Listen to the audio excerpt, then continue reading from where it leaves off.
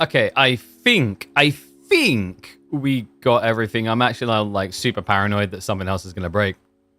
Yeah, what a weird time for YouTube to require verification from my phone and my phone to just not work.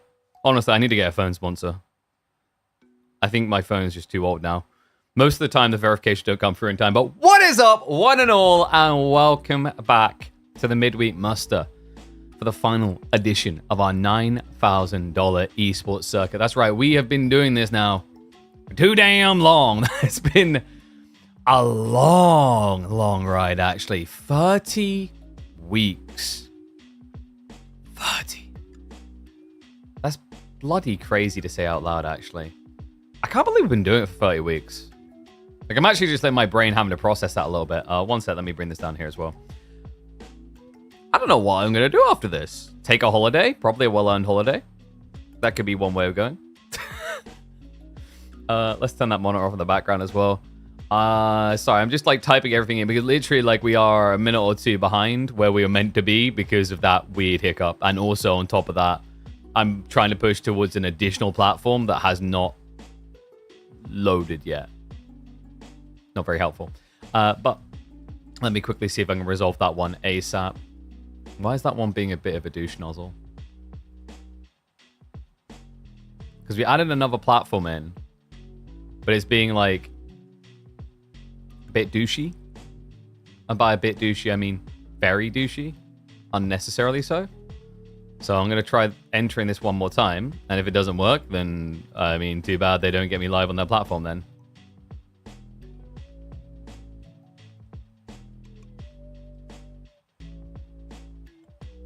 Okay, that should be right. All right, if it doesn't work, it doesn't work. But yes, we are going to be having a fun day. We can fully focus on it. We got B versus Numidan into the winner matching up against Wham, who's already sitting in the grand finals, waiting to participate and potentially be the final statement on Midweek Muster, the final winner in our esports circuit.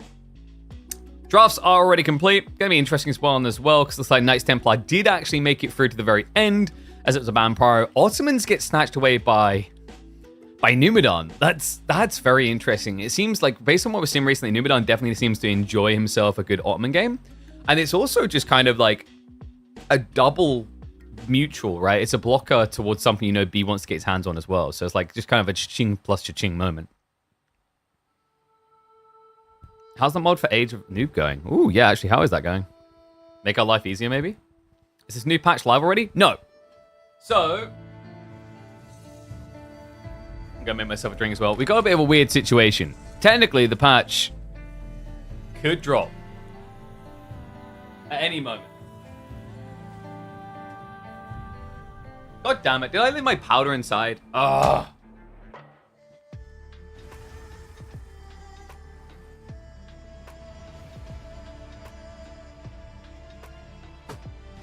Yeah, I kind of want that powder. So, technically the patch could drop at any moment. We have prepped ourselves for that, guys. In the event that the patch actually does drop, the players have already agreed to say to hell with it, and, like, we'll roll with the punches. All right, I'm going to have to, like, basically tank this first series without any...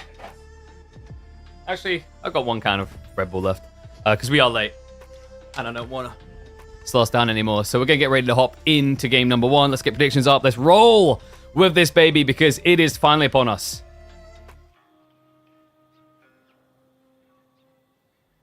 Welcome back to the channel for the 30th edition. That's right, we done it. We went all the way through 30 weeks of Age of Empires 4 esports. In fact, 31. And this will be the finals Thursday. Let's get into it as we have got B going up against Numidan in our semifinals. Winner of this will face off against Wham, who's already waiting for a best-of-7 showdown for the final time in Midweek Muster. It's been a long journey. It's been a crazy one, guys. And crazy to think, actually, just how much effort, how much time has been put into this project. But it has been a beautiful blast to actually watch the channel grow over time with this. And I am curious to see what's going to come next. Before we can get to that, we really need to see actually what's ahead of us, how this one is going to play out, how this one is going to end. Because B is kicking us off with Shushi. A pretty solid pick. A lot of people like to pick this on Atakama. Meanwhile, on the other side, we have got Numidan going for the French, which he's looked indomitable on. And I did just notice the minimap has had a heart attack again. I swear, every time it has a heart attack in a different way. Like, and that somehow makes it substantially worse than if it just had a regular heart attack in its regular way. So apologies, folks. Bear me 1 second. As I'll look to get this fixed. That is so cursed. Dude, it's like, I don't get it anymore. I'm working on getting an updated scene so I never have to rescale this map again. Because obviously, a while back, they did add it in as a default function and we just hadn't actually updated our scenes was the issue. So it shouldn't be a problem in the future. But, you know, it's almost like just a check sheet type thing you have where you can just, like, kind of meme off about it at the start of the game, I guess. But, yeah, it should be interesting to see how this one plays out on Atakama. Atakama, a map where, actually, we've seen multiple players just not do pro scouts. I love what Numidan's been doing. With the French pick, you can just move out onto the deer straight away. You don't actually need to be the greedy boy going pro scouts. I mean, there's definitely some extra deer value. There's 2 free deer packs. Actually, 3... Right? Yeah, 3 in total because no one over here. A little bit of a weird split, actually. Like, did he deer shove or is Atakama just still a little bit funky on the spawn? Because I'm seeing 3 small free deer stacks.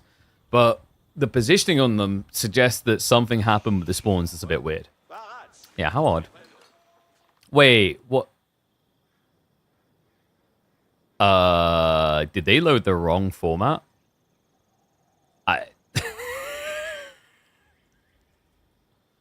I think they fudged up.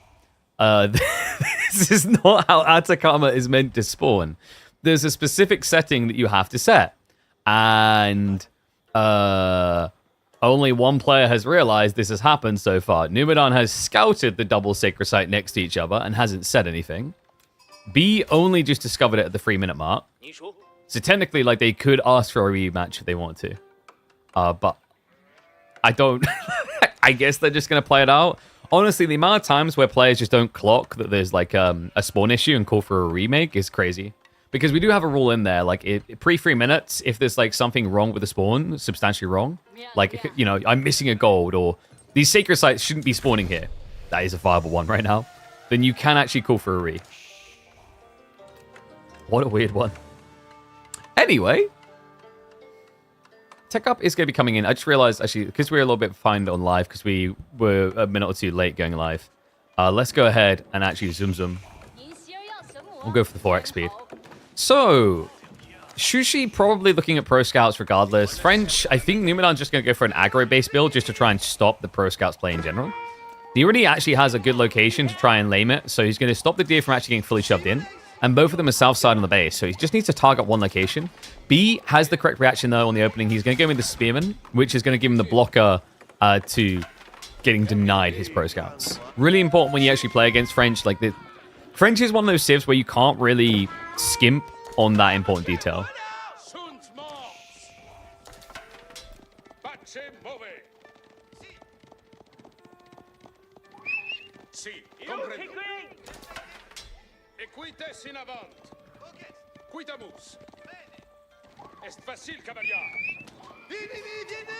Yeah, I've messaged one of the players, but they're probably not looking at their messages, so I think this one's just going to get played out. And it will be what it will be. And maybe, just maybe, I don't know, with this being an official tournament, hopefully this will be a wake-up call for Microsoft to maybe update this default map. Medigarden, by the way, was a decent one. He actually got... Oh, okay, he didn't get it all in range. Only got 30 food here. So it's decent. It's 85 resources, but not crazy. I guess we'll slow down a little bit now. So Nimu, he is going all in on the Archer bulking with a little bit of Knights to support. Chuganu is now coming out. So this is like an interesting matchup, actually. This is a very micro-oriented matchup. And usually it's one that historically you'd be seeing China versus French more in, like in the past. But the way this typically plays out is that you're going to have Chuganu as the premium versus Knights at the premium is what you think. Actuality is it's Archer v Chuganu. The Knights and the Spears are just the absorbers. But the difference there that usually gives French a substantial advantage is their absorber can heal. Chivalry is a game breaker in this clash. So B, for that sake, doesn't really want to play hyper long feudal here. You're trying to find a way to get into the next stage, where you actually have a few more robust options on the table, such as your own lancers, crossbows as an ultimate counter. And Numu, by the way, despite his reputation as a late game grinder, it's not always about getting that hyper late. He does play the game, and he does play it incredibly aggressively. So do not write him off as some guy who's just going to go back and boom.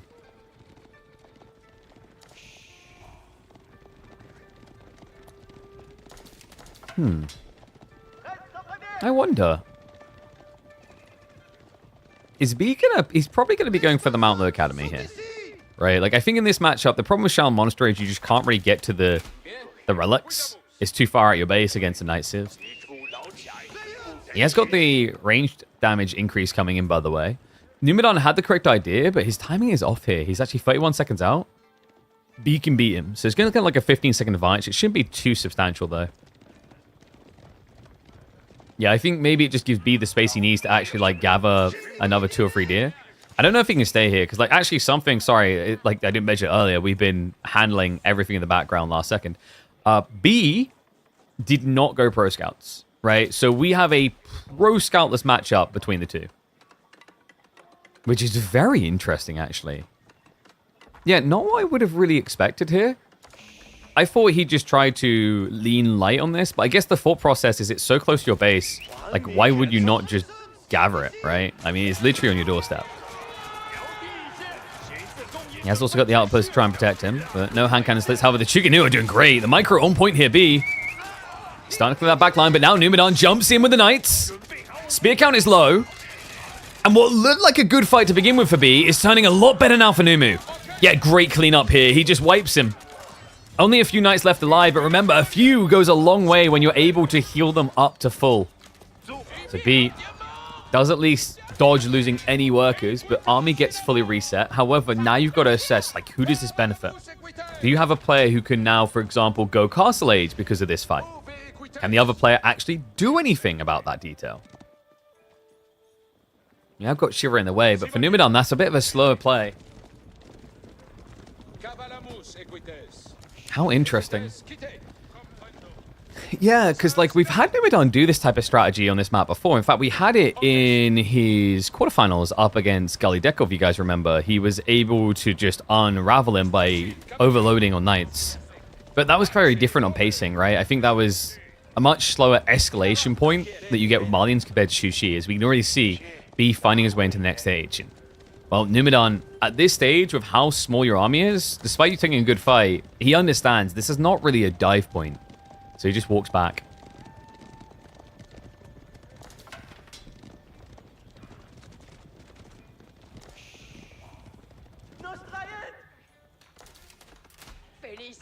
And Numu, we have got the long ass wall coming in. Wait, so he is going to fall back to the macro game.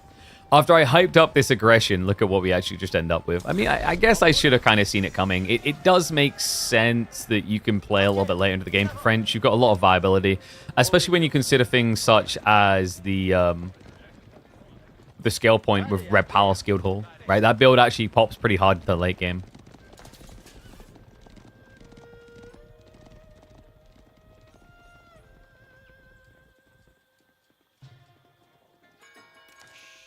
Will there be an announcement after today? Yes, the announcement is I'll stream again. Oh my god. You guys make it out like the world is ending. We knew it was going to be 30 weeks. You had 30 weeks to prepare for this to end. And you didn't prepare? Rudder. Alright, maybe there'll be something to talk about. I'll check my sheets and see what we got.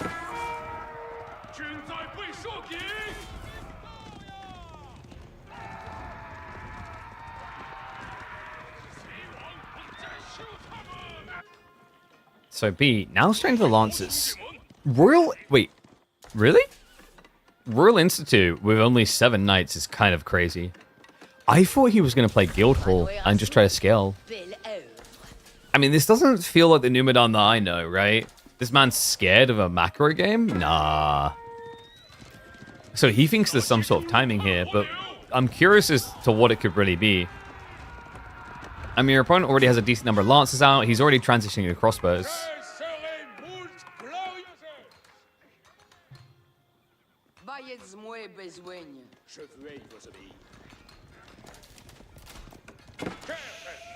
Is that right all in timing? Like, I'm stroking my chin on this. I guess, so to dig into Numidan's brain and why he done it like this, his thought process would probably have been, okay, so I was thinking about being greedy, but then I realized that you were being quite loose with your economy.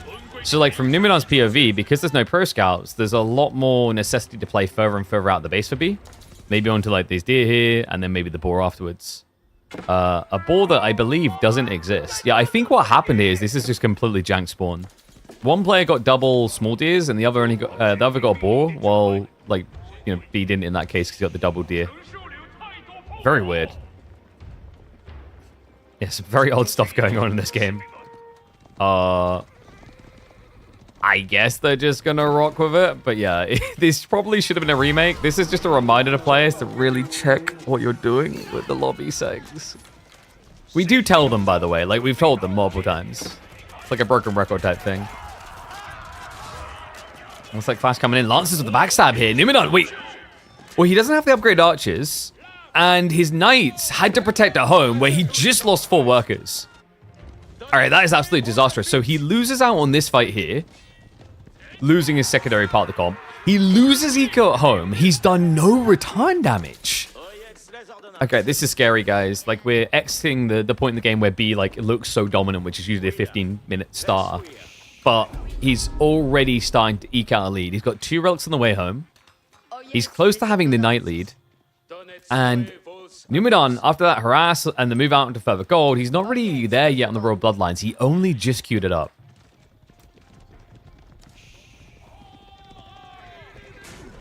Yeah, this has me quite worried, actually, for Numi right now. He's going to need to find some sort of worker damage soon, because of the way that B's now scaling. Like, he's got Mount Low Academy techs coming in. He's even going for the Imperial Red Seals to get the extra 2 imp officials. So this is going to give him a lot of gold to pump with. What's the lobby issue? So it's a really weird one. And we've been very clear on emphasizing that you have to be correct on this. When you are selecting lobby settings, there is a spawn together or spawn random option. And I think you have to use spawn random for Atakama. I can't remember which way around it is, but we've given them instructions, so they know. But if you choose the wrong one, it can do janky things. So sometimes it will spawn sacred sites behind your base. Other times it does this. It might, honestly, it might be that they chose the correct setting, and this is just a bug in lobbies, in map spawn. But neither of them called for a remake.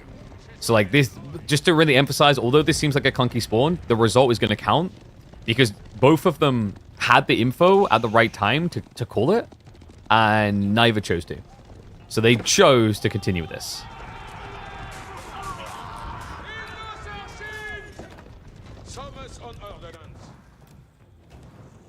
Veterancy on archers is coming in. So Numidan is going to be returning to that comp. I guess it makes sense, like archers to clear the crossbows, and your knights are still going to be quite tanky.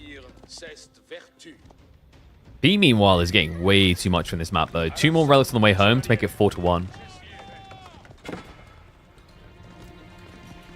Alright, hear me out, hear me out. I've actually got the play that gets Numidan G1 win. It's just he's made it much harder now. It's Guildhall. You Guildhall into Red Palace, and then you Red Palace drop the Sacred Site. Now, he doesn't have the Guildhall, but he can still do the Red Palace. It's just going to be really expensive and quite slow. But if you can get the resources together, and this is a good start by discounting like your food cost into units with the keep, you can keep drop double Sacred Site and start a countdown. It's not guaranteed, right? And it would put you really far away from your primary base, but with this spawn, it's pretty disgusting.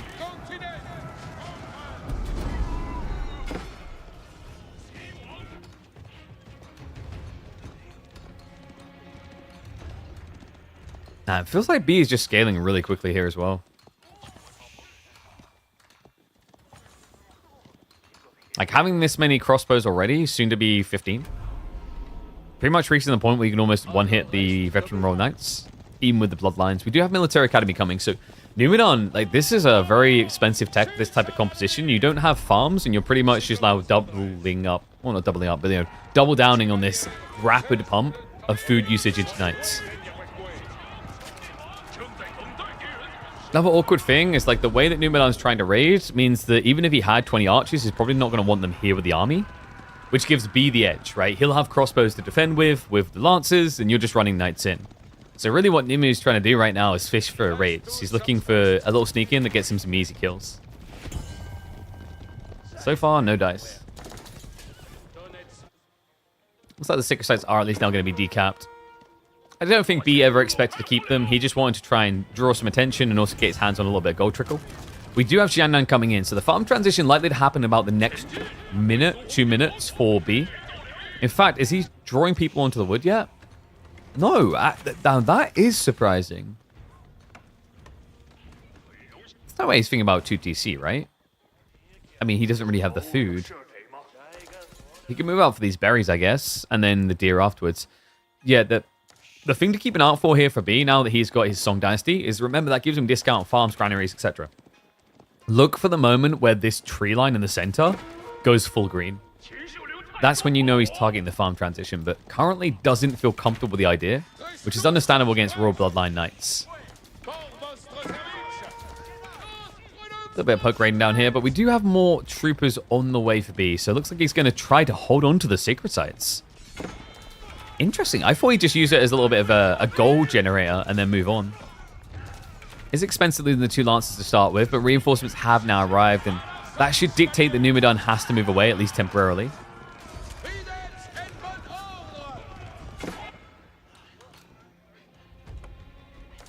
And wait, is he in again? Oh my god, he is. More worker kills coming. At least this time there's knights to react quicker, but like he just keeps sneaking in like this. Same up here. I think he just struck 1 or 2 on the gold. It's kind of crazy actually how B just keeps drawing attention, even from us, across the Sacred Sites and then going elsewhere.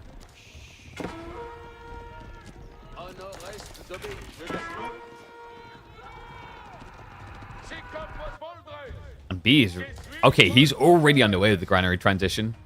Yeah, so he didn't move for the big tree line like we expected. He actually just played the tiny tree line, but overloaded it. He went from like 4 people to 19 on this. So we do have the farm transition underway, and Numidan's read on this situation is correct. This is the time to rock and roll. The problem is, you haven't forced B out of the base at the right time. No, you see, like, this is the thing with Atakama. Left-right raids are very different on this map because of the width of it.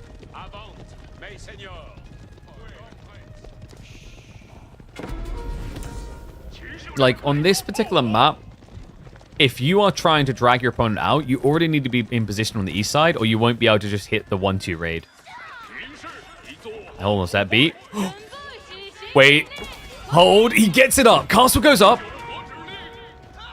Double Sacred Site starting to lock in here, folks, and the timeout will continue. We've got 7.5 minutes on the clock. Well, actually, close to 8. But wait, has he found the sweet spot? No, I don't think so. I think that... Oh, no. Numidan, this is going to be an expensive decap if this is how you want to proceed. Oh, boy. He is sneaking in, though. Check this. Yeah, so he's drawing attention. B's going to look to engage here. But now, it's an open goal. B, the crossbowman, they move down. He's on the way back now. Numidan, he doesn't know what he's looking for is the problem here. He hasn't scouted the farm transition's location. So he needs to discover that. He's going to catch some of the reinforcing crossbows.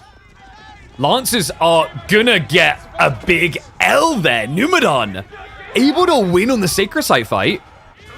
And the Knights now get the charge in. Royal Bloodlines is there, as is the Cantled Saddles. He's going to be able to chase this down. The crossbows unable to move away. Numidan, is he actually doing this in G1? I think he is. B, that crossbow count is going to get completely cold. And the villagers are also sniped too. Numidan, what a timing. Gives the Sacred Sites over, has a weird spawn for it, but finds the pristine time to dive all in and wipe B off of game 1. Oh my god.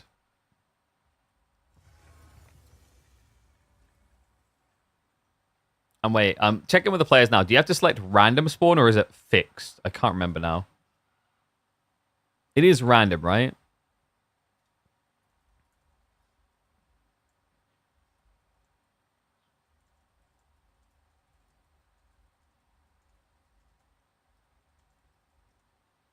Yeah, okay, I'll let them know for future references. By the way, is my mic okay? On my earphones, it sounds like it's peaking like crazy. I can't tell. I can't tell if I'm just imagining it or if it's actually like, it just sounds like ass. It sounds great? Okay, fantastic. Because like, I think I know what happened. Like, when we occasionally get like cutouts, I think what had happened here is at the back, the preamp got toggled wrong, and then we had phantom power on, and we should have had it off. So I think we won't have a problem anymore. And does someone want to redeem a timeout? Okay. Man, this guy's like so horny. He comes like, is there a Chinese pick? You could have arrived on time and you would have known yourself. How about that? Late to the party. Also, one sec. I was trying to stream to a new platform. I need to send it over to their guys because it's being very weird.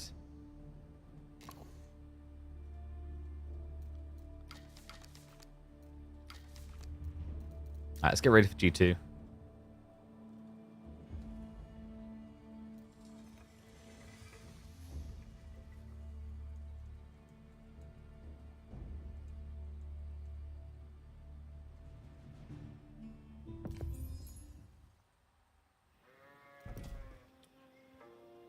In fact, let me double check. We are live on this other platform.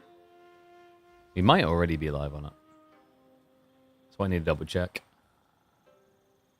Nope. It's just having a heart attack.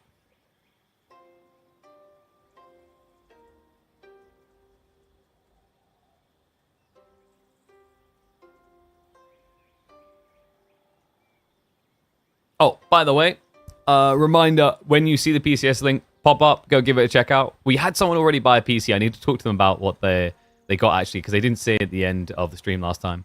But you know what? Let's get ready to roll. Let's hop in. Oh, we need to put a point on the board. Dude, I feel like I'm literally like I need 2 minutes reset in my, game and in brain to catch up, because this is, like, info overload. But let's get ready to go.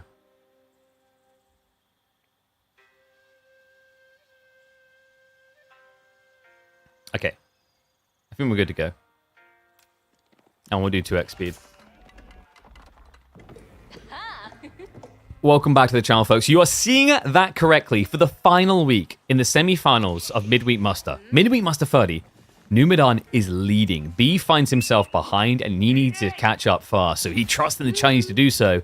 But Numidan has got something powerful here, folks. It's going to be the all-feared Ruspic for Gorge. That's right, in we go. Now, Rus versus China has been an interesting one. There's been a few people, in particular, Anatan, that's been showing a pristine way of unraveling the Rus strategy early on with some opening Archer aggro to deny Pro Scouts. Now, we're going to be able to 2x speed here just to catch up, because I think we're a minute or two out from live. In fact, I guess I better kick off predictions so I don't have any mods in the house right now. But curious to see, actually, like, how this one plays. I think Rus is really ridiculous for the scouting alone on this map in the opening. Because of the nature of the sheep spawns, where they're split between the two sides, look at what Numidan's able to do. He's able to just cover both sides, but B. Okay, that was kind of beastly. Yeah, he done a great job here. Normally, most civs just kind of get cut off. They get mirrored on one side, and the other side's covered by the time you reach it. But B was quick on the circulation to go left to right, which means he actually close to 50-50 split the deer. And there we go. We are up to live. So, yeah, 12 sheep versus 14. That's pretty good. Like, China's very good for this as well because of the extra vision they have. Now, I said sheep instead of deer a little bit earlier, and that's going to come into the picture next, which is why I was focused on it, because Numidan should be looking at Pro Scouts here. It's a wide spread on the deer. For B, there could be a bit of shove shenanigans into a pickup. He hasn't got anyone wood. Okay, just switched 5 over. And has 2 still on gold. I'm suspicious that this is Pro Scouts with a slight delay to it. It doesn't look like it's going to be the archery all-in build. For those that haven't seen the archery all-in build, I think Anlatan generally has been the best shower of it. The whole idea is you just punt a bunch of archers into your opponent's face to block their Pro Scouts. That then forces them to build into archers, and you've just kind of like made them reset their builds and fall behind on their timings. It's really, really powerful, actually. Like, I've been impressed with the execution of it, especially on a map like Gorge, where the deer does tend to spawn a bit more reliably exposed on the flanks compared to like Dry Arabia. Like Dry Arabia can give you spawns where it's like, oh look, this is all safe behind my TC. Not really the case on Gorge.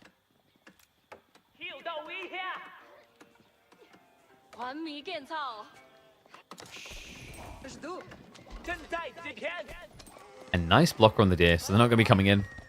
This will be the final time we actually see deer shoving anyway, right? Like, things are about to change in a big way. The deer shoving should be a little bit of a nerf to Roos as well. Not a grand deal, though. I think the bigger civs that got nerfed by the incoming, like, deer shove nerf is going to be, like, sort of Ottomans and Japanese. You don't get it? Roos has knights. If you go pro scouts and you haven't got food back yet, and then you like see archers and you're really far behind against China, opening knights can actually be a bait. Because if your opponent just keeps pumping archers and you go knights, knights take a really long time to spawn. Meanwhile, archers, there's going to be, you know, by the time you maybe start that transition, there's going to be like 10 to 12 archers. And then China can add in Steeled Arrow. So at that stage, like, actually knights doesn't reliably beat archers, and your opponent could also just litter in a few spearmen because you're now all in on knights, right? Because like economically, you just done pro scouts, you're not going to be able to open up rushing knights and rush archers. You're going to have to choose. So hope that explains it a little bit. It's a very weird and polarizing experience to find yourself in, but what do you expect when you spend 450 resources on attack? In this game, it's not going to matter though, because we aren't getting that true aggro build. He's getting spearmen just to try and slow down the timing a bit. And then, wait, is he going aggro? Yeah, I think he's just doing it the other way around. Because he stopped gathering gold. He is increasing taxation, though. We've got the Imperial examinations coming in. And he's already gone up to 4 taxmen. So yeah, he's going to tax his way into Pro Scouts. So it's Spearman just to slow things down and then rush Pro Scouts. So this is the difference. If you want to do like that archer range type build, you're probably going to be adding in, you know, 10, 15 archers at least before you think about Pro Scouts. Whereas what B is doing is he's just trying to litter a small handful to slow down his opponent's timing and then come in behind. Looks like he's going to add in the Horseman as well, but I think part of that is just due to the fact that Pro Scouts isn't ready to roll just yet. Spears. Yeah, we'll be able to scare away. Numidan kind of ends up in an unfortunate position here with the deer shoved so close on one spot. One thing that could have worked out for him here is like sometimes the aggro on these spears is going to send them the wrong way off of pathfinding. That's actually happening to Numidan instead. Ugh. You think the deer shove is going to hurt Lancaster the most? I would say Ottoman and Japanese is going to be more hindered by it than Lancaster. Lancaster will feel it a little bit, but they already had different builds that didn't rely on deer shoving, in my opinion. The deer shoving was just a cherry on top. Like, that civ could function without it, to be honest. The only build that might impact is like these super FC ones.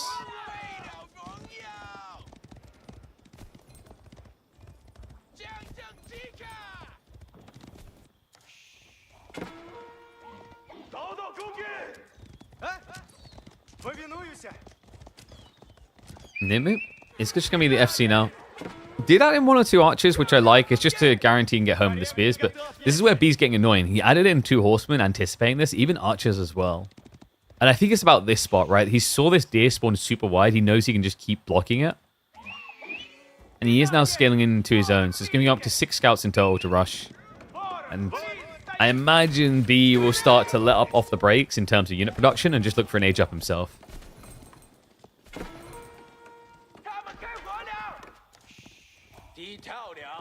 Wooden Fortress before Archers feels greedy. I think maybe Numidan just didn't scout while he was up against here. This is the thing, like, one of the weaknesses of what Roos do with this build is they don't look, right? It's like running across the road without checking both sides. You might get over a few times, but every once in a while, the truck's going to come out of nowhere and your legs are no longer going to work. And that's the thing about this, the particular approach is like, you know, you could have been up against Spearmen and the archers would be a great call. Or you could have been up against archers and you're just behind on archers. Or you could have been up against horsemen and the archers is terrible. And I know what someone's going to say. Well, KP, just scout, lol. The way you need to think about Pro Scout v Pro Scout matchups is a little bit like nuclear disarmament. I'm willing to disarm a few, but I'm going to keep a few in reserve, and you better have a few. Like, it's kind of like that, well, I'm going to hold my hand on the finger because you've got your hand on the finger, right? Like, you guys ever seen those show games where it's like, if one of you presses the button, the other person gets nothing and you get everything. But if both of you press the button, then neither of you get anything. And then there's just that weird negotiation. That's pro scouts. Usually both players will just press the button instead. Actually, no, I guess the better way of saying it would be if you both press the button, you won't get all the money, but you'll get like 10% of the money sort of thing. Actually, in this case, it'd be 50, but you get the point. It's just a safety logic of if I decide to do anything but actually pro scouting with my scouts, you'll get more the deer and I'll be behind. Yeah, the prisoner's dilemma. Yeah. And then we don't need to get the age up.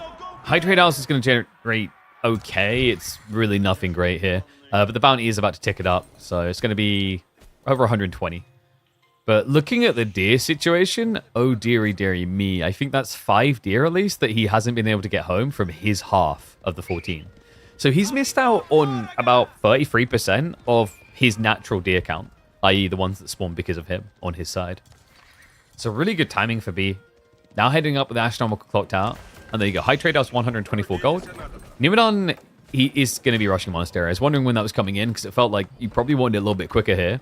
But instead, he's trying to brute force the horse archers, which should work considering B is a bit split. In fact, his military is trying to play catch up now. He has to back away, and it looks like Numidan is now going to get all the remaining deer home. Yeah, so practically a 50-50 split incoming. KP to Conk series will start next week. No, you need to bring more friends to the broadcast, dude. Like you're not tricking me on this. You all were given the deal. You were given the deal like 20 weeks ago. We'll do a KP to Conk series when we average 700 or 800 people across a month, and I stand by that. That's the promise I made you. We ain't there yet, son.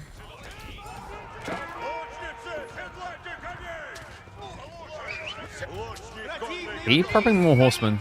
With Pro Scouts, this is viable, especially with the extra 20% food. So he's going to look to arch a horseman overwhelm, which is pretty cool. If Numidan sees it early enough, he can transition knights, and that should contest it all. Men-at-arms could kind of work as well. I don't know, he just keeps trading out. I love the fact that he clicked the back horse archer, even though they were full HP, like the one that could actually run away from him.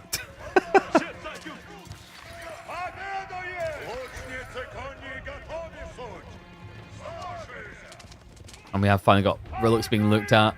They are being guarded on the west side, and that's unfortunate for Numidan because that's exactly where he postured. But he lost a lot of army in that fight. It really wasn't worth it to begin with.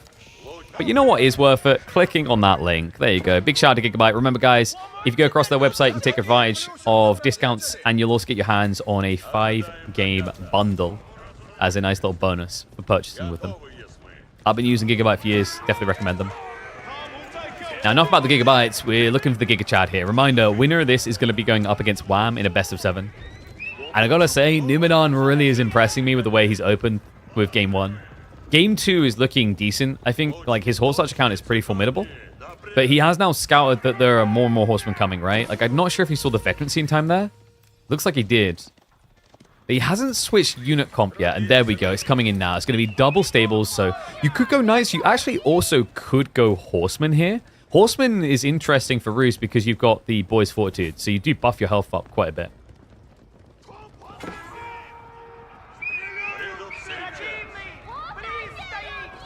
This counts 4 viewers if you open the stream on 4 different devices? I think so. It should do. Maybe. Definitely does if you have different accounts. Look at me, I've got my own legal viewbot farm. What we struggle at this point is China against Roos. Knights are on the way from Roos very soon. Yeah, so like the Horseman Archer thing feels a bit wonky at that stage, right? Like could he have just speared? Spear Horseman, maybe? I guess you get kited by that, but like Spear Chug would have been intriguing actually if B just like sidestepped into Song. It leaves you really slow though. This is why I usually do like Roos on this map, is the breadth is awkward. China will eventually have to play wide in their economy and get exposed, and then Roos have cavalry for that. So like at this stage of China, you have to have better economy to match what is a better cav Civ. Tunin has very low attack range. That's not true, though, is it? Horse archers have the same attack range as Chug.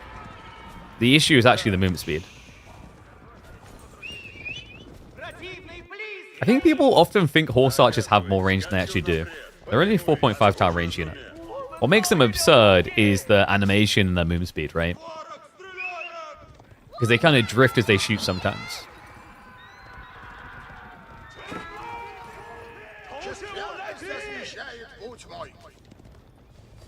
Looks like his blockers are good. I gotta give credit to B, man. He's done a good job of stopping these relics from coming home to Numidan. Yes, he got 2 of them, but considering the amount of horse archers he had and how advantageous he looked in the initial fights, I thought Numu would already be drifting to 3 to 4.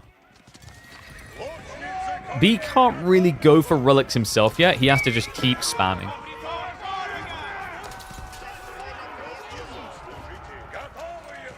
And you fight, there's a bunch of units like blocking your Chug from attacking horse archers, but that's like that comes down to micro then, right? Like, is it micro heavy? Yes, but can it win? Yes. This doesn't look like a win though. Oh, the knights come out. Numidan. He should be able to clean this up. I mean, B has no answer right now. His reaction is going to be to go to knights himself. He's quite deep through the pro scoutdom now though, right? So he doesn't have as much runway on food when he's now going to a very food heavy unit. Then again, it's lighter than what he was doing. Like, Horseman is actually more food expensive per minute than going for night spam. So I think for B, it's just, okay, I have gold. I have tax, plus I have safe gold in my base. I can afford this more than I can afford the ponies. Flash comes in again, but, like, once again, like, there's just no current answer to the knights. B's now trying to go for the relics. This feels like the worst possible time in the world to think relics. What?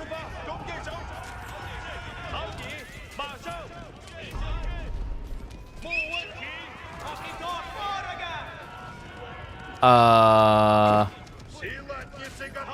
think B is stuck, guys. And I'm kind of shocked by this. I mean, Numidan is looking impressive this week, but 2-0 leading against B, who is, by the way, for reference, on track, if he wins this week, to be champion 1 out of 3 times in KPMM. Across 30 weeks, he's thrusted the trophy 9 times.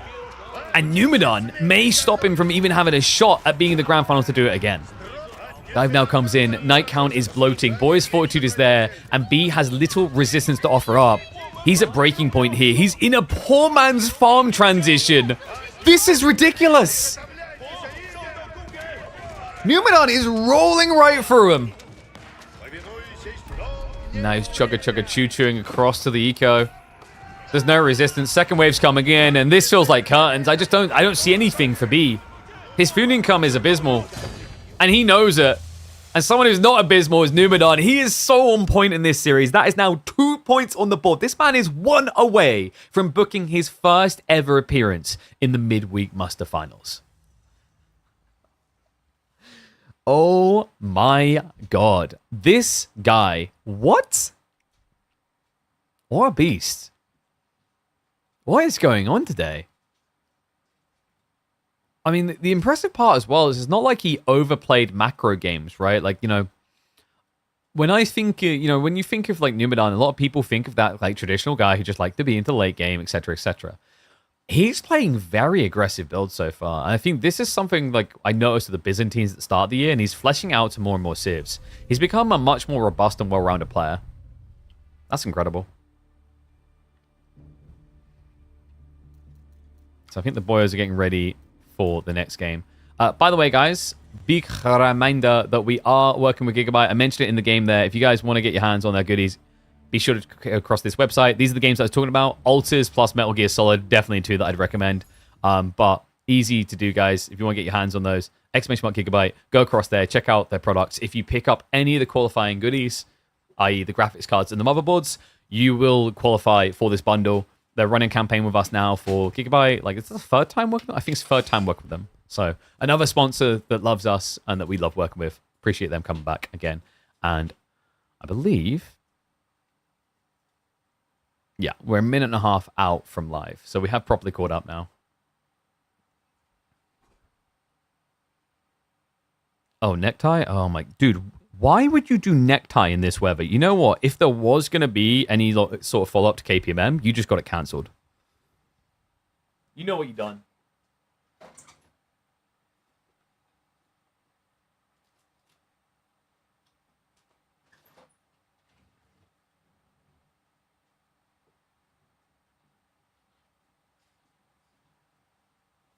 No. Why would you want a necktie with this shirt as well? Like, brother. What?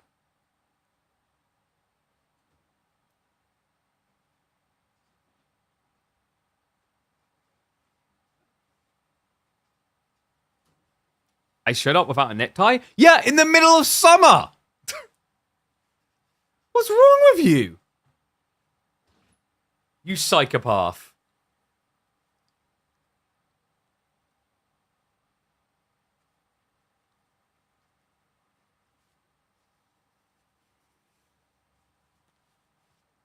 Oh, good. I've got Ezra sitting next to me staring at me. The look on his face, he looks mortified. Emmett done a really crap job of rocking him to sleep.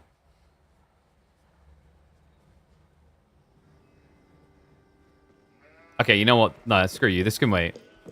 You're going to have to wait. We'll have on in time for the finals. You're just going to have to accept this. Let's get ready to go.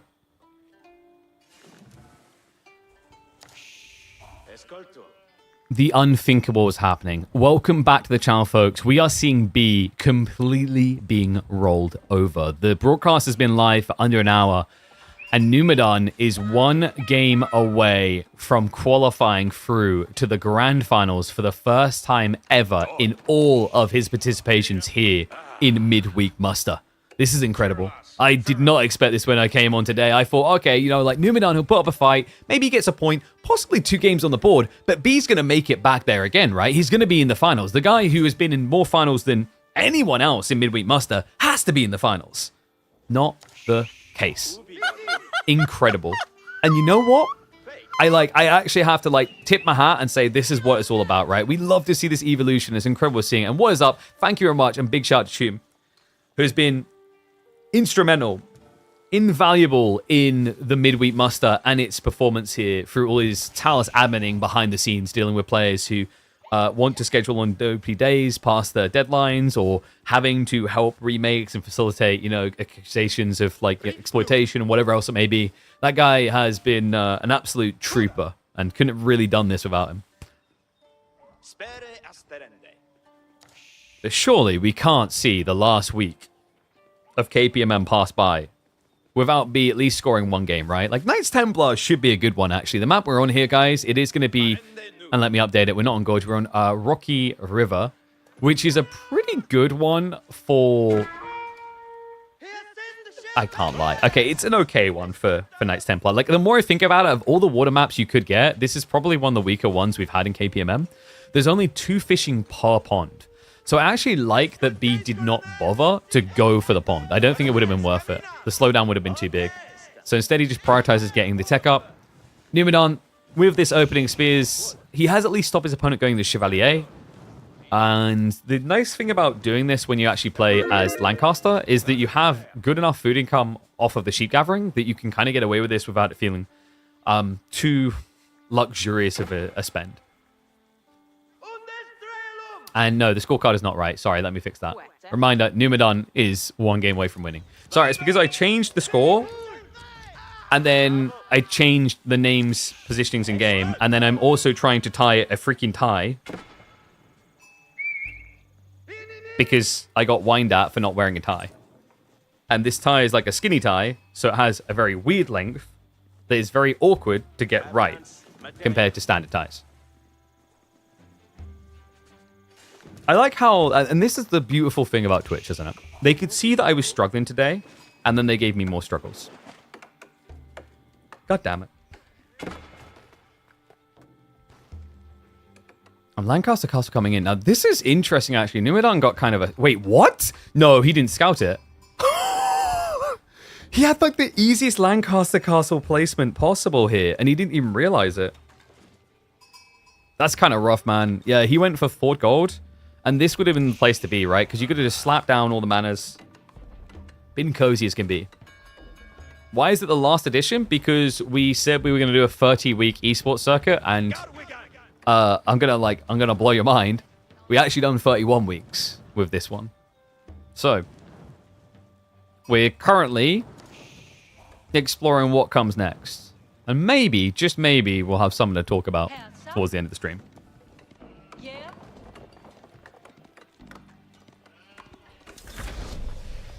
Gande. Koslich. So feudal age has been reached, and it has been the standard French route, which, to be expected, is just by far the best option you have. Against Lancaster in particular, at least gives you some sort of raiding potential, but the tricky thing here is, like, how do you stop Lancaster scaling? I like what B's done, though. He's understood that Lancaster's not really a warrior that comes out to play, so what do? They stay at home, meaning you take advantage of the map. B now moves out for the fishing, and he's also going for the pilgrimages. Okay, so this is, like, overall looking pretty good, then. I like B's position. Getting the Pilgrim alone offsets the villager loss. And now you're going to have the fishing to kind of supplement the fact your opponent has manas. It's not going to be as good, and it's not going to be infinitesimal. But it's at least going to give you a timing in mind. And I imagine B's also going to be high prioring going into Sanctuary, i.e. level 2 Pilgrim.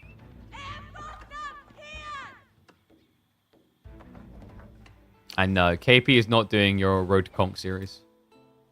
Like I said, dude, like, okay... I gave you the requisite.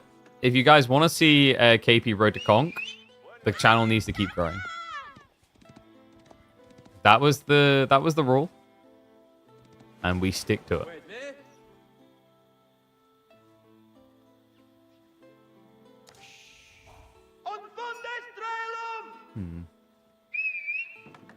So what does Numidan look for as a win condition here? 9 manas feels a bit greedy, right? I would probably expect him to go for 3 or 6 maximum and then go for the castle timing. It's nice because you can actually just start pumping Earlsguard to deal with all these problems.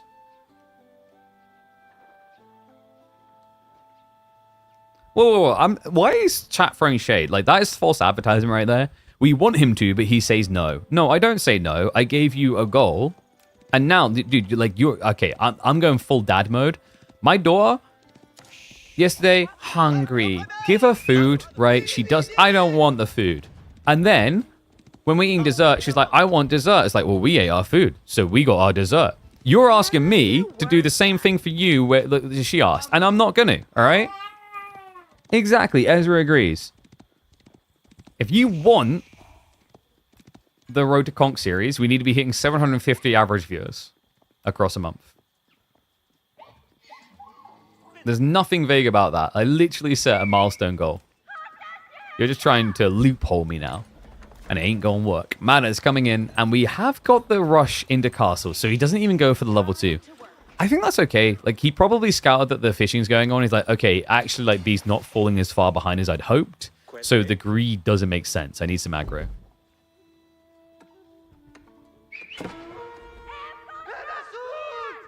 KP to Conk would be a big factor in pushing the stream to 1K. Somehow, I don't think that's true.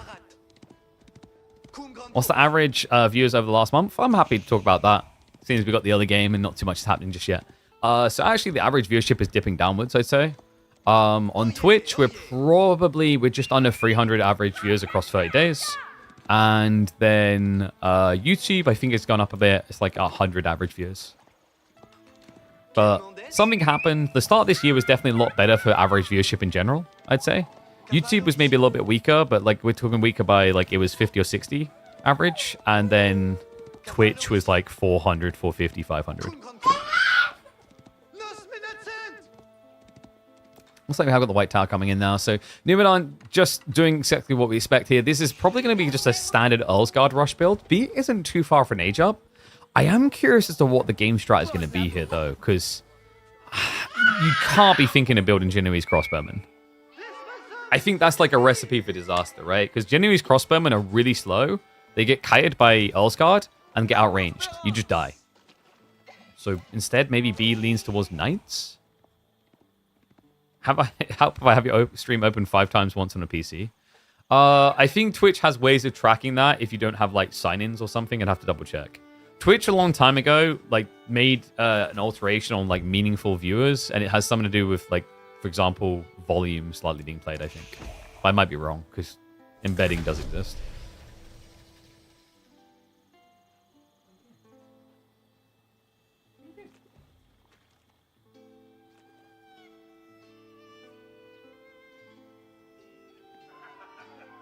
Sorry, I'm just trying to keep my son entertained while we run an entire esports tournament. Hang of an Empire coming. Okay, what? That's a little bit surprising. So he's going to flood heavy spears? I've seen this with fishing, and it does look really powerful. But it's against Earlsguard. Wait, no. It's not about the spears at all. He is actually going Mass Templar Brother. So he simply got Angevin to stop the docks from being burnt down. That's a very big surprise. He sacrificed a 30% gold scale. But I think it's because he's worried that the docks are going to die too fast. So this gives him a little bit more breathing room because Templar Brothers take a crazy long time, guys. It's 38 seconds by default. Blessings of him choosing the French commander means it's only 32 seconds, but that's still a very long wait to scale compared to your opponent who's pumping out Earlsguard every 23 seconds and already started with 3 and has already been in castle for another minute and a half. What a crazy build from B, though.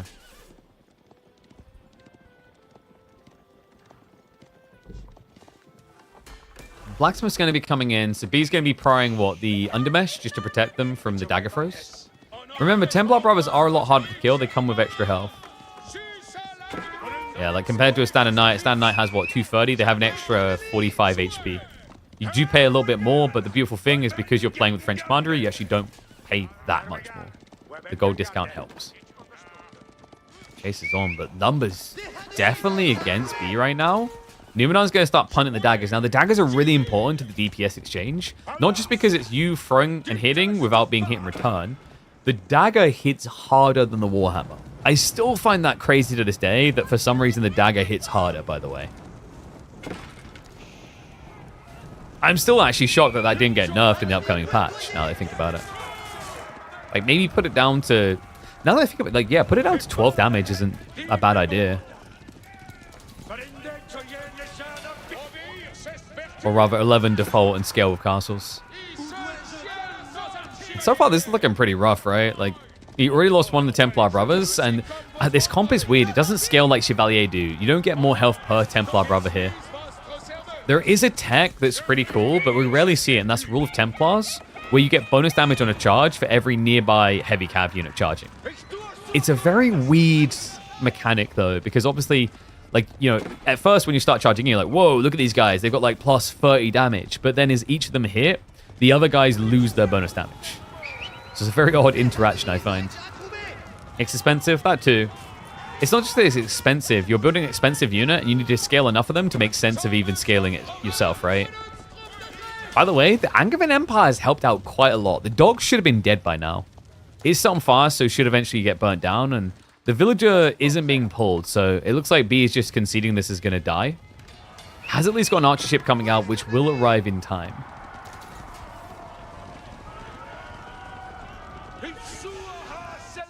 Pilgrims are sticking by the way. Yeah, I'm actually surprised that Numidan's been allowing this. I thought he'd actually do something like wall the sacred site, not just wall his flank. He has switched to Spearman, though, and B may have caught him off guard with this because he was already prepping archers. Definitely needs some time, though. If you can make this more and more about archers, it does look better and better for KT just because you have great wood gathering rates. The food idea is cool, but remember, this play into Templar Brothers is short-lived, as the shoreline fish isn't going to last forever. In fact, this pond is down to its final 200. Yeah, so it's already exhausted 80%. So what I mean about this play, like, it's very weird on this map compared to, like, Dry River or Kaosan or anything else. Like, Knights Templar just doesn't have much runway. If you occupy all 4 of these ponds, you have 4,000 food to work with. He's not getting through that anyway. No, another dot gets denied. Oh, that's cool. I love that from B. He could spend 150 wood, or he could spend 50 wood. This is sick. He can drop off manually. You have to drop off manually, though. It won't auto do. but you can walk over and just click on here, and mills allow fishing to drop off. We've seen this with the Japanese with their farmhouses up and down a river. We've also seen this on maps like Kalauga, where you can take it a step further with civs like the Chinese and Shuxi. They can actually supervise and have fishing boats drop off in a mill.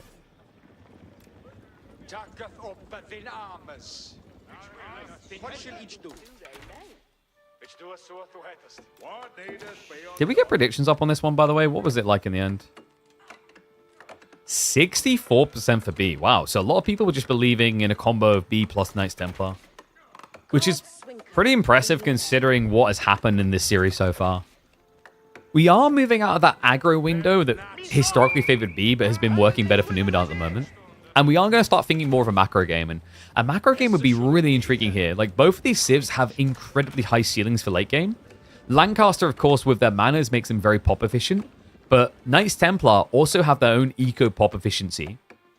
The Pilgrims don't use pop slots, so you can get all your gold income off of something that doesn't use population at all.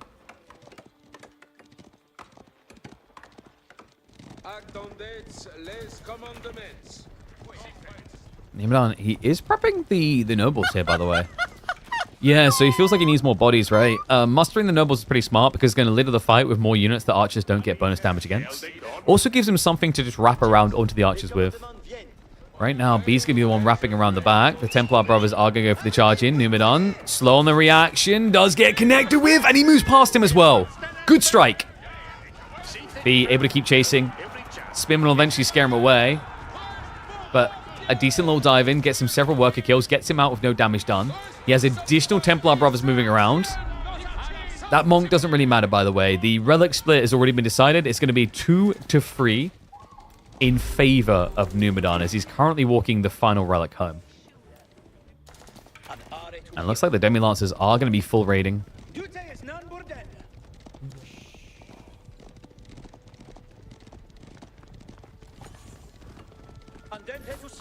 I think the thing that gets awkward with Knights Templar at this stage is, like, what do you now do with the Cav?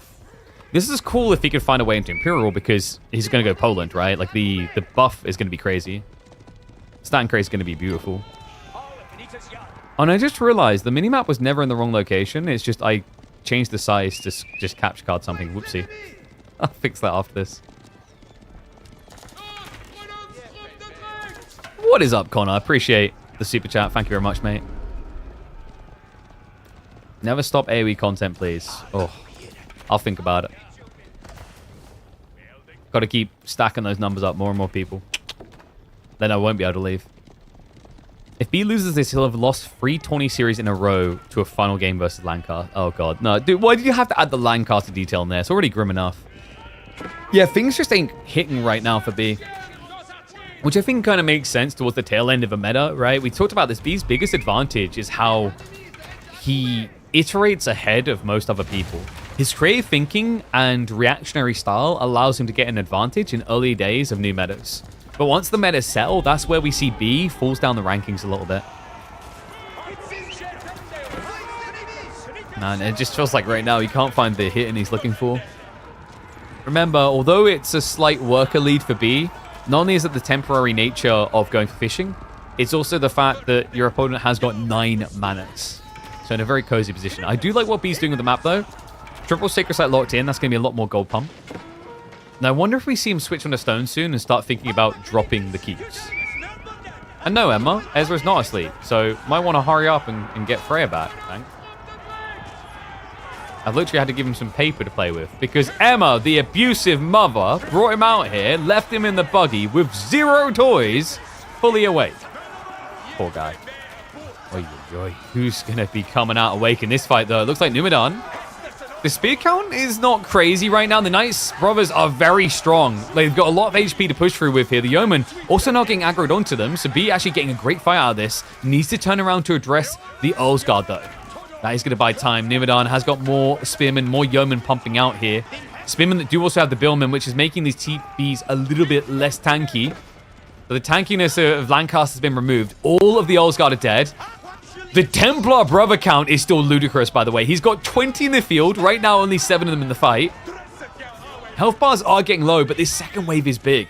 Now, the one challenge that you have here with your B is if you want to go in the base, you have to go wide.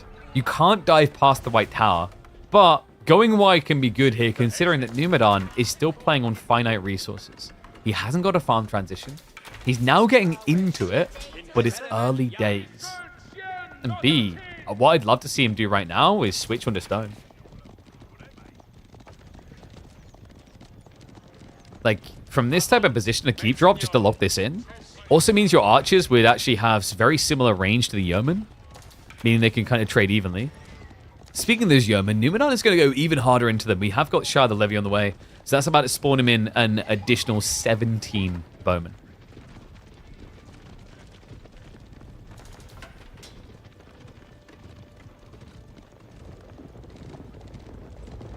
And yeah, I know, I'm not an abusive father. I'm a great father. I gave my child some paper to play with, which he's been dribbling on. Great. Thanks, Ezra. Well, I know paper's about creativity, but that wasn't what I had in mind for him.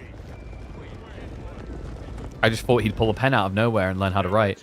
So we do have Sing Shot on the way. Numidan is full hunkered down, I guess. Like, he's going to try to sneak for this decap. B is doing the classic thing we used to see all the time on Rocky River that I think made people start not to miss this map as much. We've got the walls. Yeah, a lot harder to do these days, though. Like, when we used to see Rocky River, you have to remember that was before the Pro Scouts meta when walling took half the time. Nowadays, it's a much bigger investment, but look at what B's real intent is. Sacred sites plus walls, buy time. He's going for Imperial.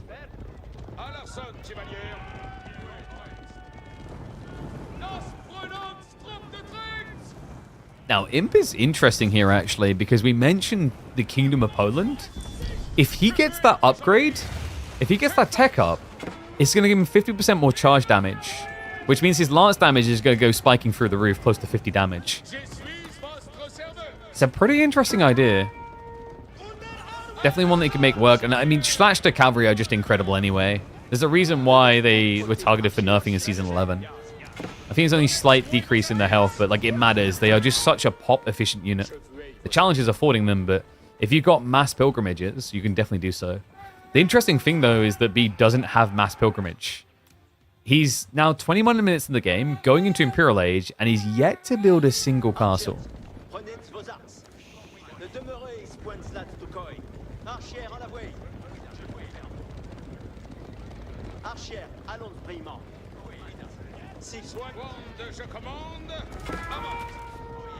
And there it is, Kingdom Poland is coming in. And what do you mean bets on Ezra eating the paper? It's pretty high. He's probably going to eat the paper. But, you know, it's got calories in it, so growing baby and all that. I don't know if the ink on the paper is a problem, but yeah, it's fine. He just keeps looking at me with a very goofy smile.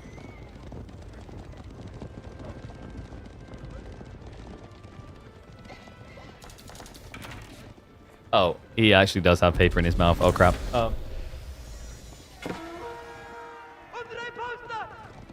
He'll be fine with a little bit of paper in his poo, right?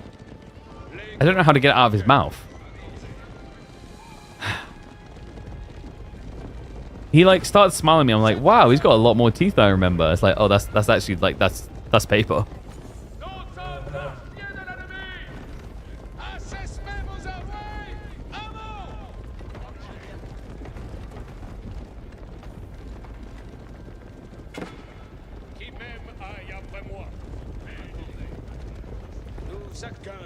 Okay, so Wingard now coming in from Numidan as I continue to try and get the paper out of my son's mouth. Fortresses are finally on the way on the other side for B, so he's going to start scaling his gold income. Really important with what he has in mind here, by the way. He's going to be leeching a lot of things, plus he's got biology to think about, so he needs a lot of gold right now. And this is the interesting thing. The fortresses really are a snowball-y type thing. The first one is always difficult, but once you have the first fortress online, it just complements itself as it rolls into the next and the next and the next. And Wingard. Yo, wait, is he going to find him? Spearmen are moving. That's going to be enough to deter him. Okay. That was a very scary moment for Numidan. If he got idled out of that, locked away from elites, he would have been up Craps Creek without the paddle. Now, he has teched up. B knows about this, but doesn't dive in. He actually backs off because the elite upgrade for the Templar Brothers is still not there. Instead, more fortresses are going to be.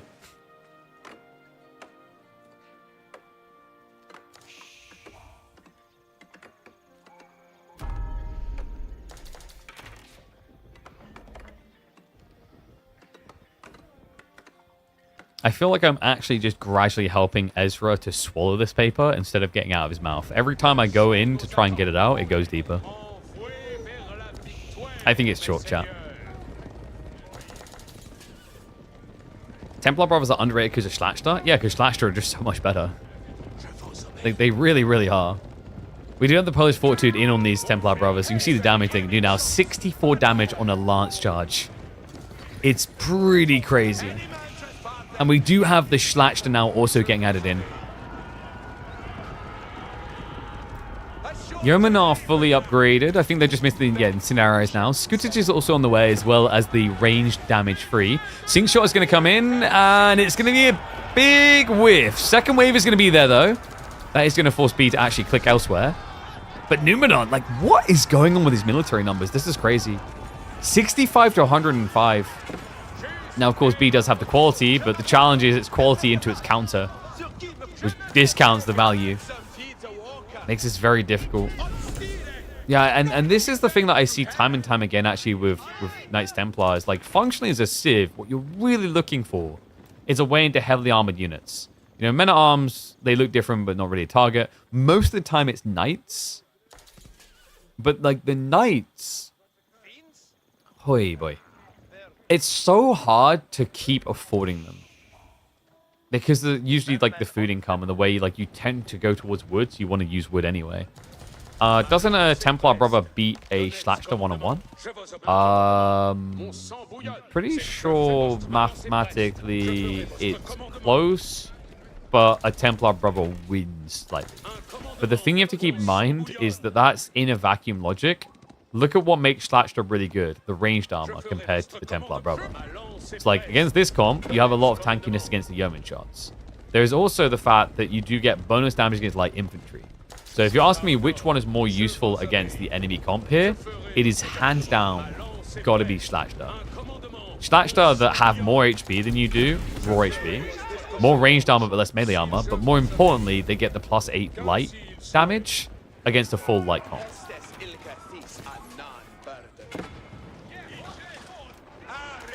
You're thinking mirror games? Why would you ever mention those in tournament games? We never think people do that. But yeah, no, like, against Lancaster's typical comps, I'd rate Schlachter higher every time. And price-wise, like, you're not paying a drastic deal more for what you're getting either. Now, I don't think he went for the tech, right? Yeah, he never went for all of Templars, so didn't even entertain the idea of that extra charge damage, which I think makes sense because it's just so many spears. And guys, there's going to be so many more spears. Remember, this is the #1 thing the Wingard does. Garrison commands.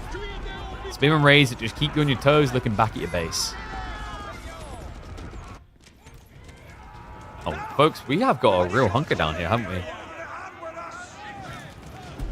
I think if B can keep more and more gradually scaling into the Knights, I'd favor his composition here. And also, he hasn't reached peak scale, but like Numidan technically has. Yes, he's got more farms to add in, but his passive income is already maxed. B's is nowhere near max. He's got 4 pilgrims coming. That's only a third of what you can actually really achieve. So a lot of wiggle room here.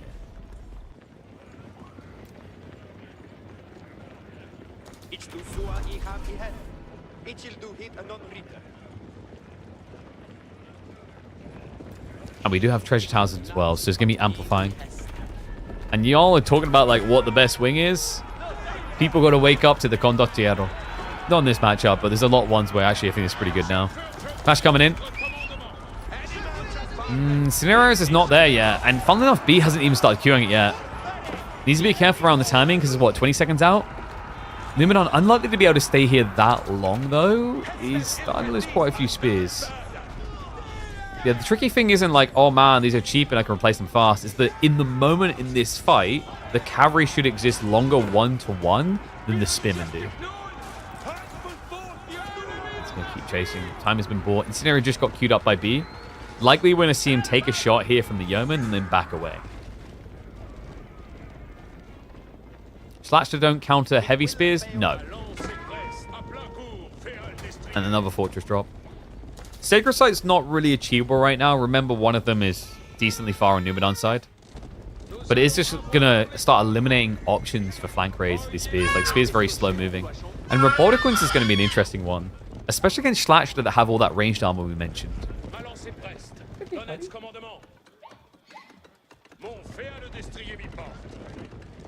I don't know what to give Ezra. Oh, my phone. Yeah, here you go, buddy. You always try and eat that.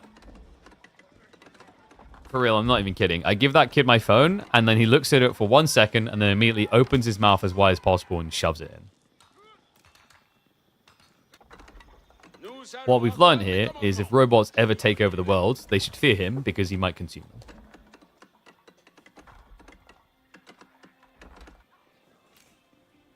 How does this end?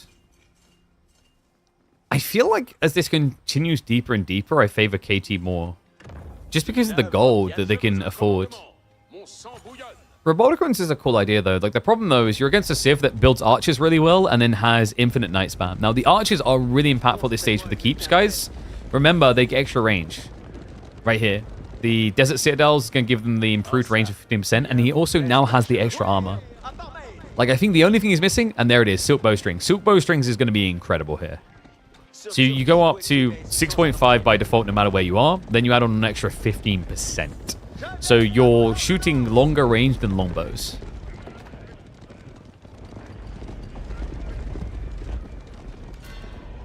And the monastery drop is interesting. So B's going to be moving his relics to the front side, it seems. I thought he'd do it over here at the further away sacred site. Like the one further from the enemy base. Because remember, if he now moves his relics over here, instead of getting 80 gold per, he'll get 100 gold per. So it doesn't sound like a lot, an extra 40 gold per minute, but escalation, escalation, escalation.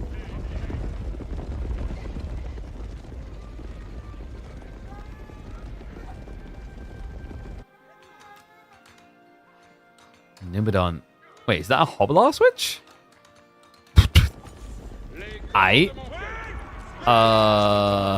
Okay, look, yeah, in fairness, Slasher is light infantry, not light units, right? So you're going to die fast, just not melt. Roboticon count is inflating fast, by the way. Numidan soon to be up to 6.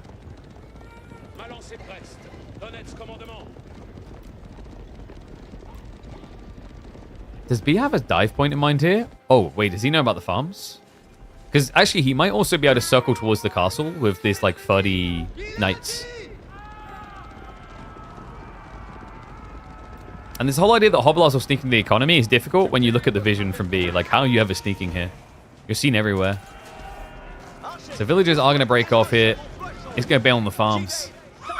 This is just a weird stare down, man. This is classic Lancaster where they're like, I can just run him out of town by not running. I'll just stay here until he runs out of resources.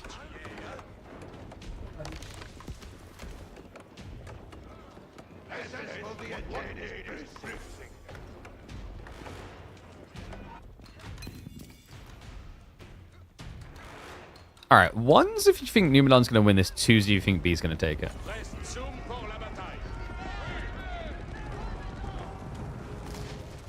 And yeah, sorry about the crying in the background. Marine Lord gets cranky sometimes.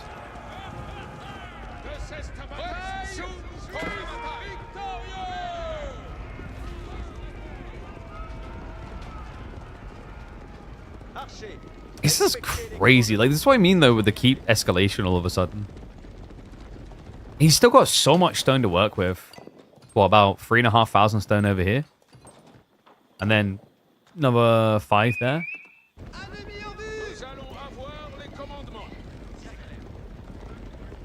The tricky one, though, is, like, could B angle into the sacred site here? That would be huge if he could.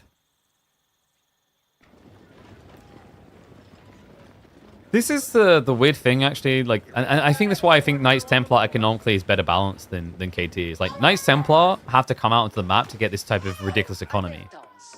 But Lancaster get it by just staying in the corner. It's really, really frustrating. Like, this is why Numidan's taking this approach. Like, he has to against Cav, right? But it's also, what's the rush in his mind? I think that is a dangerous thought process against KT specifically because of what we mentioned with fortress scaling. But against a lot of civs, it works for this very reason. Like, oh man, I haven't got to do something. You've got to do something. Do something. He will. Moves in. Archers. Starts thinking about the Robotiquins. Yep. Are able to scare him out of range here. The Culverin's less valuable in this engagement right now. The Knights are going to spread out. Sink shot's going to come in. Decent hit there. The splashdown from Robotiquins is being dodged out, though. Yeah, I don't think they've got one solid shot out so far. B, able to break him. Pushing through here. More splats are being queued up. And ground being gained. And not just that, this is huge, guys. He's got Fanaticism now on the way. Remember, this is the one that increases your damage and as you get lower and lower in health. So Templar Brothers could actually come back into the picture in an interesting way here. Not to mention the Schlachter also are enabled by this. I'm trying to think if there's anything else. Like, you don't really want to go Chevalier at this point. Angevin Spears? Probably not against this comp due to the Robotiquins. But it's interesting because of the scale point here, right? Like, you're going to get an extra 30% damage when you're almost dead. So watch what happens on the health bars here. We actually have some low HP units that we can show you. So Fanaticism kicks in. Look at that damage! 46 on a Warhammer Strike, 92 on a Lance. Normally, it's 35 and 76. It's huge, the difference it makes. And because this unit has almost 500 HP, it can get probably 3-4 attacks out at that 30% plus before it dies. That is wild. And does it buff torch damage? That's what I'm not sure of. I don't think so. That does sound kind of crazy if so. It does. It buffs torch damage. Yeah. Okay, so should allow him to get through this castle pretty quickly. A new keep drop coming in. More and more gold being removed from the map that Numidan could have the options here. He has got lots in reserve, though, and he is now raiding straight down the center. Oh, boy. Wait, B, did he misread the situation? Look at his food income. He doesn't have huge reserves here. Numidan, he's now fishing for it, looking for that economy. 9 pilgrims coming out a minute. Could be a good target, but like that's the one thing B can afford, gold. The thing he can't afford to start losing here is food workers. Food workers that are about to start being found here. The castle dives are coming through. Army's making its way home right now. Spearman is still just trying to idle out around the primary TC. It's not really working so far. B should be fine off this. Numidan, meanwhile, has been absolutely massacred. 48 to 90, 80 economy right now. He went 2 TC to try and recover the problem. But now things will look okay for Numu because he has more military. But like as he rebalances his eco, he's going to find himself in a similar situation again where like B's quality of cavalry will be the MVP.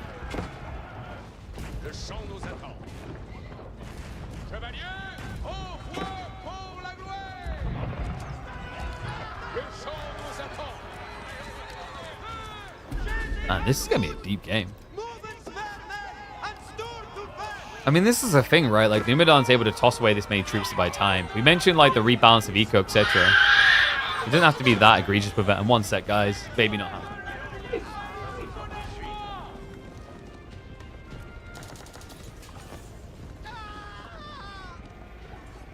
Okay, looks like I'm going to have to start rocking a baby while also casting, producing, observing.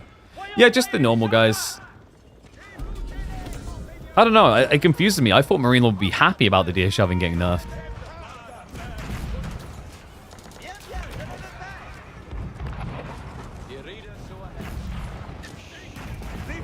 Culverins are knocking, by the way, but army is coming. And this... Wait, is he not spread a bit thin? Oh, he's got 23 spears, which doesn't feel crazy against this many cavalry units. No, he could be in trouble. He's got radius to the backside, trying to draw attention. And that is going to work. Yeah, it scares B back. We do have 2 TC from B, by the way, so he can afford some worker losses. The more annoying part is going to be having to add in additional farms, etc. Yeah, especially with Rocky River being that type of map where it's not uncommon to reach the phase of the game where the only thing left is the stealth forests. It's a weird one like that, because you think you have a lot of trees when you see all these little splodgenings, but these just kind of add up to be worth probably about 1 additional big tree line, like 1.2 big additional tree lines.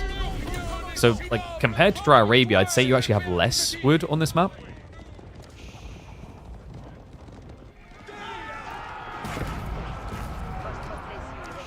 And B, well, we talked about all this gold. It's too much gold. You need something to do with it. We've got adjustable crossbars on the way. That's going to be interesting. Adjustable crossbars could be pretty powerful here. My one concern is the culverins. Like, are you solving for that as well? Because the Colves can very easily snipe those mangoes.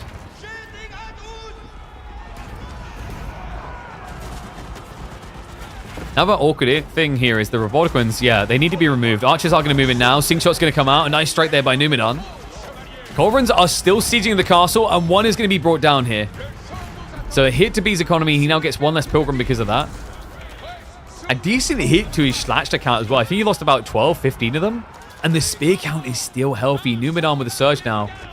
Hoblar's giving chase here. I love the way he litters them in. With the 10 ranged armor, they can actually draw a lot of archer fire. Make matters worse, the Billmen just keep hitting with the bill hook. Able to make it even easier for Hoblars to find kills. Yeah, kind of interesting the way that Numidan's making hobbies work in a game where he doesn't have the key ingredient, the King's College. King's College gives you huge damage buffs to Hoblars' charge. That's just not here.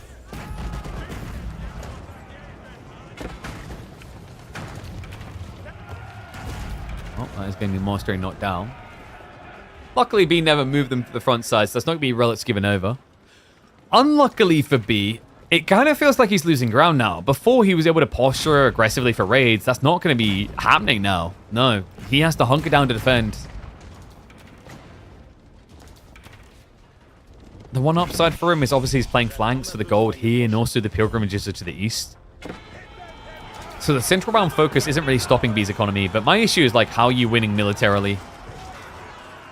Archers are going for the dive in. Sink shot. Decent, but not crazy. There's just so many spears. This Civ, man, I swear. It's just such a cost-efficient late-game comp, right? Spears Yeoman being the bread and butter. It looks like maybe he extended a bit too far here. Wait, where are the spearmen? Second wave's coming in now. He needs them as well. The culverins are in trouble. Yeomen are going to get caught. Archers are now catching up. But B needs to find a way of just keeping the press going. The problem right now is he's doubled up on military. It's about 120 military pop to 60 on average. Smashed up. They are starting to sneak through, so culverins are in a bit of a pickle. By the way, like, the spear versus Slasher fight is a lot better for Slasher than you think. Remember, they also have that strike that decreases attack speed on spearmen. Makes them take longer to strike. Plus, they get the bonus damage. So like, that's why you're seeing him able to just kind of ape-click into a giant ball of spears. Slasher quite surprising.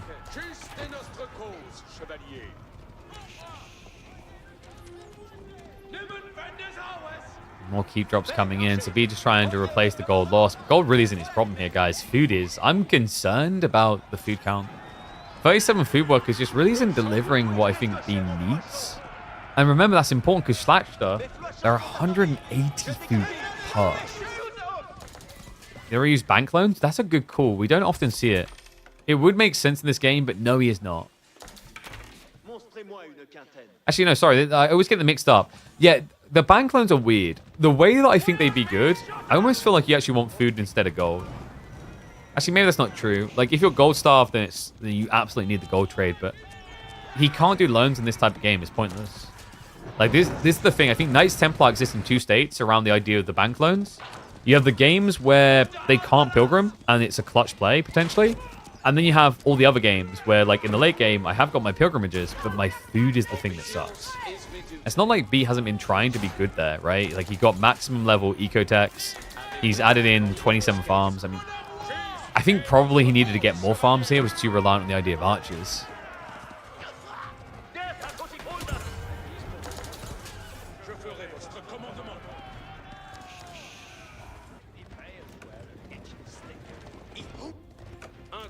So we have got kind of a calming.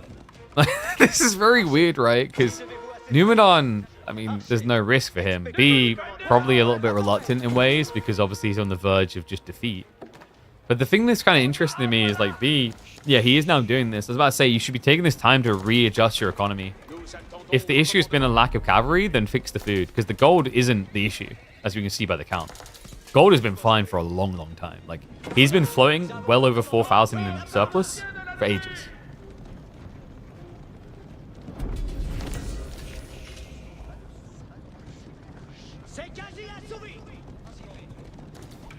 I hope the baby crying and needing to be a father hasn't ruined the casting on this one now that I think about it. Because this definitely feels like one of the games that is going to make it onto the YouTube side. I mean, how can't it with the way this is playing?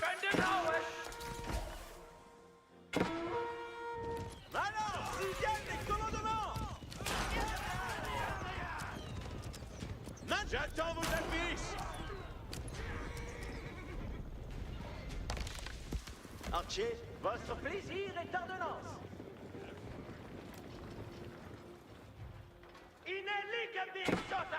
By the way, there is a limit on what you can get out of these fortresses as B. The maximum pilgrim count, I believe, was it 10 or 12? I think it was 12, I want to say. No, wait, it is 10, right? Yeah, it's 10. And you get 2 by default. So, like, these extra fortresses now are redundant. He's already reached threshold.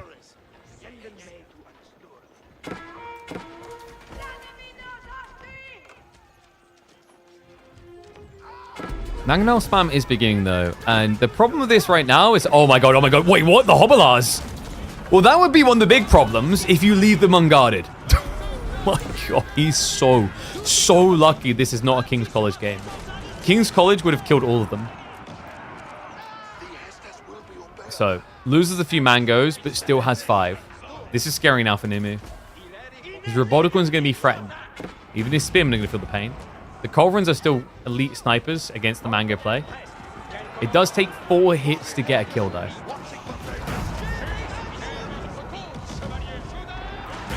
So he's going to bait in range. Mango shots coming through with the adjustable crossbars. The villagers are trying to repair, but snipes are there. There's enough. They should be able to get the insta-kill. Now, not so much, maybe. The Culverins, they're going to have to start backing up. Yeah, the front line kind of failing him where it matters. He's got a second wave coming for the south side, but that means the Schlachter, they get in, they get on top, and they get the kills. Cove count down to 3 is important, folks. That means he doesn't have enough to insta-kill a Mango now.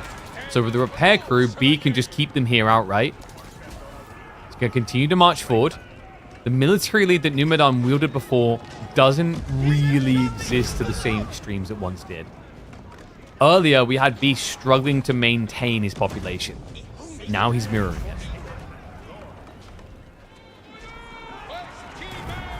The question is, does he need some full production to keep the push going? Mango shots are coming in. The Culverins are being connected with here. Reload's going to be there. As he's one of the Mangoes. Worth it, he can take these out in trade, though. Gets one of the Culverins. Villager repair crew's been pulled. And B, maybe a little bit too focused on those Culverin. Yeah, now in a bit of trouble. He's losing his own siege. The wraparound's coming in. Numidan. He baits B in too deep. And that tunnel vision on the cannons is going to cost him a huge fight here. Oh, boy. So B, after this, like militarily, Schlachter should be pretty weak on count. Food income, not crazy for a remax. The problem, though, is Numidan going to do anything with this? Like, really do anything with this? Or is he just going to stay at home, like they always do?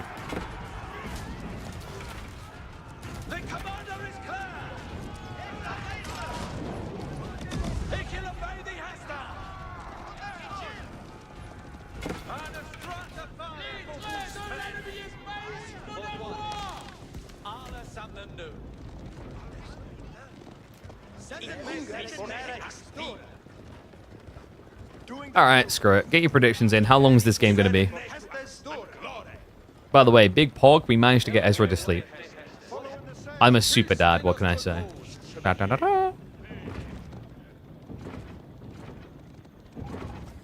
The wham in the chat, ladies and gentlemen. He's like, oh, good. I'll have an opponent soon. What do you mean they're still fighting?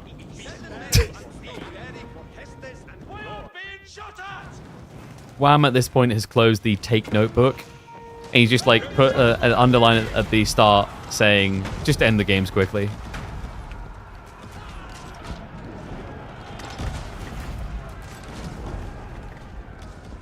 So B has got the mango count up high again. Numidan has actually stayed at just the 4 Culverins. Not many Roboticons either. Who do I think this favors with no movement? I actually think it kind of favors B, because if he gets enough time to like queue up, 20, 30 Schlachter, that has been the difference maker. Like B's been able to gain ground when he has around 30 Schlachter.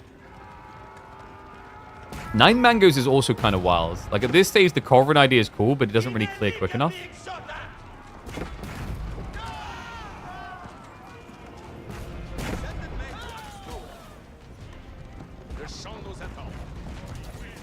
Nous avons les commandements reçus. Ainsi soit-il. It's Hull versus KT Infinite. Well, that's English as well, though. Like, can we not pretend that this is just two civs that rarely exist in the game, right? As in, oh wow, look, that guy has infinite resources. This one, there's a lot of civs in there before that have infinite resources. Like, it's not just these. These are just the most recent additions. If you're not a fan of the late game, you should honestly review, like, infinite resources in general. In particular, food. Forward, men. Soyez ready à fond. Montrez-moi une quintaine. The Pilgrims. This isn't, like, by the way, this isn't even, like, the best gold he could have. He's managed to almost get 10,000 gold built in reserve, and this is on 103 gold each way. Right, he didn't go Genoa for the extra 30%, and he's not even doing maximum distance pilgrimage.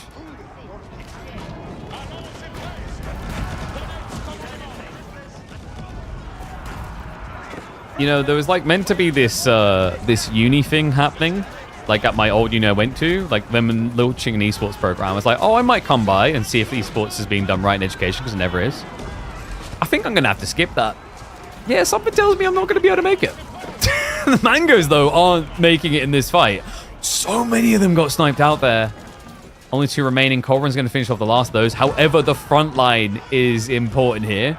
Numidan needs to get that second wave of spearmen in ASAP because they're slashed, and now with a dive, they're reaching in. And the Corvins are going to go down. All siege lost. Numidan, hard reset here. And remember, the contingent from the Wingard isn't as cheap as it once was, so remaxing very difficult compared to what it used to be before. He will at least keep one Corvin over a Baldaquin alive. B has some huge military swing issues, though. Yeah, he's kind of missing the bulk of his army here. Only 20 archers. Well, I believed for a second that that was our moment, but... All right, back to doing jumper jacks. Another 5 minutes, and then Vamos, we roll again.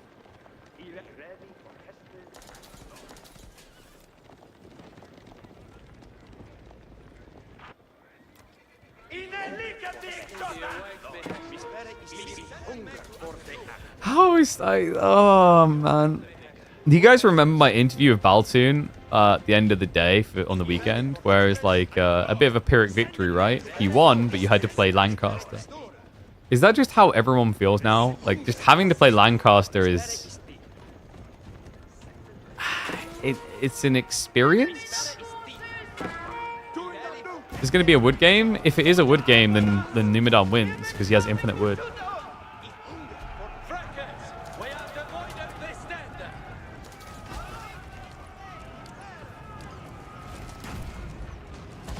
Yeah, oh, wait. Wait, B didn't remax on archers, by the way. So this 100 spears? Oh, no. Is he about to get 3-0'd? I think he is. The spears can also clear keeps. B's just kind of got too many mangoes. No, like, the mangoes are like a weird one now, because, like, what are you actually countering here? And his slash account is decent, so maybe if he just carves up the fights, makes them separate engagements, that could work. Why is he not making spring odds?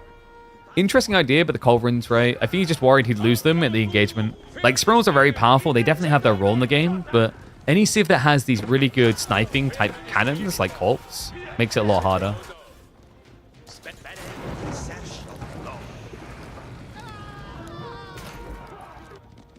He's hunting B.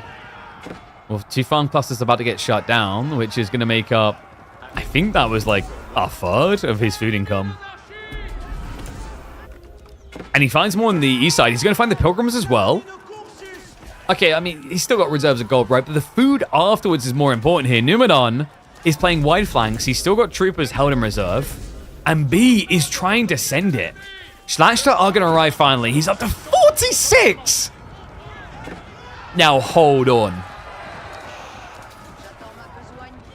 Mathematically, we talked about this. Similar to Cataphracts, if you can afford Max Schlachter, they are incredible units. And he's working his way towards it. It's surprising as well, due to the lack of food. I didn't think it was possible. But he's now up to 50 Schlachter. And Numidan, I mean, yes, he's got spears. But he needs to be damn well sure he's got plenty of Raxes. Because it's going to take wave after wave here. Schlachter Mango seems to be the game strat for B to try and end this game. And you know what? I'm on board. This should win.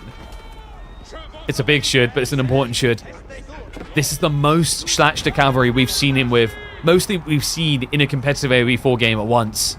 55 and still climbing.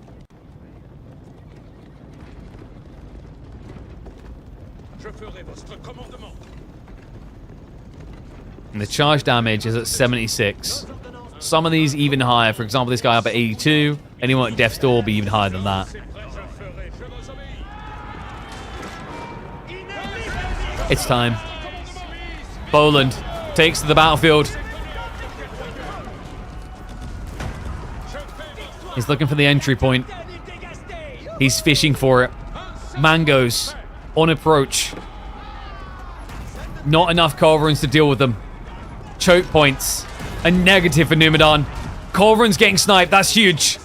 Archers chasing. They look for the secondary. The Hobilars are wrapping around the back, but the Schlachter are going to be there to spread out. They protect the Mangoes. And the push continues. That heavy cav line spreading thin. But a second wave coming in. It's going to be a dive by the Hobilars onto the Mangoes. But it's still 5 left standing. Numidan. He's fallen. The Schlachter have done it. Poland rises up. And B will not go dark so easily. No, no, no. The beacon for the Knights Templar shines deep into the Arabic deserts here. As he's finally able to do it. Move aside, all heavy cav doubters. If you're a French main, maybe this is the French variant you need to be looking at. With a sprinkling of Poland. And an experience that can only be described as kurwa. What a game, what a timing, and now, with this type of pressure, yes, it might be the Lancastrian mana economy, but it's no match for the Templar Pilgrims. Oh, what a game. What a freaking game.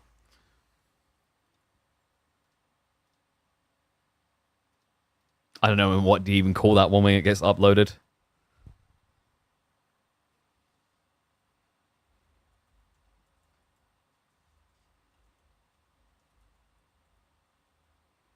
Poland deserves to be their own late game civ, I don't know. Or like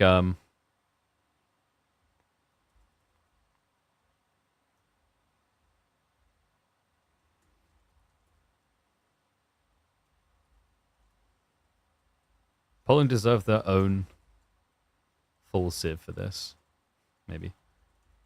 Oh, by the way, that means this first series is not even done. Did anyone catch the Polish that we said? I mean, it's kind of swearing, kind of not. It's the closest you'll ever catch me going. Oh, God. How is this uploadable? I mean, it's kind of the absurdity of how you got there, though. I'll let my my editor-in-chief decide. What series are we casting? The B Numidan one, which is not done yet.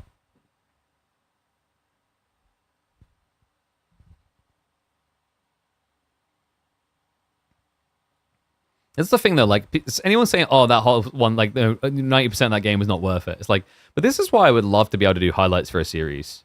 But like, I think people just wouldn't want highlights still. I don't know. It's a weird one. But laptop specs are down in the panels. I've added it. So guys, if you've been liking this laptop, reminder that we are working PC specialists. They sent this bad boy out. It's powering the entire thing. So the crisp gameplay you saw, handling all the audio processing, full local recording, which we'll be showing later on YouTube. You see the quality there. It's all being done by this one laptop. This has got the 5090M in it. It's got the 9955 HX3D, which is like a 16-core CPU from AMD, 64 gig of RAM. It is full bells and whistles, stripes included. 3,200 pounds, I think this was. You can get it a lot cheaper. Even the screen is pristine. It's a mini LED, 300 hertz, 1440p. But yeah, if you look down in the panel now, I've added it under the PC specs. There's a piece where it says laptop, and then it lists all the stats specifically for this. But definitely recommend checking them out. And if you do decide to purchase, whether it's going to be a laptop or a full PC, exclamation mark PCS to get there, and code PIGEON at checkout will get you a little bit of a discount and lets them know that I sent you. Also run the game laptop? Yes. You just can't, like, the reason why you probably think I'm not is because I'm using the monitor to project the game screen. But the monitor is, here you go. The monitor is connected at the back here. So there's the monitor HDMI. Whoopsie. And I just thumped the screen. That's not very good. That's the one thing I've got to be careful of. I keep thumping the side of the screen with the boom arm. Oops.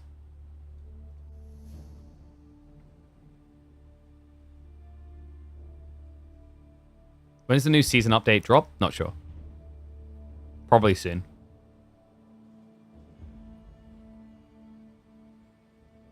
But yeah, for those wondering what Kurwa means, it can kind of mean everything. You can show your PC is off. True. But I thought people like the zoom in. There you go. No lights. See that? PC completely off. Doink. It's all just the laptop. Where do you get the laptop? PC Specialist. Exclamation mark PCS. Those guys right there. That's where you can get a laptop like this.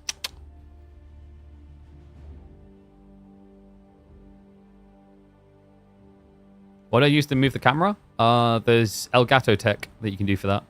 So Elgato's got a camera hub, and you can go all over the place.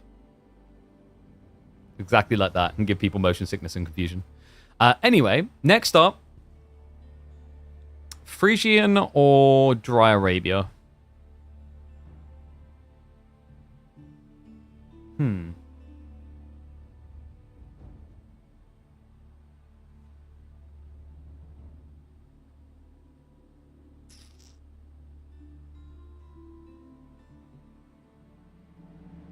you Frisian here? Frisian Japanese?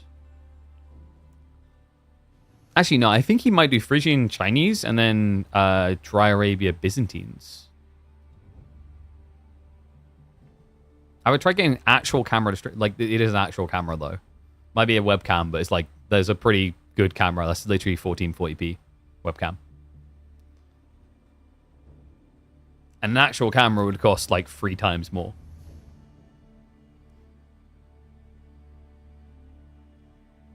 Like a Sony? I mean, I've considered it. But this is kind of like when people say, oh, I need all this fancy stuff to start streaming. Like, oh, I need a microphone like what KP's got. You don't. Is it like going to offer improvement? Sure. But like, is it going to offer a granular improvement or a substantial improvement? In a lot of cases, it's more granular than you think. Okay, so we're going to Frisian. It's actually going to be Byzantines versus Ottomans coming out.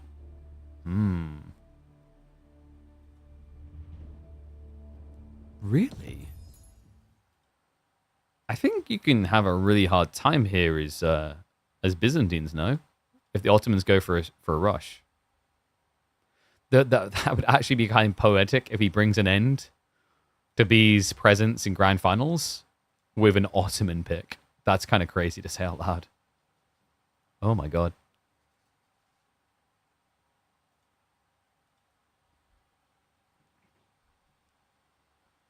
Isn't this matchup very favorable for Biz?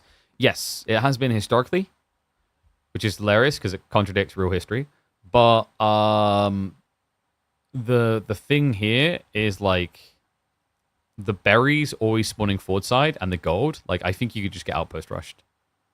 So that would be like the asterisk exception.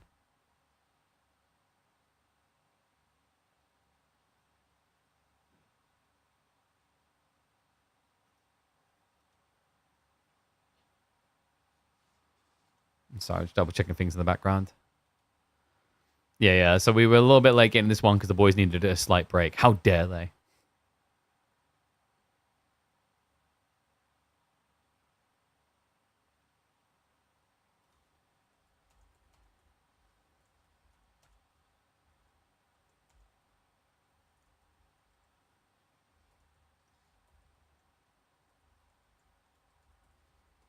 Sorry, just typing stuff out in the background. Everyone always wants a piece of me when we're busy. I got like an influence that's meant to be activating today, but by a combo of like on the brand's end and then also the influencer's end, it's literally all been dragged through to like the last second. And I've been the one in the middle left ripping my hair out. Goodness gracious. Oh, can we run ads? Yeah, gonna run 2 minutes of ads now, guys. So you don't have to worry about it when we're in game.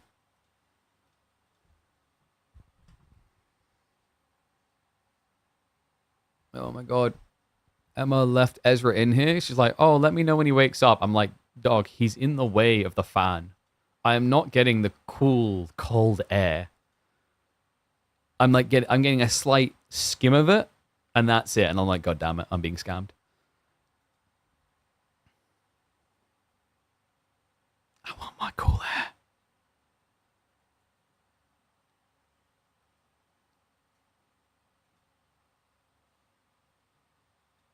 Oh, actually, by the way, like, seeing we've got a quick minute.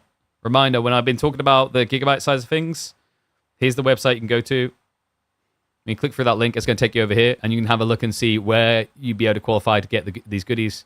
Reminder that if you pick up the 9070s or one of the X870 motherboards, you'll qualify for a bunch of games for free. So check that out. Like that setup, the primary setup has gigabyte motherboard, gigabyte GPU, all of it in there. Love these guys. Always love working with them. And we're even exploring working with them more later in the year. So be sure to check them out.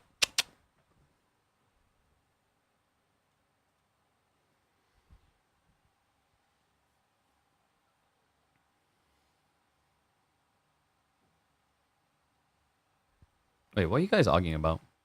Shared history? The Manchester stuff? Does PC Specialist ship worldwide? Good question, Pandorian. Double check, because I think it'll say on the website, but I believe they definitely stream. They definitely ship to Europe. I think you can get it shipped to like US or whatever, but you have to check what the prices would be. It's especially tricky right now with the US in particular because of the whole tariffs bollocks that Trump decided to curse the entire world with. But like, yeah, Europe-wide, most definitely. All right. Welcome back to the channel, folks, for something special. Not only do we have a situation where Numidan is leading against B, you heard that correctly, but we also have a contradiction of history. Because we can see in this matchup, Ottomans versus Byzantines, in real life, the Ottos may have had the edge, but in Age of Empires 4 specifically, we've been rewriting history. This Civ has been capable of getting rolled over time and time again by the Biz. The map is going to be an interesting detail, though. We are on Phrygian marshes. Now, why is that so intriguing? On Phrygian, it's very different. On Phrygian marshes, because of the fort-spawning berries and golds and the linear nature of the map, you're meant to have a good opportunity here to ruin the Byzantines before they can become a problem with the Dark Age racks opening. In this game, be aware of it, has mirrored with the same. So we're going to get spear on spear action coming through here as Limitane also begin to hit the field. All right, this should be a fun one. Predictions are up. Let's see how people feel about this particular one. I mean, Numidan has already, I think, made some additional fans able to take B to the very verge and do so in such a disgusting fashion. He was very close to making this a 3-0 over 3D Clan's most prestigious member. And what a way this would be to do it. Like, we're talking about Numidan playing a Civ that, yes, is comfort for him, but also is considered a signature Civ for his opponent. That's like the most dirty way to take someone out. It's like playing French against Marine Lord and beating him with them. It's like you're sending a message to send them out. And a great message to be sent for Numidan, right? He's still in the main event of the S-tier tournament going on right now. And this is the last midweek muster. He'd still have to win a grand finals afterwards up against Wham, who is now just kind of sitting there going, why is this semis final so long? I think he got up early. Like, when I was in the chat earlier, I imagine his thought process is like, oh, we've seen these type of matchups before. It's not that Numidan's not capable, but B is capable of just taking this type of series in an hour. Meanwhile, 2 hours later, still going on, and if B wants to take it, could be another hour on top.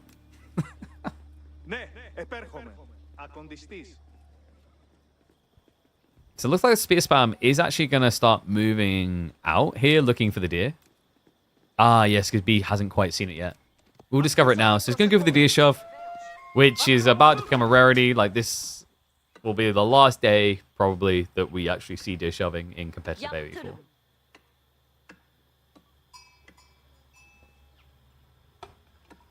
And if there's an Emma nearby, if you could please come to the local office. We have a baby for your retrieval that's about to become cranky.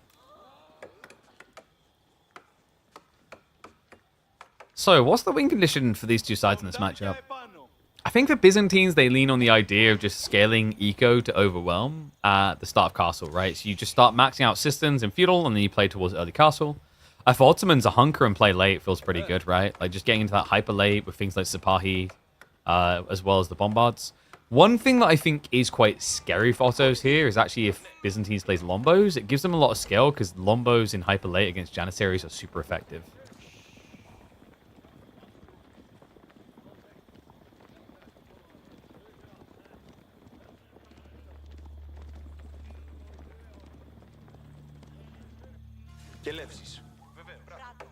God, it feels weird. After the game we just had to have a beginning like this. This is always the odd thing about having a hype, super late game and then just resetting into the beginning again. You almost have to drag yourself back down to earth to the reality check of like, oh yeah, those type of experiences have to be earned and they can take quite some time. But Spearman Blob continues to build. Numidan stopped at 8. Grand Winery is now going to be coming in from B. And Numidan hasn't actually made a similar reaction. No, instead, he went for greed. So he went for the fishing. Oh, not a bad idea. It's going to slow down his initial timing here.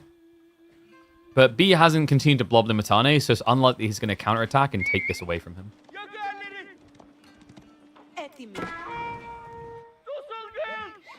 And in fairness to B, like, he has a lot of food to now work with. Even if he couldn't access the berries in the next 2 minutes, he's got 9 sheep plus the 5 deer now. Numidan, by comparison, has a lot more, 13 sheep, plus wider access to the map. But it means that the berries wouldn't actually be that big of a priority. The funny thing, though, is B got, like, a really good spawn. Yeah, this is crazy good, guys. He got the berries essentially about, like, as far back as they could be.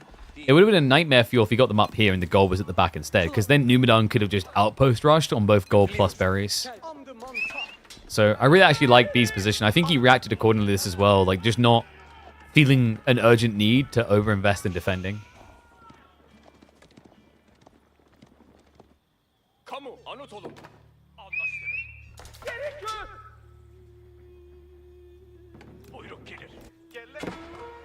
And no, Numidan is not down 2 villagers. Reminder, there is a very fun little UI bug with Ottomans right now. Their fishing boats get counted as military. So Numidan doesn't really have 17 military bop. He actually has 14. And Numidan is going to militarize the villages as well. He's moving across. It is going to be an outpost drop.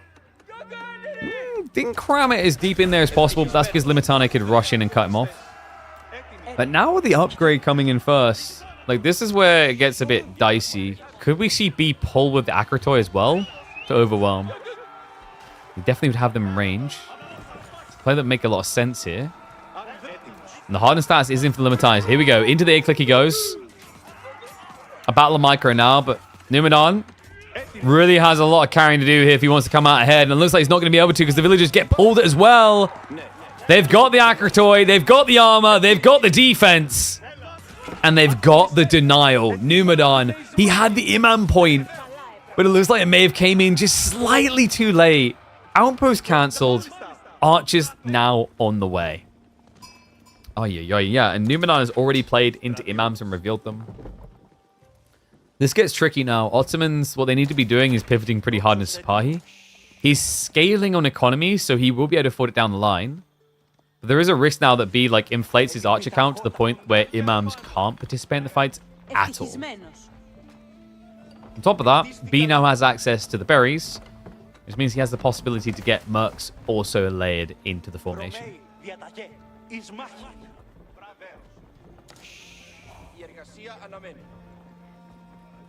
A minimum address is definitely gave Numidan a lot of safe food bursts. So I think he's respecting that B could try to counterattack. Yeah, and you don't have like crazy sheep. You're at 10. The cool thing is like actually by going Madrissa, you offset the need for Anatolian Hills. I think often if you want to play Anatolian Hills, Madrissa is kind of a prerequisite. Otherwise, if you want to play without Anatolian Hills, you need to go Madrissa because otherwise you just run out of food too fast. So definitely a smart play, makes a lot of sense. And on top of that, he's got the fishing as well, which makes it even less likely he ever needs the sheep. Now I'm going to take the opportunity to try and burn down the dock. In fact, yeah, he punts it. I love that. Punts it on the fishing boats. Doesn't quite get the second one. I think his thought process here is he wouldn't have enough time to actually burn the dock, which is understandable. We do, however, have the Western contract coming in. I'm a really big fan of this. A lot of people are probably looking going, wait, why wouldn't you just get javelins? Like, your opponent wants Janissaries down the line, counters. He wants archers now, counters. The idea is, like, Longbos are going to feel a lot better when you go into, like, the hyper late game against Janissaries. They're also a lot better defensively. And B's goal should be kind of like a semi-fast castle here. From his current position, it just kind of makes sense because your opponent already went in for the Imam points. So if you want to overwhelm him, you're going to have to, like, escalate your army quite a bit. And you've already scouted that he's gone for fishing, which might make it a bit difficult to stay ahead militarily.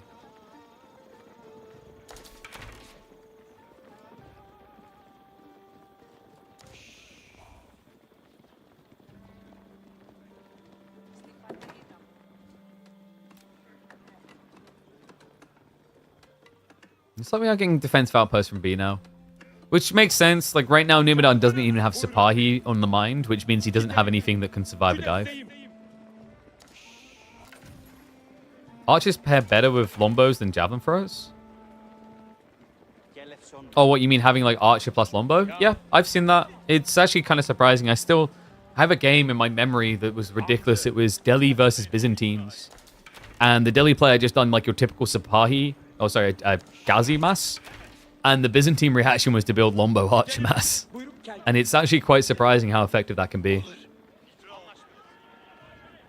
Now, what is a bit surprising is the fact that Ottomans are playing into blacksmith techs and B didn't even feel a need to start there. He's fixing it now, and he does have the Dialecticus that he can toggle over to, so he'll unlock fast. Second group of Lombos is also coming, so if B wants to attack, we're kind of reaching the point where it makes the most sense. If he just wants to age up, he'll just basically like stop producing now and tech. Because like 10 Lombos is a really strong defense point. And I think, folks, much to Wham's dismay, we're likely getting another macro again. You can sense it, right? Like the way that Numidan's fully backed up, because he understands that there's a risk here, he's worried. But by backing up like this, it now means that you're in a weird situation where your opponent just gets a free tech up and you're probably going to have to mirror. Doesn't feel totally tragic for Ottomans because of the late game power we mentioned. But I do think his castle time is going to be kind of awkward here. B has a sturdy military force to upgrade. It's going to be quicker to the tech up. Guys, like we're 11 minutes in the game and the first Sipahi will appear at 13 minutes. That's quite weird against Archer Lombo.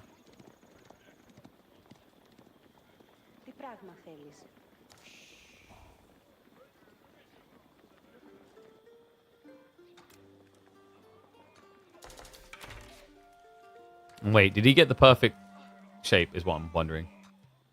No, that's not even... What the hell's that shit? What is that disaster? I was looking for the perfect U and I discovered a U that got hit by a Zeus bolt. Good lord. Yeah. Kalp would be disgusted.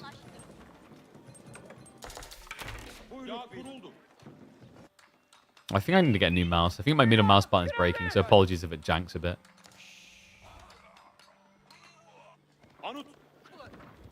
So Numidan with the Archer Ball now. Is he actually trying to fight or just prepping? I think it's one of those feelings where, like, if you're going to scale military, you want to be able to try and do something with it. Oh, and apology. I don't think I said thank you to Always Cursing earlier for the sub. We definitely said to Tune. And thank you, Jinx, who just came through with the Prime sub as well. Get those subs going, guys. It's Grand Finals Thursday after all. We've still got a best of 7 against Wham after this. Yeah, this is going to be a long stream, isn't it? The semis has definitely delivered so far. Golden Horn Town now on the way. Let's see if Numidan can deliver a huge upset in the final week of our 30-week esports circuit. Dives in on the Olive Groves. B should be able to defend this though, right? Like, there's nothing that threatening to dive with. Also at 10 Lombos, very risky to expose the Imams at all. They can die in 2 hits.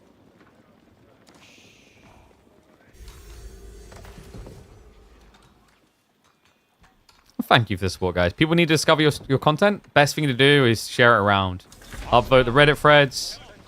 Drop the amazing videos in the different Discords. Let people know when it's happening each week. It's marketing, right? It comes down to that. Word of mouth is one of the best forms of scaling marketing. Always a big believer that the content should kind of speak for itself.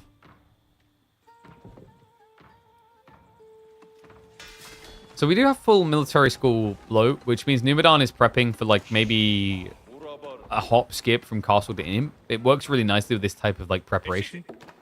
And he already has the 2 imams, so he should be able to move out into the field for the relic timing. And he's already on his way. Yeah, B did just scout it though, and remember, he already tacked up. So he's rushed relics as well. But now he's got the army plus cataphracts on the way to deny. And also on top of that, guys, he's already got veterancy on longbows. Yeah, Nimu can't actually afford the fight right now. Even if he had like 8 or 9 Sipahi, this would be a difficult one. It's like first relic actually got ducked out of. Yeah, so smart by Numidan to understand that was never going to work. This one getting scouted is unfortunate. He didn't realize it. So Lombos peel off to deal with that. Secondary group is going to move in towards the fishing. I don't know, man. Does it kind of feel like Numidan is playing slow as if he's still in game 3? In some ways it does, right? Where he had that hunker down and feel good Lancaster life. And we're kind of seeing similar here with Otto. I do know that Numidan is the type of player that almost gets a smile on his face when he hears that he's going to get imp Ottomans. It's almost like a goal for him.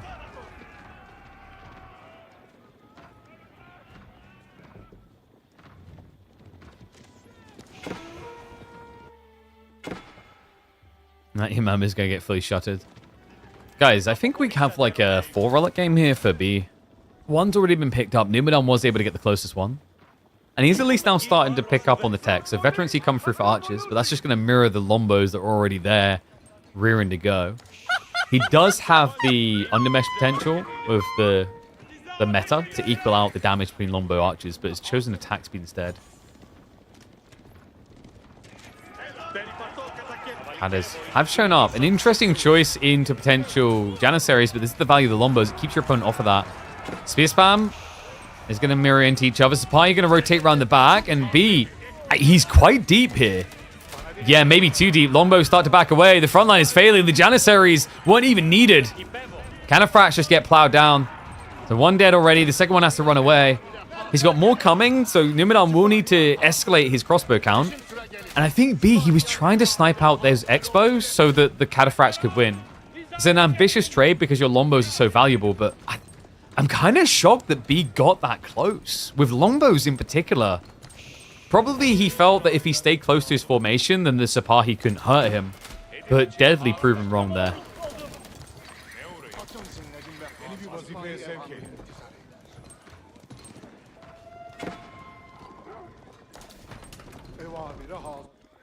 It's like be content with what he's done. Because what he's done is secured 4 relics. This is the beauty of that, right? Like now it makes a bit more sense why B was a bit overly ambitious with the dive. It definitely looked expensive. He lost some Lombos. The Lombo losses, I think, were the most painful thing at first. But with these relics coming in, he's now going to get all the olive oil necessary to replace those losses. Some more LB spam. On top of that, Numidan just done something crazy. It's rarely seen these days. Janissary Company just came through, so he pulls for the 10 Jannies. But folks, this is a one-off Vizier usage. And you just pulled it into Lombos. I get why he done it for the Cataphracts. But the tricky part now is like Cataphracts can kind of weave away from you here. I find the thing about Janissary Company is Janissary Company should be used in two conditions. One is to insta-win the game. One is because you're about to insta-lose the game. So logic there is you're either A, diving the enemy base, and you pull these extra Janissaries so the extra wave has that extra punch to it. Or B is they're diving your base and you can't hold on, but you get a few Janissaries in the right choke point and they clear the dangerous cavalry. We haven't got either of those situations here. We've got a very weird mid-ground. Atakama'mız oldum. Evamiri intizar edin beyler. And now Numidan apparently is looking to lean into Janissaries more. The weird thing is, like, Beast kind of stopped on Cataphract production there, right? No, okay, he's still going for it. How interesting. Well, because this actually just breathes life into the Janissary idea. It's weird because your opponent's even doing crossbows or Jannies. Asakir benim ile So, like, why would you want more Kata? You've already baited him into doing it. Longbows counts both of those, but, like, you're kind of just giving him more to kill instead of blobbing a lot of Rangian. I guess the argument for B is that Rangian aren't that good against, like, this crossbow Janny Eva. Like, actually, if anything, what might have made the most sense for B is, like, Limitane. I guess he might have been worried about heavy armor himself, though, that the Ottomans would do that. We have got the emplacements working out. The Mango emplacement hitting far. Imam Heal's going to come in very handy there, though. But you see how awkward it is. Numidan has to either fully commit or just not show up. Because otherwise, you're just gradually losing the longbows. A longbow count that has now reached to make up half of B's overall army size. Yeah, I mean, the Mango Tower, I think, is what made him hesitate as well. He saw a second outpost. For all he knows, it's got the upgrade in. Other outpost behind that, once again, for all he knows, got the upgrade in. Those Mango emplacements are truly toxic to dive at this stage. Yeah, like, you don't really care about the Mango Towers as much when you're just running past. I mean, it hurts, but you can get there. Where it really kills you is when you're in this situation where you're stuck on the spot. And what's up, Pazuzu? I see you with the sub. Thank you very much, mate. Appreciate the support. 75% of the way on the sub goal. Not bad. Cümleden istima eyleyin. atımızın eyledim ve hazırım.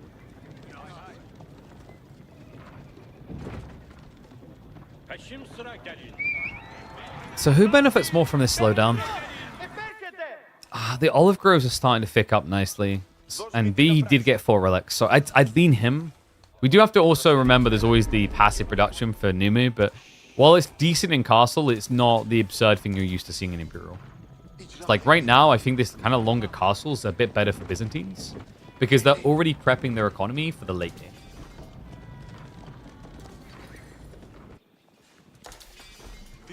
Seid bereit für die Schlacht. On top of that, we already highlighted how Lombos play into this Janissary idea of late. One thing that B is missing is the idea of Limitane. Like, Limitane could begin to make more and more sense here with the Varangian, with the crossbow count still being decent. But Numu is going all in, folks. We've got the Great Bombard point pull. No hesitation on it, not phased at all. And yes, with the relics, it's always better to put them into the Grand Wineries on average. Just because Oliver was very difficult to sustain early on. It's burst-based, but when you get relics, it's reliable. The exception is if you're doing, like, maybe just a Kata-only build, and then you want the gold instead. Here we go, charge coming in. Speaking of those Katas, they are starting to get massacred already.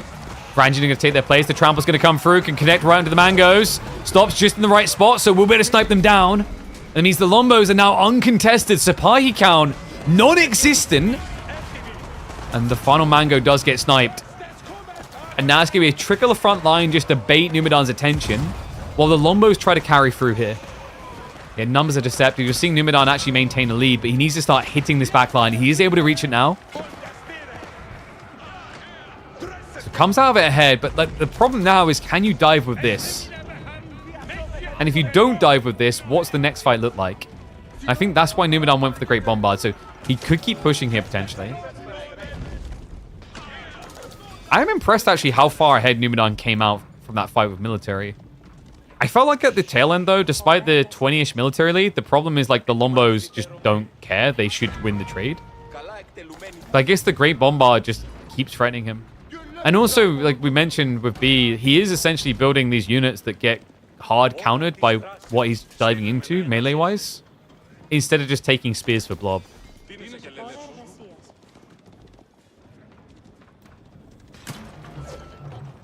And I'm kind of shocked he had to back off that much. But you know what? It actually shows you the difference the outpost made. Yeah, I think what happened here is B, he lost the outpost to Trebuchet and freaked the hell out. And then full retreats. What kind of comp do you make against the against what Ottomans have here? I think probably like you just do Limitane for just trash defraud it, right? Numbers. Because Varangian is also going to have a gold issue where you're spreading yourself thinner and wider. That's tricky. Could he have maybe done... you wouldn't want mangoes yourself, right? But yeah, I just think you do shield wall for the effective HP, and you rely on lombos. But it's tricky because then I think he's just worried about men at arms at that stage. And, well, here we go again. Dive comes in. The Cataphracts did not go onto the Great Bombard, so not able to snipe that out. However, B gets a research in military. Is it going to last long enough? Numidan, he's just trying to snipe out the outpost. That's at least being repaired. So the Great Bombard is wasting its time in this fight. However, the Sipahi, the Janissary, they're starting to reach. And B, he's starting to falter here. He keeps maintaining this Lombo ground, but every time he keeps losing ground. And we are on the edge of the olive groves. Without that, the game is dead. And even if you hold there, remember the other problem is Numidan has got a ticking clock here. Yeah, he's working his way towards victory. We're 7 minutes now on the Sacred Site.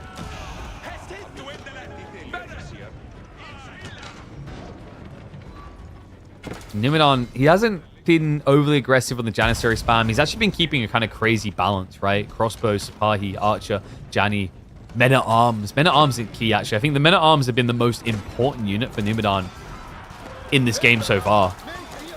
And it's actually been carrying him in these fights. Like, without that, I think his backline just dies too fast. Instead, you're just seeing a situation where B's front line is melting too quickly, and the backline's getting engaged, and here we go. Dive comes in. He's going to start chasing this now with second wave of Spy coming. Able to do so. Is this really happening, man? Like, Numidan, I keep scratching my head. Like, the idea that B had, I wanted to believe it too. The Lombo group could get big enough. But it stopped growing. And that timer keeps ticking. And with it, Numidan, like, militarily keeps building bigger and bigger. I think he's just played these fights so well. And, you know, it shows you that sometimes it doesn't need to be about the micro as much, right? There's been some micro in there. But the thing that mattered the most for Numidan is this balance of composition that made it impossible to just break him. What a crazy game. What a crazy series. Like, folks, this series has been running for 2.5 hours. It looked like it was going to be a quick series, actually, to begin with, when Numidan took a 2-0 lead. But you can see how the players, like, the first 2 games, they kind of weighed each other up. They measured up against each other. And game 3, we definitely saw it. And I think in this game as well, what we're seeing is this situation where, I don't know if I would call it outright hesitation, but there's a lot more, shall we say, respect as to the threat on each side. And thus we've reached more of a slow rolling approach. Why no wheelbarrow? Because if you give your people wheelbarrows, then they become privileged and entitled and think they'd always have wheelbarrows. And then they don't appreciate what they have in life. So, good guy Numidan is trying to be the perfect father to the Ottomans. What a guy. What a Chad, man.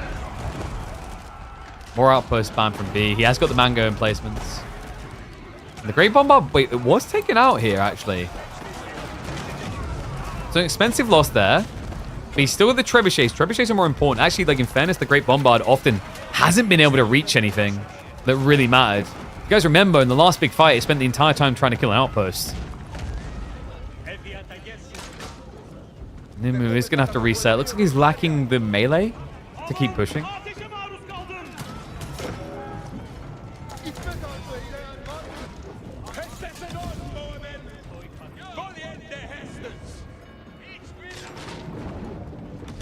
Once he destroyed the aqueduct, I think he's just looking for the dive point. He's tunnel vision on the outpost because the outposts are the things that stop him going in. We still have Sacred Sites on lock, by the way. B, he has got an outpost here, though. It's like in theory. And I think Numidan, maybe is he scared of that? He's pulled the Sipahi. So might be rotating north side just because at this stage, why is B not pushing out when there's only 4 minutes left on the clock? The suspicion is probably that he's going for a decap. What a game.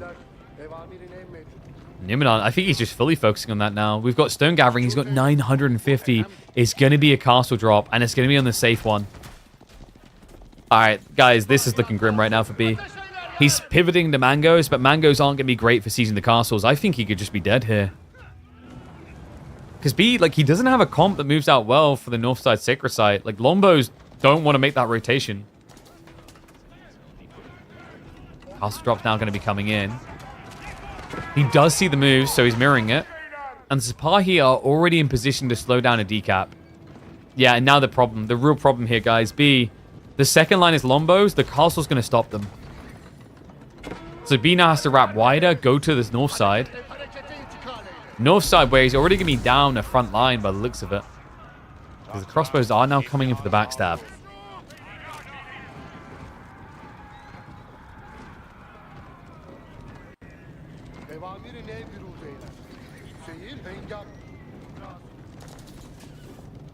Is there anything he can do here? I think it's a really, really hard position he finds himself in here. I mean, the crazy thing is, like, B, if he had maybe 3 or 4 more minutes, we'd be talking about the eco, right? He'd probably add in another 10 groves at least. He'd be bussing. He just doesn't have the time, though. And Numidan. Well, he's spent the time making Wham wait here. But he's about to set a new all-time achievement for him in Midweek Muster. And what a way to do it. After, like, last week getting dismantled by Gully to then 3-0 him, to then come through into the semis against the reigning champion and do this. In a matchup where most people, we were talking about before the game began, oh yeah, Byzantines, like, they defy history here. They write their own analogs where they beat the Ottomans. And Numidan instead chooses to right the wrongs and put us back on the real-life track. The Ottomans must destroy the Byzantines. Mango count at 6. Army's bulked and big. Looks at the march in. Spy line's going to spread thin just to try and hold it back. The Mango's trading out up against those longbows. And the crossbows are unharassed because of it. 1 minute left on the clock. The castle is up. And Numidan, all he needs is an even exchange. Instead, he's going to pull ahead here. Mango repair is not going to be good enough. The Sipahi do snipe it out. The workers now on the front line need to bail. And the trebuchets, at this point, are just a frontline tank. Wasting your attacks so the crossbows can live. So that Numidan can thrive. And book himself a date against the Canadian. Oh my goodness. What a play.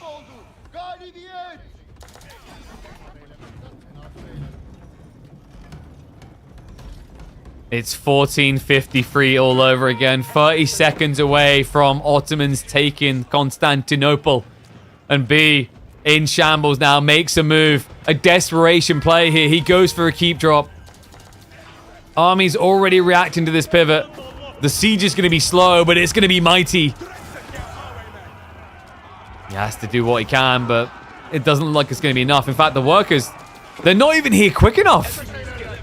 No, he switches the location, but they're going to start dying. And that's it, folks. That's all he wrote. He's done it. Numidan has set himself an all-time high in midweek muster. And after a result like this, I do not know what to expect in that best of 7 against Wham, but I have a feeling it's not going to be a 4-0. No, Numidan really turned up today, man. Especially game 1, game 2, into 2 games following that were more macro dense. I mean, the thing that's impressive about Numidan is he's proving himself to be a robust player, not just one playstyle oriented, as B has found out the hard way here in this semi-finals defeat. Oh my god. What a legend. Numidan with the 3-1 victory over B. I don't think anyone would expect. I feel like most people, if they were going to say Numidan wins, they would have put him at a 5-game series, right? A 3-2 scoreline. This is impressive. Like, remember, this series almost began with a 3-0 and genuinely looked like that was where we were going with the way that Numidan was playing. Absolutely incredible out of the boy. But I believe next up, we're going to be knocking on Wham's door and seeing if he's awake so that we can get into the finals.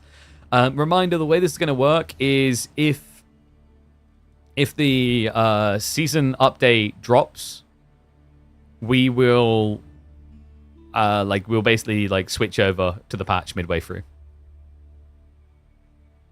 I wonder if is that final game uploadable? Is what I'm wondering in my head now. Maybe.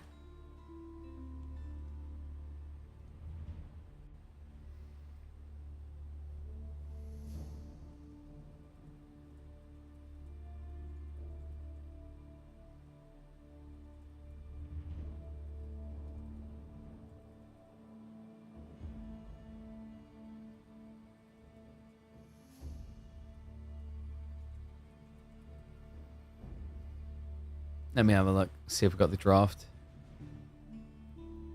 All right, I imagine he's quickly grabbing a drink. Choom should be bumping me the draft in a second. Players would like to wait 30 minutes for the patch. What do you think? What the fudge do we do for 30 minutes is the problem now. What we can do is we can catch... I think it makes sense rather than having like one game on the thingy. UE. Like we need something to do. What I'm thinking is... One sec. Let me wipe all this data. I need to update... Did I update it already? My brain. Dude, like I'm so not with it today. I got like no sleep. So let's update this. And what we can do is we can watch one of the games from the Wham demo set. So then you guys like have some content, right? I think that makes the most sense. You can still set game to previous version. Yeah, but like if the players want to play the new and like I'm okay with that. And then from a content creator perspective, like I want that. Because, like, you say you can set it to the previous. Okay, let's put it a different way. If you could choose to watch this on the new patch or the old patch, now and also later on YouTube, which would you do? Most people are going to say the new. People just want new stuff. Just like they want new Mudan, baby. So there we go. Update that. Doink. Our boy has done it. He is a legend.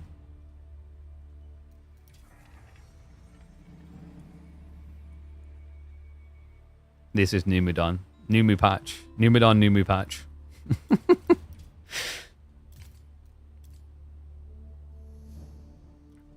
So let me update Tart as well.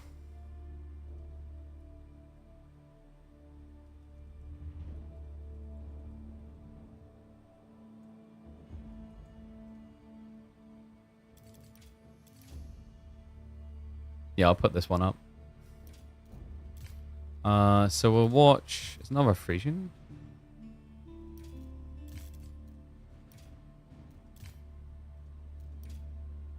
Yeah, we'll have a look at the final game between the two.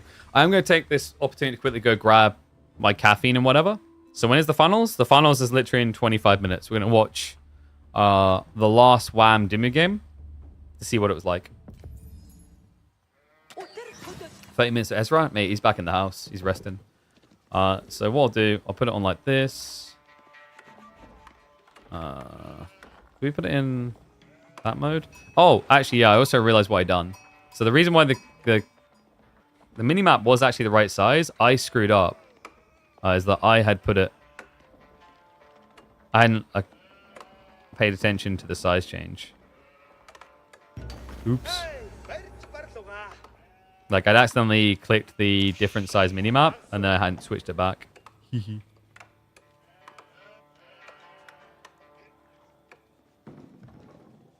Oh, there we go.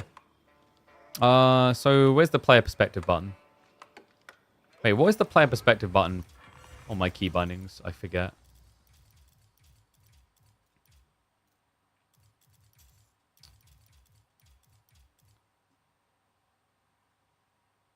Control C. Alright, so if I do this. Nice. Alright, I'm going to leave that like that for like 2 minutes, guys. Hopefully it's not too janky for you guys. Because I need to go quickly get myself a drink, okay? Alright, I'm going to slow it down actually to 1x speed. Because otherwise that is going to be pain. Alright, be right back 1 sec, guys. Thank you.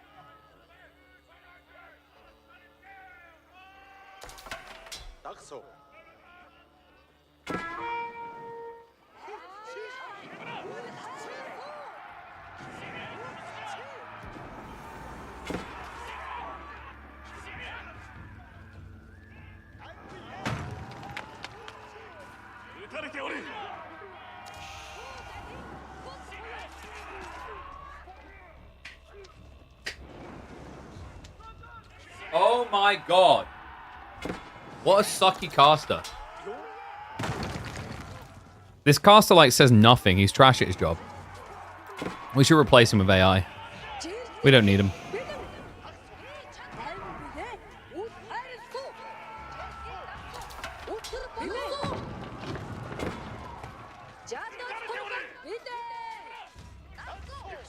Let me update title.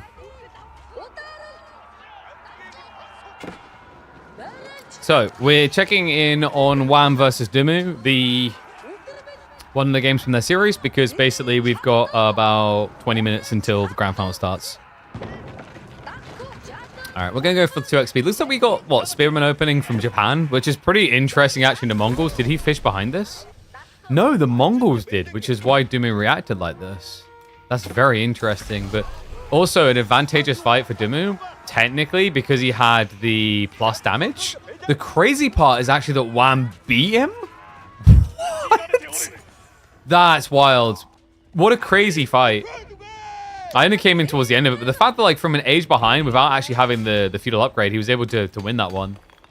Fishing carries hard here. Well played. So, Wham, Mongols versus Japanese. Oh, this has become, like, an interesting matchup, actually. It used to be that Mongols were pretty heavily favored. I think Japan, with these Dark Age shenanigans, as we saw the attempt here, can be a little bit more frustrating to deal with.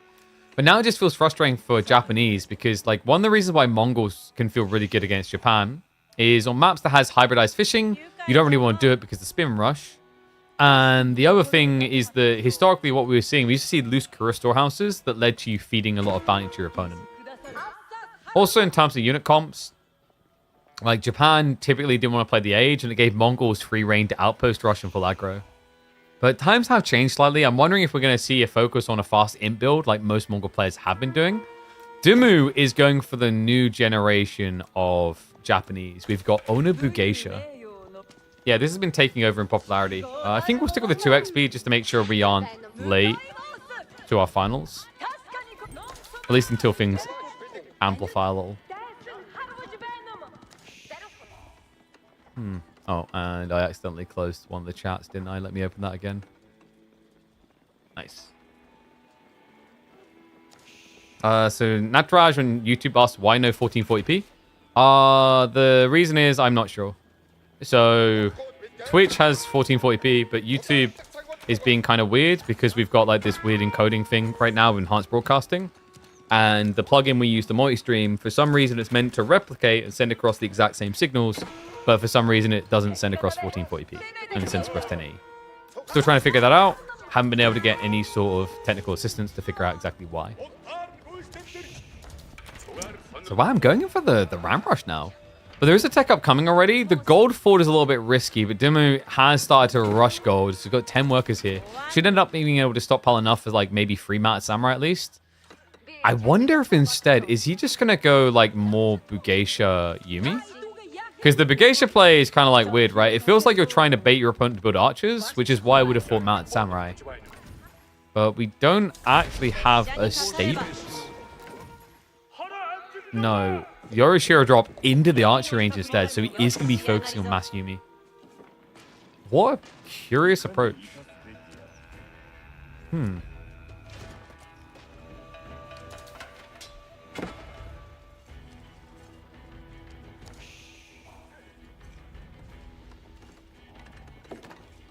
So why does he want to go Yumi over Mounted Samurai? I guess Mounted Samurai has a risk to it with double forward gold. Is that if you misread the timing, your opponent has enough spears, like you can't get gold. It's a waste of play. Whereas Yumi, you're always reliably going to have the wood. And he did get enough of the veterancy, so this should be enough to break him out. In fact, Yumi are also pretty good against Keshiks, due to the Keshiks being like a lighter version of a real cavalry unit.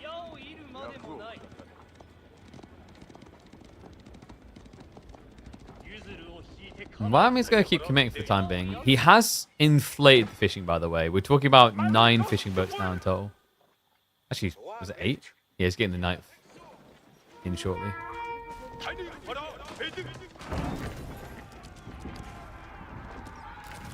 Why is Dimmer killing some of his own farms? What do you mean? Well, as in, like, where he can place them? They'll come in later. You get wood in the meantime. Archer range on the forward side is going to get taken out. But Dimmer, like, this is the weird thing about his comp. Is that it takes 370 hits to kill a ram. Spoiler alert, that's a lot. Oh, no. Whereas, like, ideally, you'd like to have maybe a few Bugeisha. Bugeisha are phenomenal at ram killing, but the problem is, as long as the enemy has archers, you don't want to.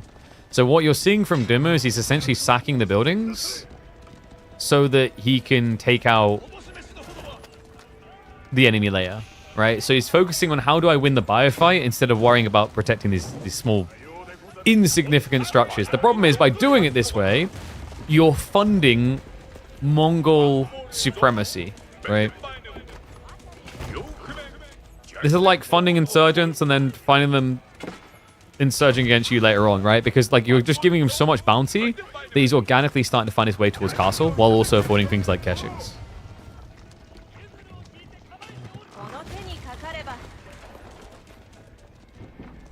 If Keshik's the lighter version of Heavy Cav, what a Confrere? So I always describe Confrere as more like a premium horseman, they feel like, with their stats. Kesh, it's almost like you perceive units in different ways. Like for me, the Confrere, they are like a very premium horseman. Very expensive, but can like be worth it. Whereas Keshiks do just feel like a poor man's knight. And I've heard just as much from Mongol players constantly. Like Keshiks, especially in like Feudal Age, just feel very sad. It's hard to use them the right way.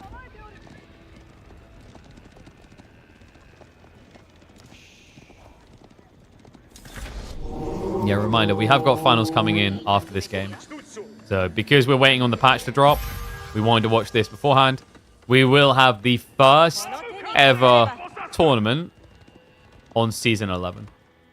How about that for a way to round out KPMM?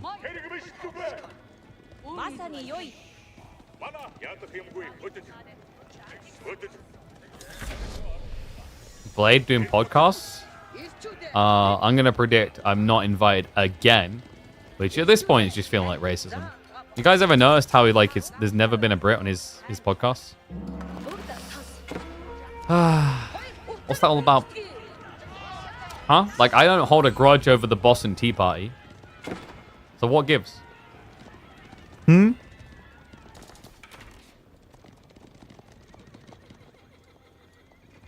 going to speed up again just a little bit. So it's full of range, really. We finally got the melee composite coming in. It is going to be standard mount samurai. The Onimusha is pretty cool, though. Onimusha are going to make the Keshiks feel really sad. Not enough good Brits? What? Wham? What the Wham. Doesn't your brother still have more wins in the KPMM than you? You want to start a smack talk war, sir? Sir? What the hell is that? What was that comment?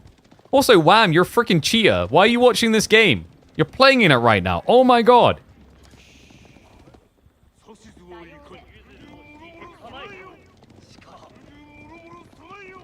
I have to make my own podcasts? You know what? Maybe I will, because, like, look. I've got the best laptop to do podcasts with now. Checkmate. Oops, the wrong one. Is this not live? No, we're watching the last game from the Wham Dimu series in prep for our grand finals, because our grand finals is going to be on the new patch. But for it to be on the new patch, we have to wait a sec. Also, what just happened to my minimap?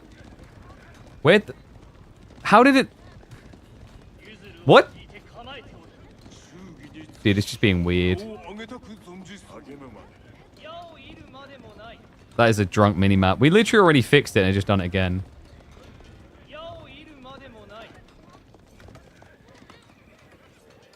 Let me double check. Is it okay in the other scene? Yeah, it's fine in this scene. X to the D.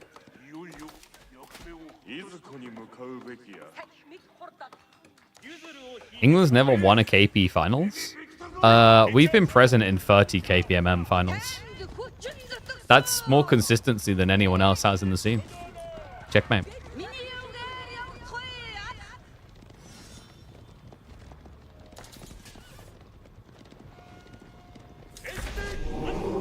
Oh, what an innovative build. I've never seen a Mongol player do this before. So it was fast imp. What did I say the other day about Mongols in Imperial Age? Even when the game looked like they're full aggroing, you're still going to ask the question, are they fast imping? And the answer is always still going to be yes.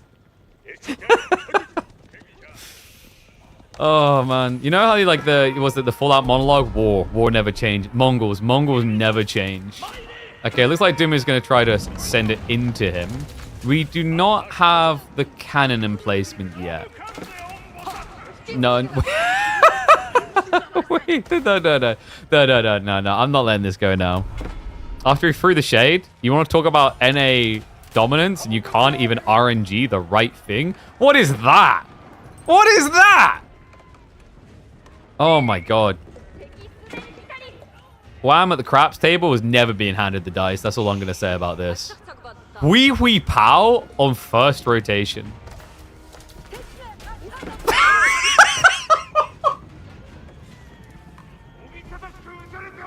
Wham. Wham.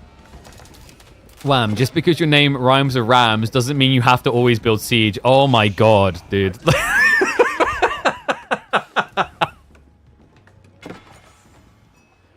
Wham's the type of guy that slips into Discord and says, oh man, I'm bored of the Siege meta, and then rolls Wee Wee Pow twice. Like, come on.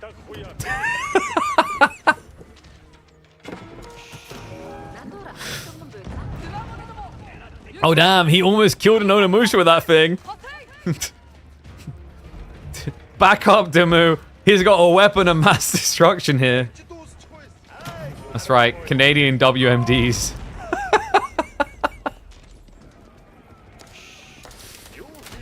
Alright, here we go. It can't get worse, right? There's no possible way it could get worse than that. Boom! Finally, a real unit. In 1 more minute. Oh god. I actually so needed it to be a Wee Wee Pow again. You know how I didn't know it was going to be 3 Wee Wee Pows? Because then there definitely would have been a whole Discord rant over it. Oh.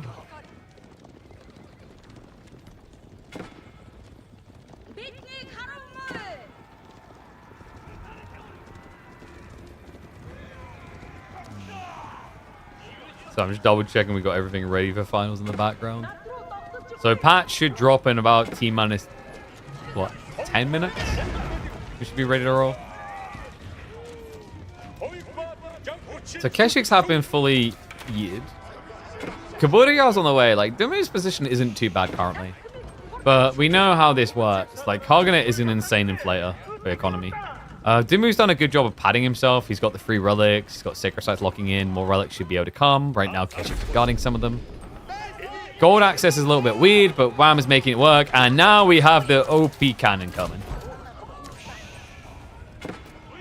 Yeah, the one problem for Dimu here is he has a lot of range efficiency, but no way of burning through anything. Like, how do you stop a Mongol outpost now? In theory, with the Yumi, you could dive in and kill a lot of workers, but that's kind of it. Wham is choosing to fight away from his easiest power spike, which is having a cannon. It's still some way off, but like the thought here is there's nothing to actually kill it, and I think he just realized, like, oh good, the Mount Samurai dead. Let's fall back a bit, because I want him to fight me underneath outposts. So back to the 2x. Leave the 4x it a little bit. Dumu's economy's looking good, so he's definitely going to reach Imperial Age in like the next 2 minutes. But by then, you're going to have allowed your opponent to break out the base. As long as he doesn't roll 2 more Wee Wee Pows. I mean, just look at these things. Whoa! They moved! Dude, watching a Wee Wee Pow in AoE4 is like when you're watching a turtle in the zoo. Like, does it do anything? Oh my god! It moved!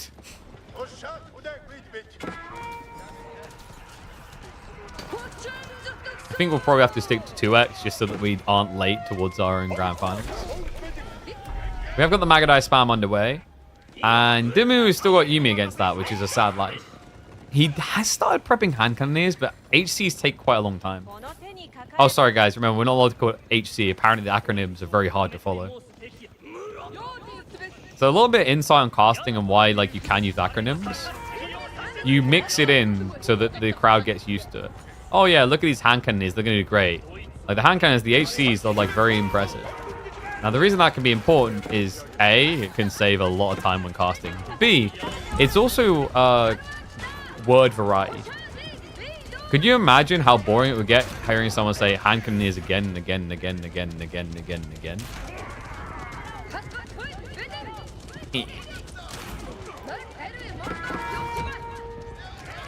Nah, well, I remember someone at EGC trying to flam us for, what was it, calling the Onabageisha the ladies. I'm like, I mean, that's like, dude, that's like, that was the most dented one. You'd at least have like an argument with acronyms confusing people, but like when you've got Onabageisha and the ladies and you zoom in and can see the ladies, that's actually clarity.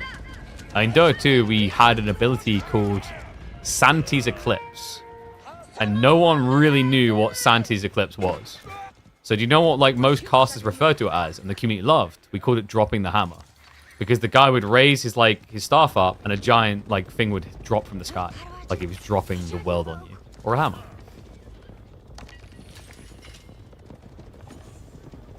But yeah, I found that entire like debate dented. I feel like I'm in a very, I don't know if it's the heat or whatever, but like recently I've been in a very unfiltered mood. I'm not taking crap from anyone.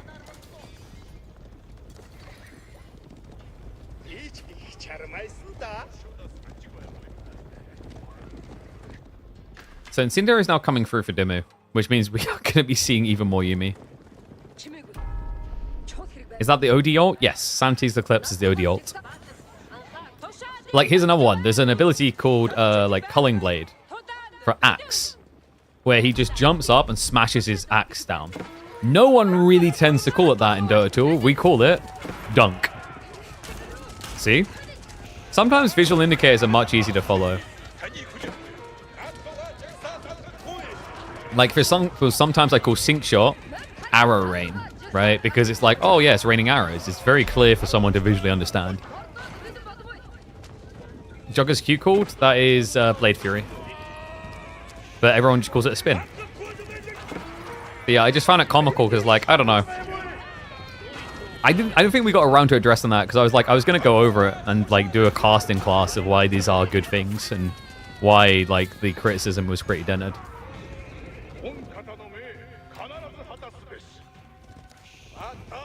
But, you know, some people would just rather flame everything everyone does instead of contribute themselves. It's Money Shot, not some rain. Money Shot is not, like, a good indication, though. It's just a gimmicky name that, like, sounds very memey. If you're a new viewer and someone calls it a Money Shot, like, if you've built it up after a while, you can maybe have a moment where you refer to it as the Money Shot. But, like, consistently calling it Money Shot is actually, like, disingenuous, I think.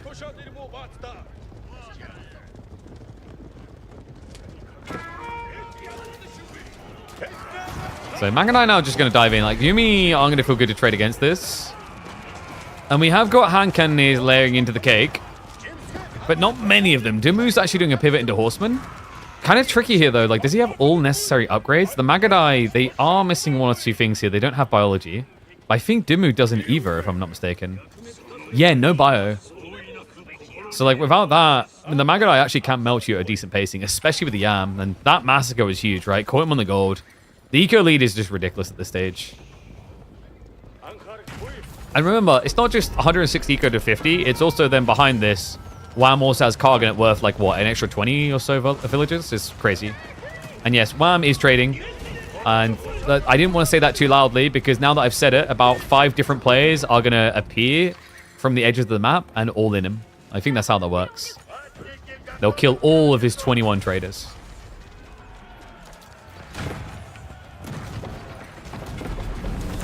Yeah, I believe the boyos... Let me check my chat messages. I think Chum will send the draft across to me once it starts. Because the patch should be releasing now or in like a few minutes.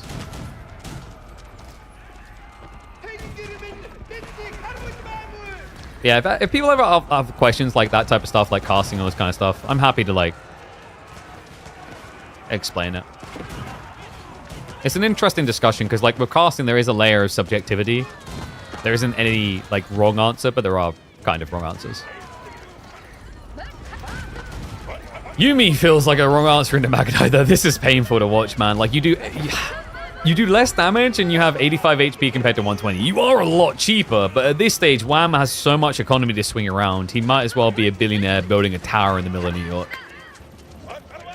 Only difference here is he has no debt. Yeah, 35 Magadai. It's going to break through. Dimmu, this looks like the beginning of the end. Because, like, at this rate, you don't have any walls up. Magadai are going to start flooding your farm area next, should be the objective. The other awkward part is going to be gold. Because if he wants to get out of Yuumi, that's going to require him to lean more gold heavy into things like Matt Sammer or Hankaneers or whatnot. Tanagashi Gunsmith also hasn't been stockpiling points. He's just been spending them straight away. Did the finals happen? No, the finals are coming up shortly. We're catching the last game between Wham and Dumu, so that we had some content instead of it just being dead air while we wait for the patch to drop. Because the patch is meant to be dropping now. It should be now. Don't know if it has been now.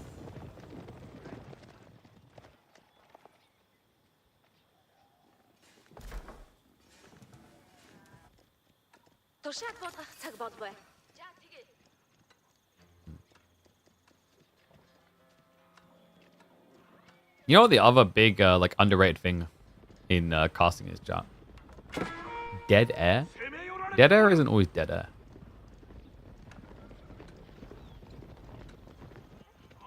I think also there's these longer streams. It's actually kind of relaxing.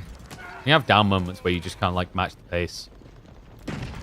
Something that I think I've improved upon ever since I started hosting years ago was I used to be like a rapid fire. I still do it a lot when I cast, but like rapid fire when you analyze is silly. If you've got the time, take the time and like spread out the time to talk about something conceptually. Let people actually soak in the words to understand what you're talking about, instead of just like machine gunning the point and then running out of time. That is especially valuable, I think, for AoE4 casters because our game's a lot slower. Also, what the hell happened there? Let me bring that down. Reminder, guys, we are working with Gigabyte. You see that link? It's good time to click it. Go check them out right now. They have got an offer on where if you buy their new GPUs and motherboards, you'll get a nice little discount as well as a bunch of games for free with their listed vendors. It's pretty awesome. They've even got alters in there. I honestly might go and request a code for alters. It looks like a really fun game. Maybe we should do like a variety stream day where we try that out or something. Yeah, some really cool games in there.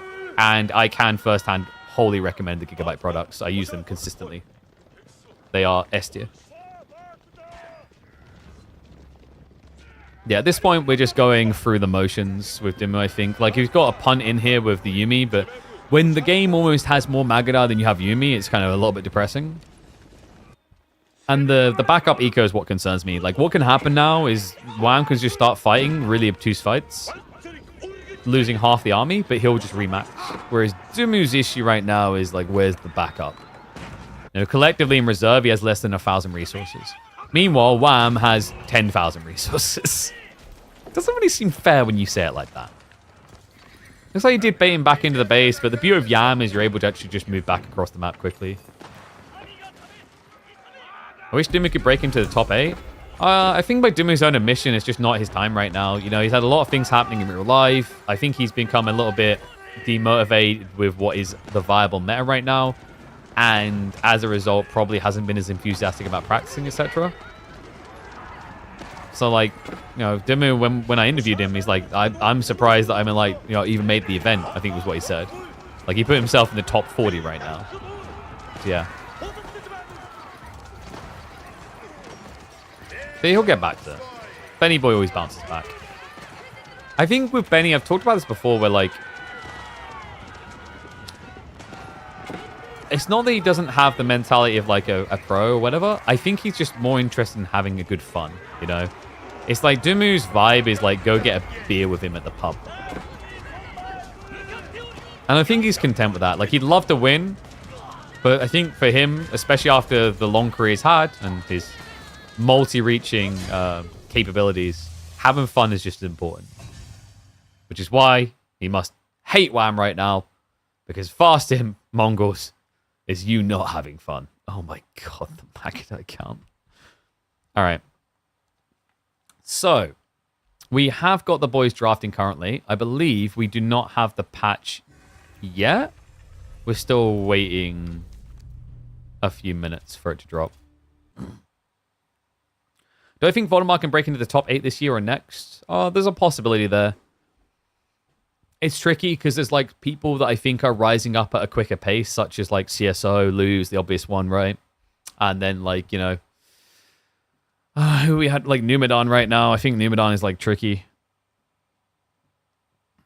Because, like, top 8, you're talking about, like, well, you see some of them here, right? Like, you've got Wham, you've got, like, Numidan as a potential riser, B goes up and down that area, Dumu as well. And then, like, you've got the return of Vortex, you've got Lucifron, you've got BC, you've got Marine Lord, you've got Anatan, you've got Louis MT, you've got CSO. So it's a little bit tricky.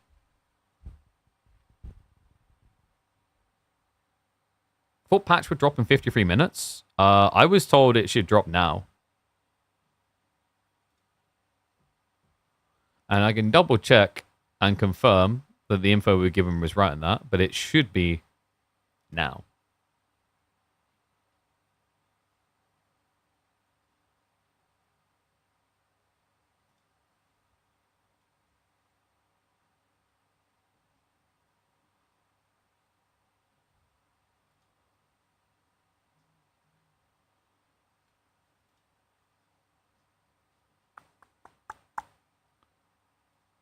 Where was it?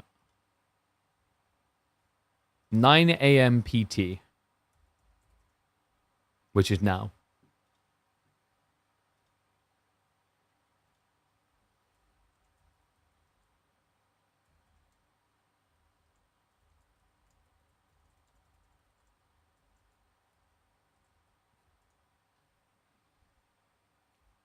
So yeah, we're just basically waiting for that.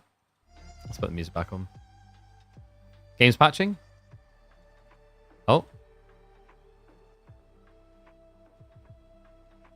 Is it?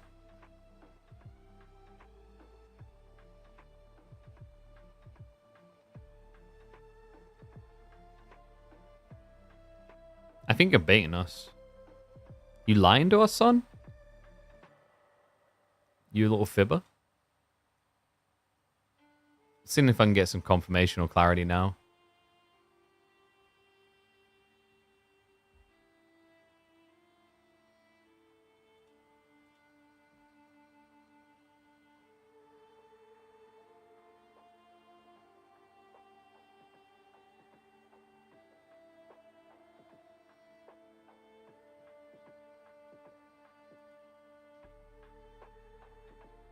I am like in twiddling thumbs mode, waiting for responses.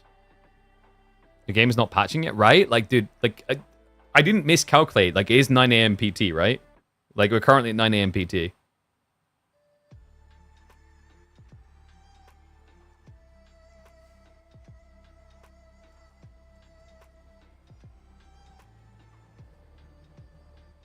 Like, it's supposed to be live right now.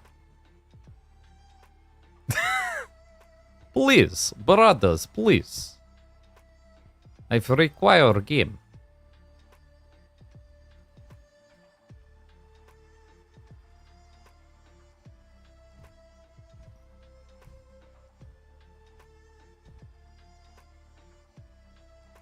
Wait, what we send screenshot of? Oh, wait, so it's on the Xbox app, but not Steam? What the hell? What is this elitism for their own platform? Do Steam users not matter anymore? Disgusting. Yeah, so if you're just tuning in, guys, what we're waiting for is Numidan versus Wham. We've got a best of 7. It's going to be the first official Microsoft Tournament Finals on the Season 11 patch. What a flex. And what an interesting one as well. Numidan versus Wham. Just a crazy outcome today. I love it, though. Like, this is what I look forward to, is, like, new players coming through. I think it's actually really unhealthy for a scene to be reliant on, like, 2 or 3 players as, like, you know, the ones you expect to see in grand finals are the ones that draw viewership. Like, you want to be at a stage where anyone can beat anyone, because then you just don't know the outcome, and also it means you're less held hostage if they leave, right? Like, if you think about it, you had, like, stages of AV4 when it went in this downgrowth phase where, like, if Grubby stopped playing, okay, like, Beastie takes his place, but then, like, the viewership overall is lower than what it was. And you could, like, if Beastie was to then leave, it would happen again and potentially shrink and shrink. So, yeah, I, for one, look forward to seeing more and more players able to compete like this.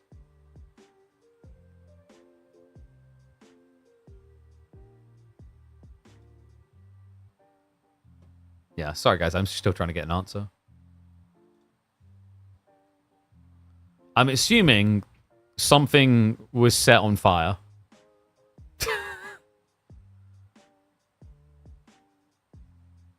Would be my guess. Something has broken. Ah, okay. Thank you. Yeah, so game ready to update, but like AoE 4 on Steam isn't. Let me... What I'll do is I'll quickly like sign out and sign in, and that should fix it probably. Because Steam's weird sometimes like that. By the way, guys, reminder, if you are looking at this laptop and thinking, oh my god, that is sick, it's the PC Specialist people that gave us to this thing. This is a badass laptop. I have now added to the description the panels. If you look under PC specs, you've got my PC spec for the main here. And then just below it is the laptop. So you can actually replicate this on the website if you want the exact same setup that I've got here. They also do PCs as well as all-in-one configuration PCs. Restart Steam is working? Mine didn't. Unless it just downloaded and I didn't notice. Because it was that quick. Let's try again.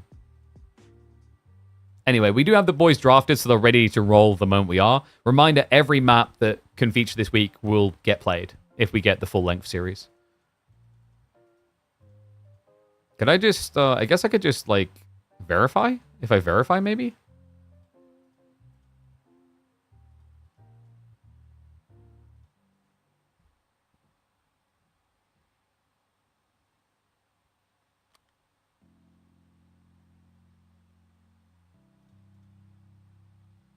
That'll presumably fix it. Just a quick verification, I reckon. Oh no, not this crap again. No. I went to check on the YouTube one, but I clicked on the wrong thing. I just started playing anime. Anime that last time got my video demonetized. Yeah, dude, like that crap like drives me a bit nuts on the YouTube side with live streams, right? It's like it was the stream where we streamed 7 hours. Actually 8.5 hours. And then it tried to demonetize the entire live stream for 1 hour and 20 seconds played.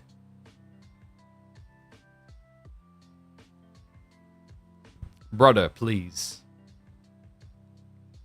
You'd actually restart Steam itself. Okay, that's even weirder. I'm validating. I figured that would work. Wait, where's the restart option? Do you mean just like actually like force close it with Task Manager? Why do they make updates so complicated sometimes? 5% complete. Well, the good news is, like, mine is just going to completely, like, zerg through. Oh, exit. Okay. Because I've got, like, 1 gig up, down. No, I tried Switch account. Switch account didn't work. If I press play, maybe it will, like, force the update.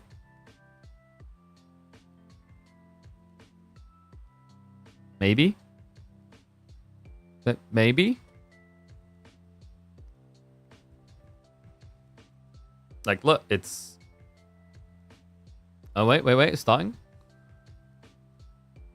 Infinite laptop screen? Yeah, right? Like, if you look... Like, I've said this. Like, this PC... Like, this is the thing about PC Specialist PCs, right? People say, like, they'll sell you something that can... You know, it can run this game at this frames, but this thing manages max frame rates while streaming, playing the game, recording the game, and then also, if you look, it's actually running a second version of the game, a second version of the stream. It's a whole other PC inside the PC inside the PC at PC Specialists, which shows you why their PCs and laptops are the best. Can't make it up. Exclamation mark PCS. Code Pigeon at checkout. All right, so I don't know if I actually like got given the update or not, because the other thing that's awkward with AoE 4, as you guys know, is like they don't often actually use the notifications page very well. So I don't know. Are we updated? Are we not updated? All right, let's try this. Yeah, so what was that? So if we go right-clicking updates. I don't have updates. Oh, wait, there it is. Immediately.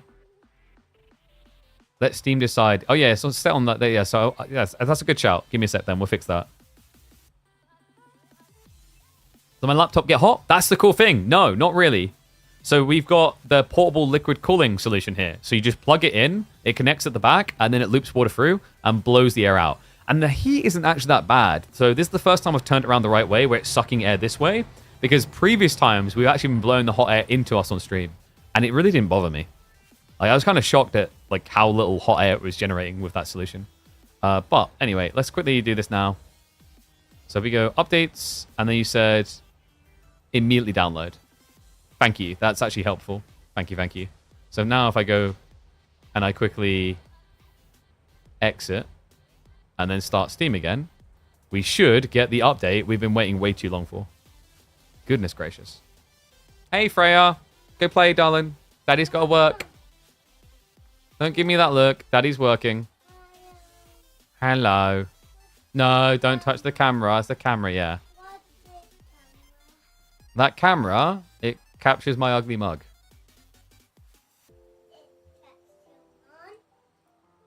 Close enough. Just got Freya in the background here, chat.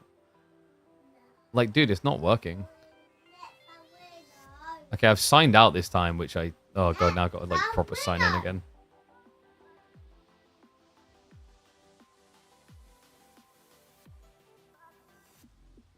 Why does it suck? Just give me my update, damn it. Sorry about this, guys. We should have been able to start by now.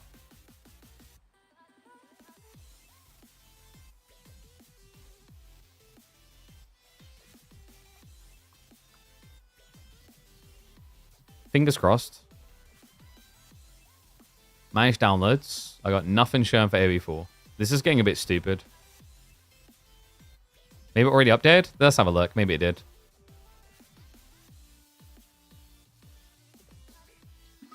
How could we easily check? That's the thing. In theory, it could have, because my piece, like my internet's fast, right?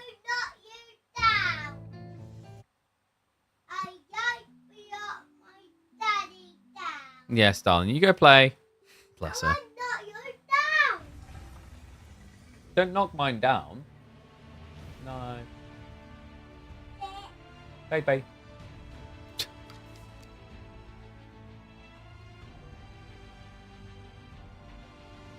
Hop in, see if you can view any... Oh, yeah, you're right, actually. Yeah, let's have a look. That's a good call. My brain is not with it today. Thankfully, Twitch chat, YouTube chat combined has like a million IQ. I think we're good, right? Yeah, we're good. Okay, we're good. All right, so the boys, are they getting into game one? I think they are. They're literally now starting.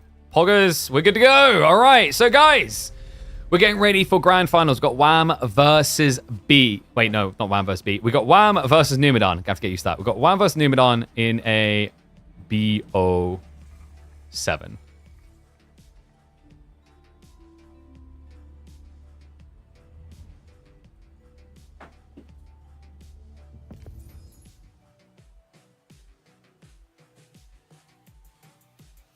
Nice. All right, I'm going to run ads now. And then once they're done, we should be in game. That should also mean you guys don't have to worry about ads for... Let me see. It's WAM and Numidan playing. So probably about 0.8 of a game. I'll run the 3 minutes now. If you guys want to talk to me, feel free to. We can still chat while we wait for the game. Reminder, by the way, perfect time to subscribe. I'm going to have a look here. How are we doing actually on the sub goal? I think we've still got some ways to go. So we are sitting at 93 out of 100. Let's get that farm push going. So if we get 7 more unique subscribers, it means we actually get 10% more revenue overall from Twitch, which like adds up to quite a bit. So goes a long way to helping. A reminder, you know, for the low price of a few bucks, you're getting over 100 hours of content. And we should... I know you guys are like, oh my god, KPMM's coming to an end. What's next? We should have some exciting things, hopefully, to announce. I'm aiming for tomorrow to announce what we're going to be up to next. Just because I've got some fun. I was like going to try to do it today, but I'm still waiting on a few details. So we're going to aim for tomorrow to say what's going to be coming. And what's up, Floridian? Thank you very much, mate. Appreciate the 5 gifted subs. I think gifted don't count, but still, you're a legend for that. Actually, like, if people want to load me up on gifted, I'll take that. I don't know why Twitch does it this way, where gifted doesn't count. It's like, basically, it requires people to themselves sub to count as one of those unique ones. It's why it's weird. Like, you'll see people who have, like, 800 subs, and they only have 100 towards the sub goal or something. Because Twitch goes out of the way to hold on to all the money. But Floridian, still, you're a superstar for that. It's still money that helps us on our journey as a full-time content creator. Yes, I do get paid for gifted subs. What I'm saying is, like, the gifted subs gives me money, for the specific like sub goal thing I talked about, it requires people to sub themselves. So what Floridian's done there is still like a superstar thing. And then if we get like, so right now, let's say Floridian spent $25, right? Currently we get $12.50. If we hit the 100 unique subbers goal where they subscribe themselves, what that then means is instead of getting $12.50, we would get, I think, $15. Hope that didn't sound like I was like saying, oh, Floridian, you're useless. That wasn't my goal. Just reminding people like subbing individually also helps. Floridian is a legend, but don't make him do all the carrying. Because like in fairness, if it did work based on just like hitting the gifted or whatever, like people like Floridian, Faplarp, and Marv would probably get me there each month. I really wish Twitch changes it because it's like it's so unnecessary. Twitch has a lot of these obtuse things, and it's kind of depressing because I don't know if you guys heard about this. They recently had like a revelation. Was it like 60% of their revenue or something comes from the creators' revenue, the cut basically. And yes, this is a new patch. This is the first tournament game on the brand new patch, and it's an official Microsoft tournament. How about that for Legendary? Oh, let me at out as well. This is what I mean about like making people aware. So I'm gonna ping people again. At here, Grand Finals, new patch, starting now. Boom! That should get the people in. I mean, it should. Do we do an at everyone? I feel weird about everyone's. Maybe not. We'll do it at his.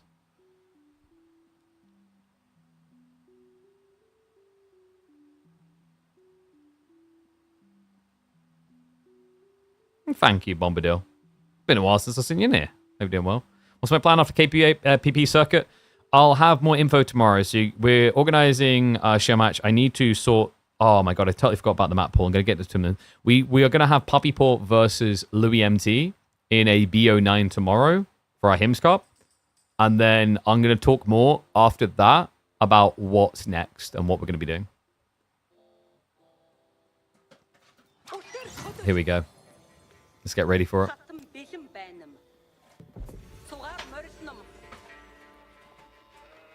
Look at us, always being first. One and all, welcome back to the channel for the first ever finals on Season 11. And it's a Microsoft tournament that. It's our final edition of the Midweek Muster, and it's Grand Finals time. We have got Numidan versus Wham in a best of 7. Numu, he starts off as he always does on Atakama. It is going to be that lethal French pick that he has yet to drop a game this week with. But as we know, his opponent on the other side is definitely going to be no pushover. It's Wham's Mongols. Mongols that was able to push Dumu out of the tournament 3-1 in the end in those semis. And folks, you are seeing that correctly. B did get 3-1'd by Numu. So before anyone gets in this like, oh, I mean, clearly Wham's going to like just roll over him. Wham's like, you know, the best thing since cheddar cheese.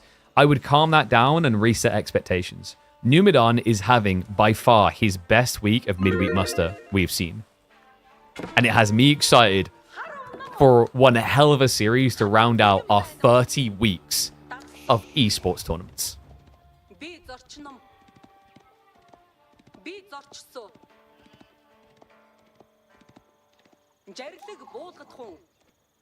So what is the dynamics we're looking for here? If Mongols are looking for fast imp, I actually think like French is meant to be quite a good civ at stopping that, right? Because you just kind of all in French knights plus archers and you keep pressuring them. And Numidan does like that build, by the way. We've seen him do it multiple times. It's Puppypool versus Louis Hims Cup regular games. I'm figuring out what we're doing now. We'll probably aim to do something map-oriented. And then next week, I'm working on another brand new map. I gave a task to Caillou, but I totally forgot to give it to him earlier. So we will be aiming to have new maps. It's just probably this week. We'll just try to get a bit creative with the map pool. I'm actually thinking of leaning towards mostly Knights of Cross and Rose maps, which would mean a lot that haven't been played in tournaments before.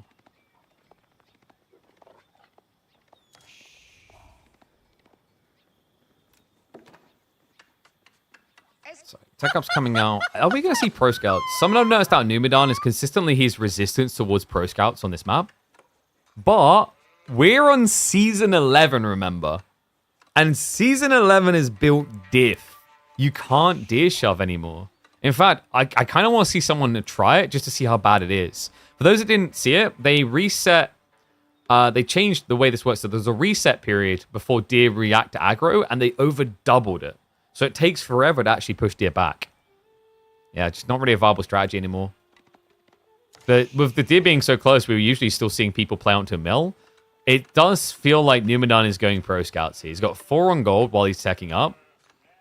He hasn't dropped a mill yet, though, so maybe he opens Knight, switches Pro Scouts afterwards. Ram, in response, only has 1 on gold, so he's not rushing towards that either. He has been stockpiling stone. Does he go for a Keshik opening? Probably going to be likely to be spears here. And what is up, Always Cursing? I just saw the gifted sub. Thank you very much, mate. Appreciate you. Remember, guys, whether you're watching this live or later, always come by and drop the subs. It does support the channel. It supports us on our journey as a full-time content creator. You guys are superstars for it. Ah, finite. Deer pushing is dead, confirmed. Yep. So here's my take on the deer shoving. I think deer shoving needed to be nerfed currently. But my hopes is that down the line, we get new food types added to the game. And once we have those new food types, they'll revert the deer shove change. Make sense? Like, I think then it's interesting where deer shoving could be viable on certain maps where there's a lot of deer in a certain format. But then other maps, it's not really something you think about because you have all these food choices. But currently, because there's a lack of food diversity in general, we only have berries, boar, and deer. And for certain civs, berries is great, others is terrible, and certain civs, they can't even boar.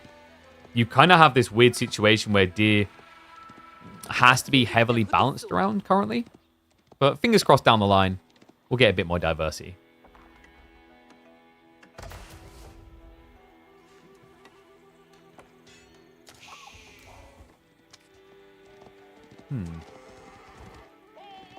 So first Knight's out, and it is Archer straight away, so he isn't going Pro Scouts at all. No, and this has been kind of a recurring pattern for Numidan. I thought he might just, now with the changes to deer shoving, do Pro Scouts on slight delay. But he's going to try to, what, play loose food against Magadai? That's a very dangerous game. As even more so when they do this. Wham understands. He packs up the deer stone, moves it across, and, you know, it's interesting we talked and hyped up Numidan looking really powerful on the French.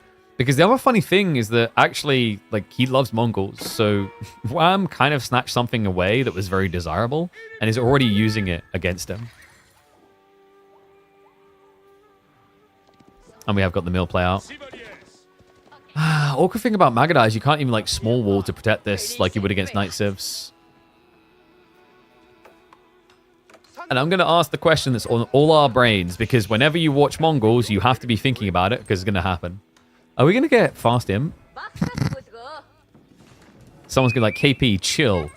We're 5 minutes into the game. It's like, yeah, then we're a third of the way to fast imp. Mongols always aim for this. And they did recently tweak Mongols, right? Like, exclamation mark patch notes if you want to watch my YouTube video on it later, where we talked about it. Fundamentally, they didn't change anything that mattered about Mongol fast imp. They changed some of the ramifications when you get there, right? Because I believe they tweaked Karganet to be, I think, 5 or 10 seconds slower on production of units. So if you luck out like Wham and get double Hoo-Hee power, you're screwed now, XD. But the path to Imp hasn't changed, right? It hasn't been nerfed in any substantial way, outside maybe deer shoving, but I don't feel like we saw too much like deer shoving shenanigans for Mongols anyway. We do, however, have Pro Scouts coming in. And this I kind of dig. He's got Magadai up in his face. The Deer Stone comes in, which means he now can't move. Now, this is an interesting thing, guys. Numidan versus Wham, anyone who knows these players on paper knows them as mid to late game macro players. That's how they get envisioned. That's how they get talked about. But both of them have aggressive lines they take. And Wham in particular this week, on his route into the finals, has leaned more aggressive than I think he has in most weeks. So if you're thinking this is just going to be a chill vibe, nothing happening, think again. He's already posturing in a very aggressive fashion, but the archer response from Numidan should be enough to make Wham back off. Now, because he just went into Pro Scouts, Keshik isn't really that viable. You'd have to wait. That's also interesting. He's actually committing the stone to the double scout pump timing.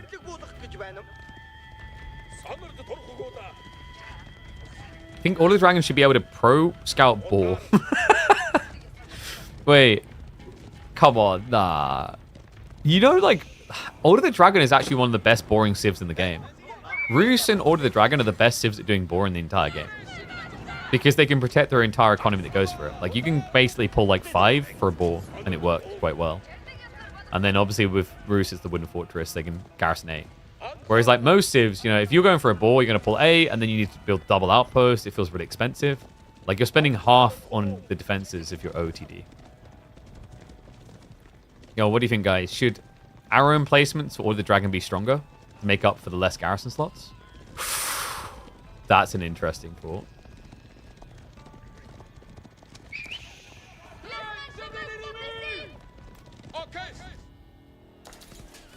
Okay, so what's Numidan's win condition now?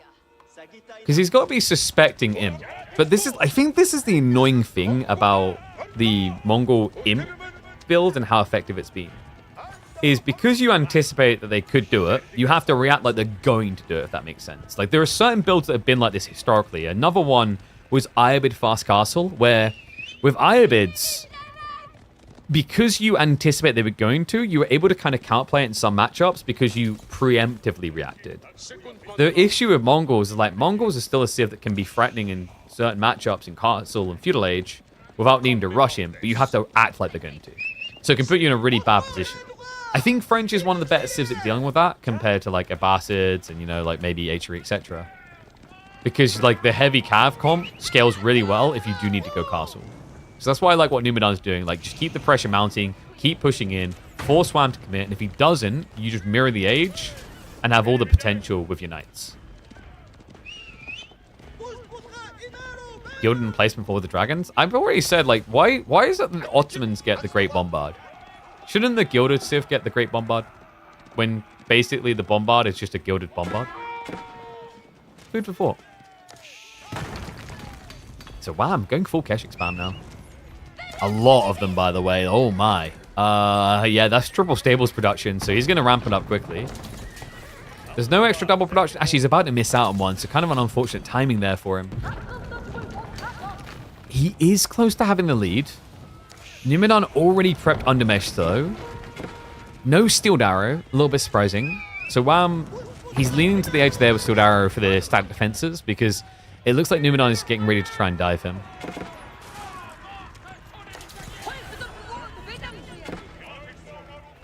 Ottomans had the biggest bombardment in real life. We're known for using them. How do we classify a bombard? Germany did have that giant cannon on a train track.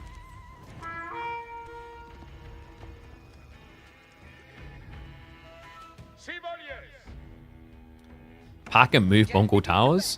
I honestly, in my heart of hearts, I believe there was an early version of the game where that was allowed and they just overlooked it. Right? Like, it does seem like the type of thing that just got overlooked in the hype early days. Like, if you think about it, even once Age of Empires 4 released, the TC being able to land rush was overlooked. Not overlooked this fight. This is a big one. Keshik's numbers are in his favor.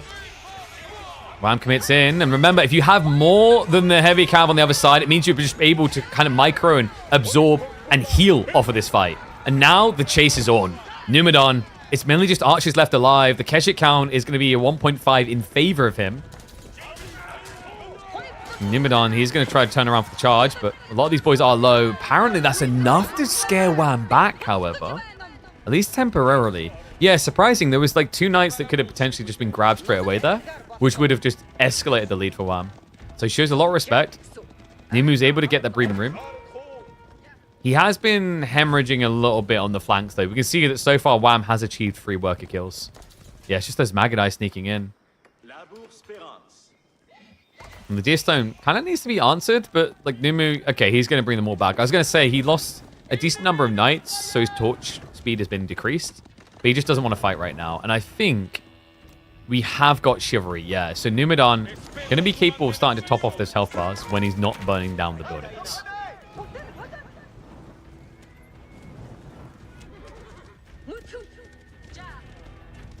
When's the new rank going to be playable? Never! You just have to watch my streams instead. And watch all these matches we put on where we pay players to play. Imagine they just don't want to play for fun. They want money. Filthy gold diggers. Anyway, we've got the Knights making their defense, but look at the health bars! Numidan, he already just lost 3 of them. Keshi line is spinning a bit. There is the standard defenses, but the archers are also now being sniped down. And we also have the Yam now, right? Like, the Deerstone comes about to be a nuisance here. Numidan, barely any cavalry left alive, and Wham is getting ready for Castle Age while diving like this. All right, no doubt about it, folks. This is Wham opening aggro as he has been this week. Numidan has just got a jolt to the system, a wake-up call. If he wants to beat Wham, he can't think about the mid game. He can't think about the late game, the aggro. He needs to think about the now. This is what Wham has been excelling at this week. Almost like he takes the idea of him being a maybe macro game focused player offensively. He's been trying to make a new name for himself, and I love it. I think Wham, the best way to describe him, like even with that focus on like mid game in the past, is a timing player more than anything. And he's finding these pristine timings. Tech up coming in behind this. Numidan has practically no knights. Villages on the berries is a disaster. And it feels like the Mongol plan is a bit more comfortable with the changes here with Atakama in Season 11. The Canadian will reach up into the Castle Age, and Numidan is going to probably be reaching over to the GG key here.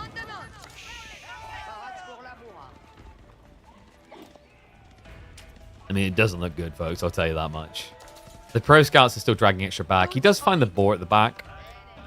I guess Numidan needs to be convinced of the game. I think the next fight is just going to be incredibly hard, right? Like, maybe if Numidan had more outposts, he'd be able to hold here. But otherwise, I'm kind of struggling, man. Numu is going for his infamous Atakama walls. He likes to do these quite early. Actually, funnily enough, guys, both players do. But, like, weirdly enough, this game, Wham didn't build walls. What a weirdo, right?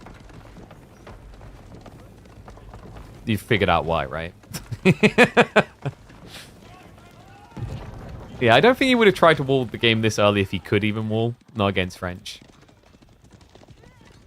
So step readout activated on the side. Does Wham just rush Imperial now? I thought he'd just kind of double down because Numidan's stuck in the age.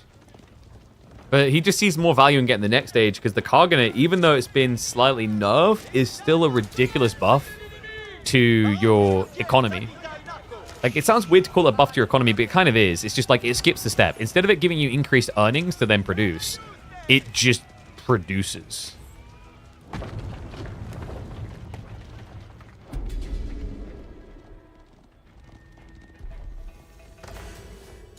Numidan with the Rollins too. I've seen him do this before for like an all-in timing after being reset to 0 knights, and he has made it work.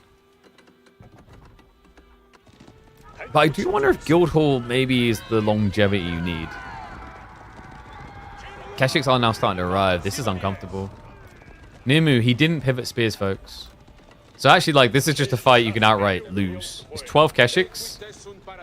Wham is showing a lot of respect, but I think he just mainly wants map control. He's already starting to target the monks, the relics.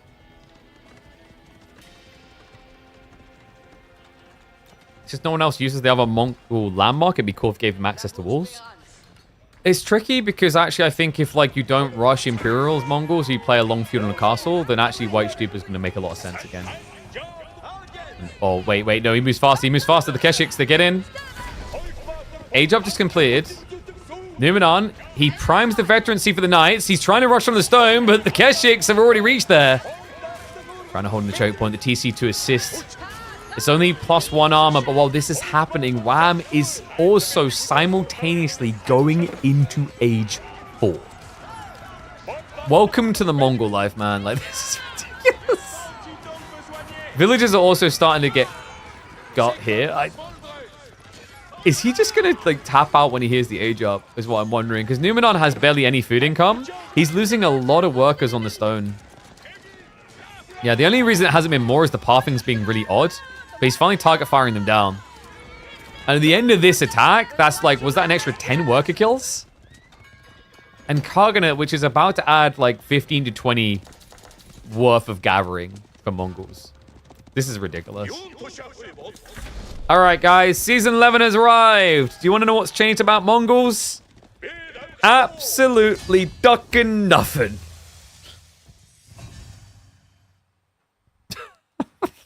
Seriously, nothing has changed about them whatsoever.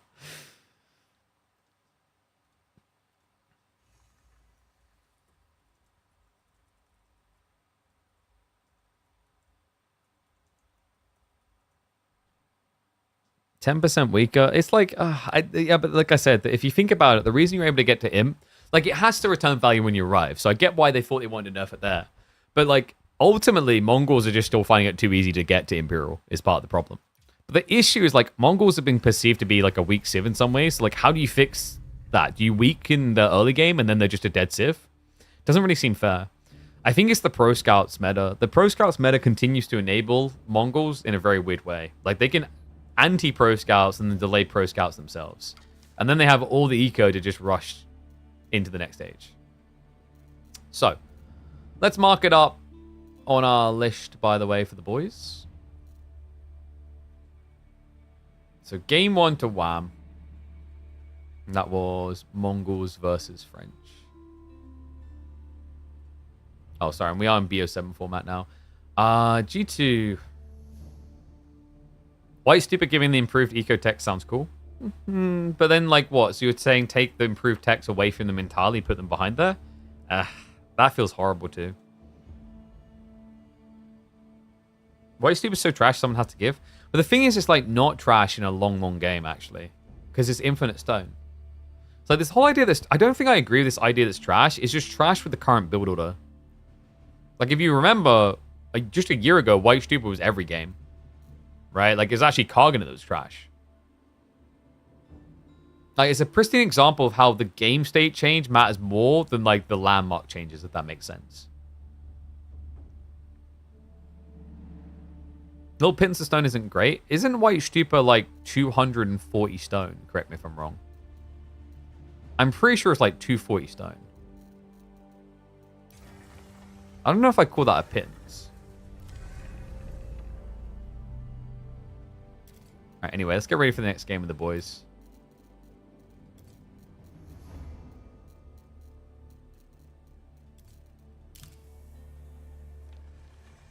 Let the Mongols be able to eat dead horses. Let me eat people.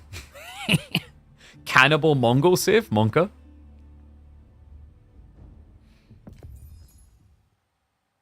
Is exactly 240 stone. That's pretty good, though. Did Wham get to Timp? It's Mongols. Like, do you really have to ask that question? Oh my god. Like, wait, actually, also the civs are weird. Welcome back to the channel for the first official tournament series on Season 11. We hop into game number 2, where Wham has already built a lead. And folks, this is getting weird. Game 1 was Mongols, Game 2 is Byzantines. Numidan, most of the picks that he seeks and thrives on have been snatched away from him by the Canadian. It's a grim tale to start with, after Numidan had such an impressive performance in his semifinals up against B. He finds himself in a tricky situation here. Let's see if Malians can get him back on track. We are going to be hopping into Dry Arabia for game number 2. A decent map for Malians. Like, you know, it's kind of like the cookie cutter pick. I think Malians has kind of filled that role for quite a while, where they don't necessarily feel terrible per se. Byzantines on the other side is going to be intriguing, though. Like, in theory, Byzantines aren't very good at dealing with Malian pit mines early. But this is like a very weird matchup, because we essentially have the two civs that it's best to spim and rush against, with two of the worst civs at spim and rushing. So we're probably going to see a very different opening to what you guys are used to seeing. When you watch Malian games, you're usually looking for a Rax rush from one side. And when you watch Byzantine games, you're usually looking for that outpost rush because you can go after their berries, right? Like, that's the very big difference between Byzantines and most other civs, is the thing you outpost rush, you can outpost rush 2 minutes later than any other civ you can against. Also interesting from Numu, he went for a double scout opener. I like this. This is really cool, actually, in Malians. Malians is actually by far the best 2-scout opening civ in the game, because it only takes them 14 seconds compared to a much more lofty 23 seconds. Now, the trade-off is you pay a lot more food for that, but the benefit is that you're sacrificing less villager production to make this play. It is interesting to see him do it against Byzantines, which is a civ that like revolves around the idea of going for the berries. And yeah, the argument that Rus is the best 2-scout opener civ, it's different, isn't it? I agree with where you're coming from, but what I'm talking about is immediacy. Rus cannot match the Malians' point in the game where they get 2 scouts out. No civ can.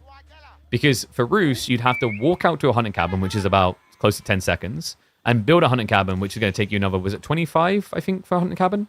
And then you have to produce the scout, which takes 23. Meanwhile, let me run you through the really complicated way for a Malian player to produce a scout. You enter the game, you click the TC, you press W. You wait 14 seconds, you have a scout. So you get it about 30 seconds quicker. You don't lose a vill? Yeah, but it's a trade-off logic, right? Like, if you're going for this play, it's because you're trying to starve your opponent off of sheep. I think what you're going to see is if Pro Scouts falls completely out of favor, 2-scout Malian openings is probably going to become more popular because of the resource denial. Like, you know, I'm not the greatest fan of Pro Scouts, but the thing that I can at least appreciate is Pro Scouts' relevance has minimized the absurdity of sheep RNG to a certain degree. It can still matter in a double Pro Scout game, but you have more options. That's why I've been talking a lot about how I'd love to see apple trees and, like, you know, ducks/chickens and elephants and all these other things to the map. Because I think it's very important if you, for example, lose the sheep game, you shouldn't feel like you're 12 steps behind. But currently, with the way AoE4 functions, if Pro Scouts doesn't exist, losing the sheep game is pretty damning for like 8 out of 10 civs. The exceptions being, for example, Byzantines and English are the main ones that come to mind. And Malians, actually. English, Malians, Byzantines are probably the best civs at dealing with a lack of sheep. But we've seen other civs like French, Jean, for example. You know, you come back to your base after sheep rotation, you've only got 5 sheep. We've literally seen pro-level players just call GG within 4 minutes. No GG on the ground winery here. Numidan, as we expected, there was no aggro coming out from either player. Nothing's changed in this game for Pro Scouts. I don't see it leaving the meta. Agreed. But I'm talking in the future, what you'll see. Right? So I'm doing Oracle Ball. I didn't even put a timeline on it. That's the genius, right? So now, 4 years from now, when Malian 2-Scout Opener becomes the go-to, I look like a genius. No, I think if they nerf Pro Scouts again or introduce new food types, like, that's going to be where it gets interesting to see if the 2-Scout Malian takes over.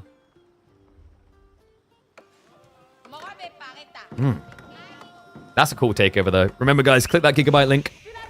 Support them for supporting the channel. I want to see if we can get Gigabyte to come back more consistently in AoE 4. So definitely help them on the awareness campaign. Go check out their products, because they definitely deliver bangers. And I'm hoping Numidan is going to deliver a banger of a game here. Oh, we've got Ranch Rush. The amount of people who come in asking me if when rank's going to be available. All right, guys. Like, one sec. Let me just get on the phone to Microsoft. It's really important that like I ring them up. So one sec. So I'll quickly just open up my my call log now. Τι πράγμα θέλεις?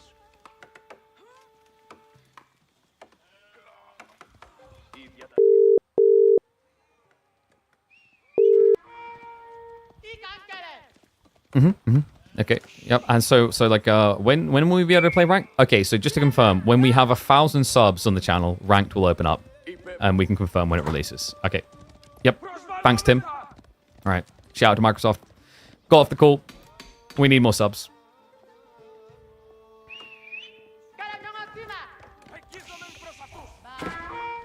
Horseman spam's interesting from WAM. Yeah, and wait, did Numidan misread? Like, he's just going straight jabs. Okay, he's finally hanging Donzos. Interesting that you open up with javelins. I guess, like, obviously your opponent can't, like, dive you straight away as part of the fort. And we do have the system levels rushing up. Like, this is the thing that's kind of actually making Byzantines more absurd than the previous version.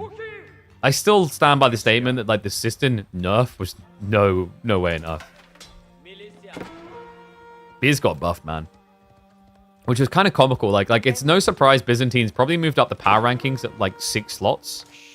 Because what essentially happened is that they got a buff to their ramp up. It cost them the initial merc timing, but whatever, right? They got a buff to their ramp up, while the biggest counterplay to them, which was the Pro Scouts meta, got nerfed. Am I Bill Gates? Yes, only for the day, though. I haven't received enough subs to stay Bill Gates. After 6 minutes is a buff, right? So unless you're only playing against Mongol players, where the games are over in 10 minutes, the Byzantine change was a buff. So we have got the sealed arrow coming in. Yeah, pretty smart, because Wham is actually going full aggro. Check this, it's double longbow. Wait, he was... I mean, you kind of assume this, like, when you see Horseman, but I think he was hoping that Numu would overreact into Donzos and not have jabs. So, like, Numidan's beginning into javelins is actually paying off. I guess this is the expected outcome, guys, because, like, if you go javelins as Byzantines, with the delayed new timings, your opponent should have more javelins than you, and he can keep scaling them. So Lombos definitely makes more sense, and that's an interesting follow-up. We have got the Kira Siphon. A Kira Siphon player that is actually stronger against Malians than almost any Civ in the game. I'd say the Kira Siphon strat is probably best against Rus and Malians. Malians, because of all these stacked buildings close together, where they can hit 2 to 3 structures at once. And specifically against Rus, because you have this really good timing to break a wooden fortress. And you guys remember what happens when the flamethrower hits smaller buildings, right? Like, you actually overflow the damage and hit the repair crew. Other thing as well is, like, most Malian players, to defend themselves, are going to scale mainly javelins. So who kills the Kira Siphon? Because you ain't killing it from ranged. Not quickly, that's for sure.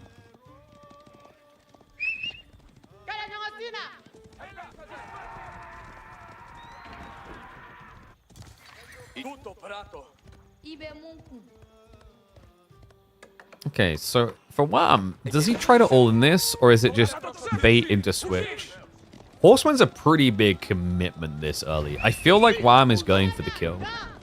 He's keeping the pattern, right? We said at the start of the series, like, Wham has kind of been remolding himself this week into an even more aggressive player than I think I've historically seen. And I gotta say I'm impressed, man.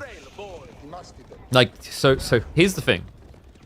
I would always say that Wham was the more chill guy compared to Puppy Pool. Like, if you had to line up those two, I would say Wham likes macro more than Puppy Pool. Puppy Pool doesn't mind mid-game, but he'll do these kind of crazy aggro plays.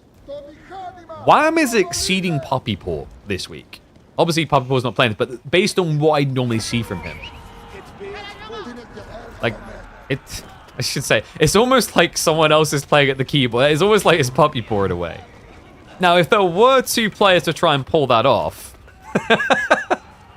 these would be the ones. Double Kira Siphon, though. And look at what he's doing to Numidan. Forced him completely out of position. Horsemen are starting to commit in. Now, the idea is not bad here from Numidan, right? You just trade out, you kill the Lombos. That's not a rescalable comp. Does scare him away. Kira Siphon just about survives. He didn't get anything. Yeah, he didn't even kill the pit mine for that. No, I think this was a great defense by Numu. And the chase is now on. Behind this, Wham has started to stockpile up resources. Need to be careful on overextension. The Donzos are wasting a lot of time on the Kira Siphons. And now the Horsemen... Well, they actually just commit into the Donzos, weirdly enough. Yeah, he just feels like he has good enough numbers. So Lombos snipe them down, but Horsemen also. More Donzos being produced. But guys, like, Wham is a slippery goose, man. A 25% eco buff is no joke. Well, actually, it's more than that. It's 28%, right? Oh, sorry, 26. Look at what his economy has achieved here. He's going castle while taking fights like that. Militarily, they're still neck and neck. Difference is, Numidan, because of all this required defense, he didn't rush the ranches as much. He slowed down there. So his age up isn't really ready to cook yet.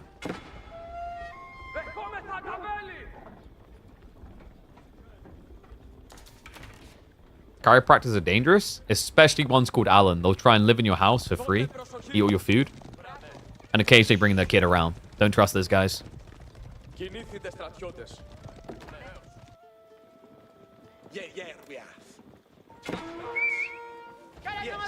What's Nimu's reaction to this? I think you just have to rush Fulani now.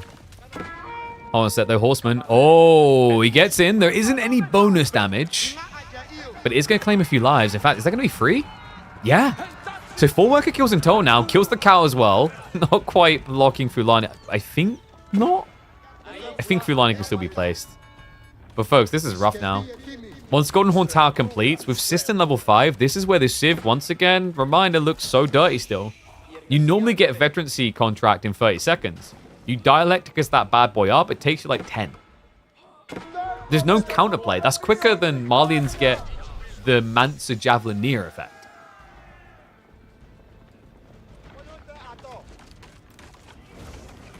I mean, look at it coming in. It's like it's done in 10 seconds. Horseman Vet is coming in 15. Took 24 seconds instead of the full 1 minute. When does Season 11 start? Season 11 has started. This is literally the first esport series on Season 11 in Age of Empires 4. We marked it up. We planted our flag. We claimed history here. First Microsoft Grand Finals of Season 11. Tips the hat. And well, I think we'll be tipping the hat farewell to Numu in game number 2. Wham! Just relentlessly with the dive in here. Lombos to clear the way. He's overkilling the Donzos right now, but the Horseman should be able to contest the Javs. Numu still has not aged up, and if he wants to, he won't be able to produce the defense anymore, and he needs it. Stat. Double military lead and scaling. Numu, there's just nowhere to really run here. And the Horseman with the dive, I mean, they got 4 ranged armor. They don't die fast to this. Longbow sniping the workers. And Wham is looking to snipe this in record time. He had to wait almost 3 hours for this. And now that he's in with a groove and motion underway, he wastes no time at all. 2 away from finishing our 30-week esports circuit with a big Canadian flag planted in that final week.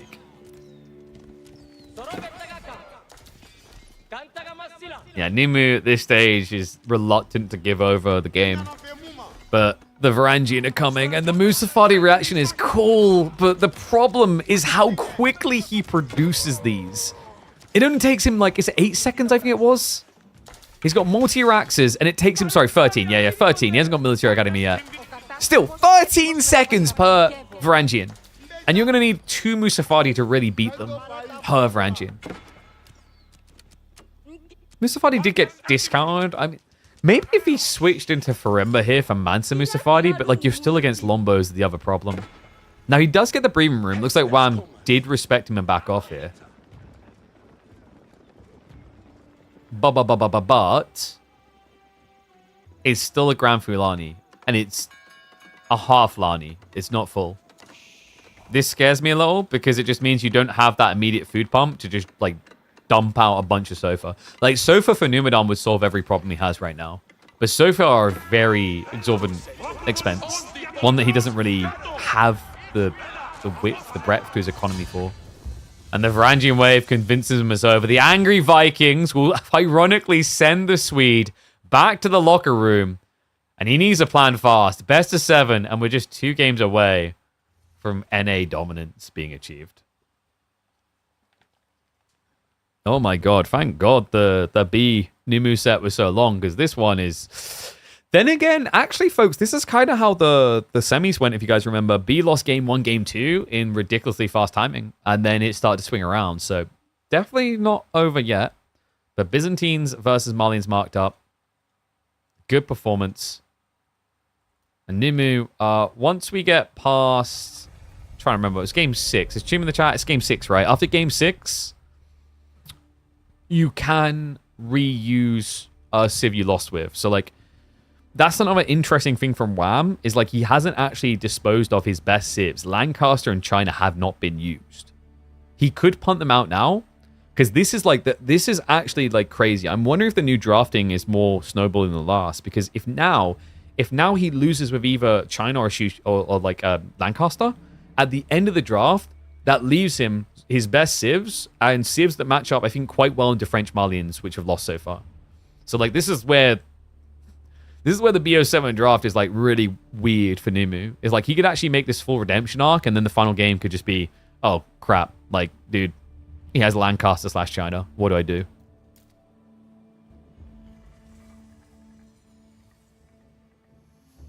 Yo, what's up, Ready This Late? Why haven't you been in ages? What's been going on? How's the leg? It's getting there.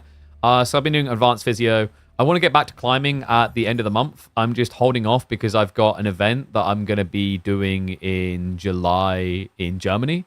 And I'd rather not break myself again before going there, XD. So yeah, I'll get back to climbing soon. I might look to start streaming it. I think that might be something that I do like exclusively on a different platform. Just because like the reason why I do it on a different platform, guys, is you don't want to like break your numbers on Twitch. You want to try to hold them strong so that like when sponsors reach out to you, they pay you more money. It's just one of those weird dynamics.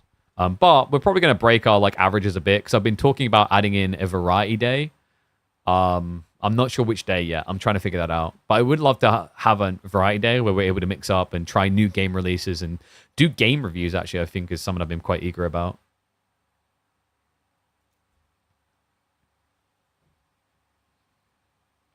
How to deal mentally with not being able to exercise like that, like before? I don't know. I think I just didn't think about it much. It didn't help that like I was getting, you know, Cadbury's, cream eggs and stuff like that for Father's Day. But I try not to think about it too much. The thing that I do say to people is like, I haven't really put on weight because what people don't realize is actually casting burns a lot of calories. It sounds weird and you're like, KP, you're full cap. I'm not, guys. Like, casting actually burns a substantial amount of calories because we're very energetic and we talk a lot. And like, you know, you're also like quite often you're going to be in a hot room. Potentially, like you'd be surprised. And you can look at that when like Fat KP when I first started casting back in 2018 versus now. Like exercise is still important, but casting can actually burn calories. Non-stop work. Oh damn. Well, hopefully they haven't been working you to death. But like my leg right now, actually like my leg here hurts a lot from the physio on Tuesday. I think I overdone it a bit, so I might have pulled the muscle a bit. How you don't get sad, you don't think... Yeah. Dude, like, being sad is a state of mind, right? You choose it, or you don't. You know, that's a poetic way to start this game, isn't it?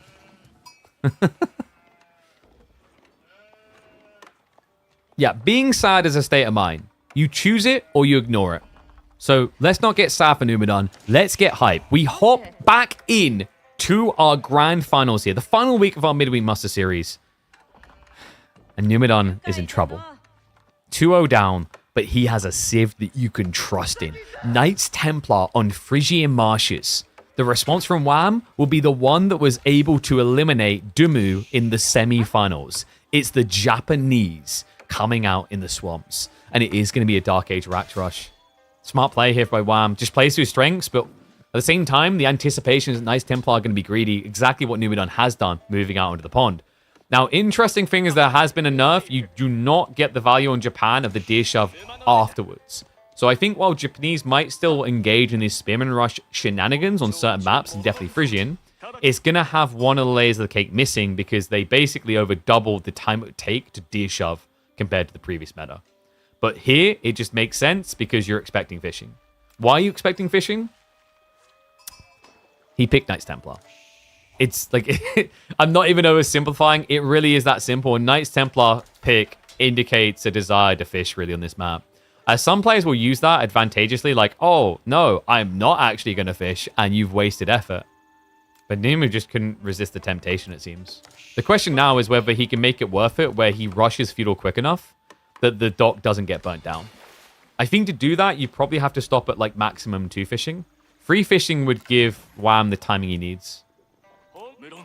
Yeah, because like if you do find that Feudal quick enough, you actually turn this advantageous play into a huge disadvantage for Wham. Because he'd have access to Rax units that you don't really want against Knights Templar Archer Blob.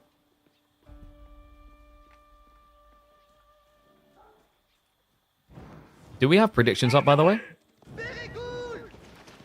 I don't think we do. Let me fix that.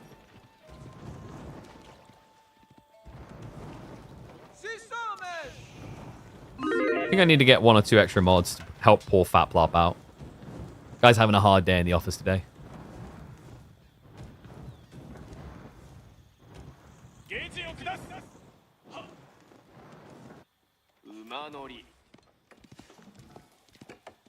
And Numidan, wow. Okay, he reacts with spears himself. Does this work? There's 3 spears already, 2 more coming. I think your timing might be a bit off. Like, burn-wise, he's about halfway to what he needs to set it on fire. And the first spearman is getting intercepted. Numu did get the first strike there, so Wham has to back up. But he's got a second spear coming in, which is going to slow Numu down. That dock is dying. Yeah, unless you pull a villager for the repair. And he doesn't really have any villagers nearby. Now, that's interesting, actually. Numidan could have gambled on having a villager in the tree line here to chop. Because remember, that's the beautiful thing about Knights Templar. They didn't have to leave. But he sent it all the way home. Which means Wham is locking this in. Doc definitely going down. And he's still spamming spears.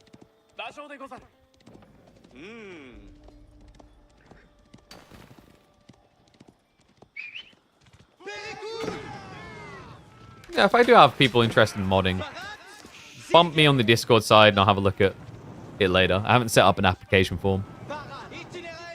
That should be easy to identify people that I see regularly in it. Speaking of people we're seeing here regularly, Wham has, at the tail end of Midweek Muster, really just consolidated himself as a present force for NA. Like, always just appearing, right? Like, so he had the win in 26, 27, and 28. He got second place, beating him in 29. He's made it a 5-game presence in the last 5. And he's on track to win 4.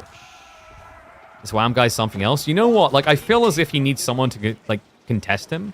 Maybe what he's missing is a magical fella coming in to try and debate who the best Canadian player is. I think that's what's really missing for Wham. And Poppy Paw.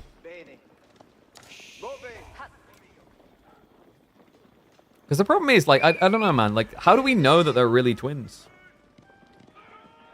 Have you guys seen them in the same location? You think you have, but you've seen them on broadcasts. And that could just be mirrors. Alright, Numidan has mirrored the spears, though. And he does have advantage on HP. And that's cool. Wait, what? Knights Hospitalier is coming in.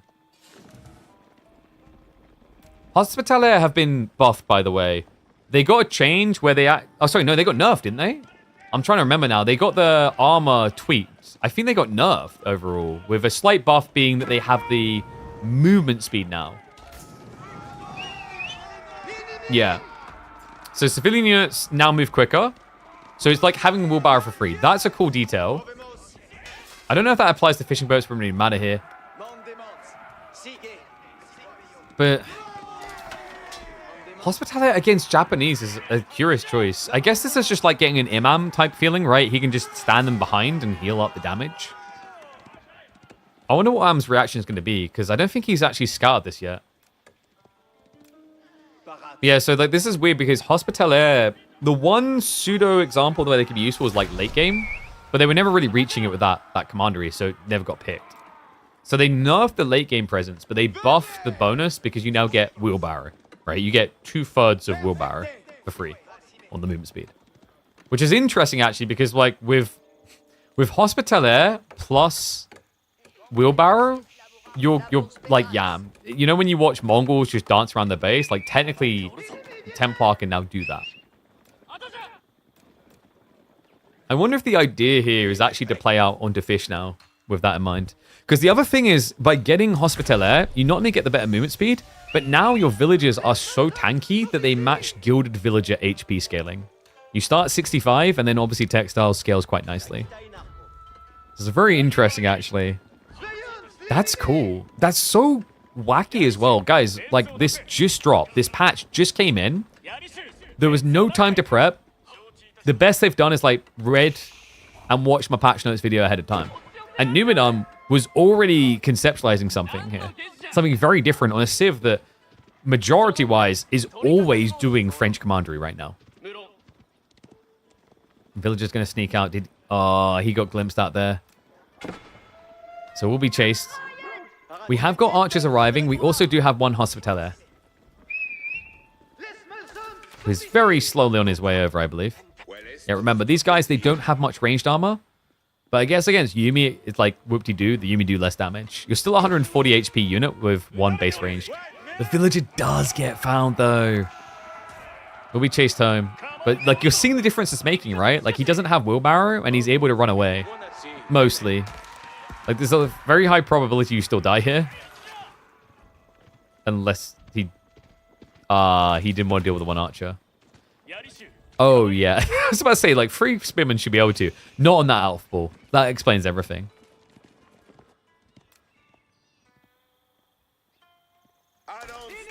I know that Knights Templar really like their wood, but, like, that's not your role, buddy.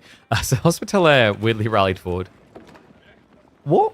Is this just to top off health? I think the idea here is he's genuinely treating this like an Imam play from Ottomans between fights. So just, you know, whenever you're not running after someone, just heal. Because remember, these guys, they do what I refer to as Gandalfing. Which you'll get to see if Numidan ever stops, like, APMing his heart off. We do also have the pilgrimages coming in, so it's possible that Numidan was planning mass Hospitaller on a delay. Because the interesting thing about Hospitaller is they primarily cost gold, right? It's 60 gold, 50 food. It's actually a pretty good deal for men-at-arms if you have access to gold. And this strategy definitely makes sense if you're able to leverage Sacred Sites. The other cool thing, remember, is the Sacred Sites. There's an interesting, like, element with the Hospitaller and the benefits around said Sacred Sites. Yeah, like, it scales quite nicely, actually, into... Oh, God, do I dare say it? I shouldn't say it. There's no way we'd be seeing Spain here, right? I shouldn't say that. Nah, he wouldn't do it. I kind of hope he doesn't. And by kind of, I mean I really, really hope he doesn't, because I'd actually like to see Numidan win. And, no. We are not gonna believe in Spain. Wait, have we got stream issues? Are we good? How's it sounding? Test?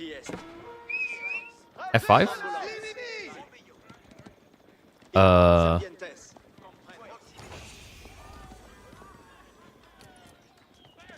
My voice is not coming across weird for me though.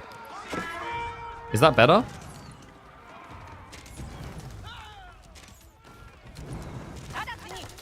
What? Is YouTube having this too?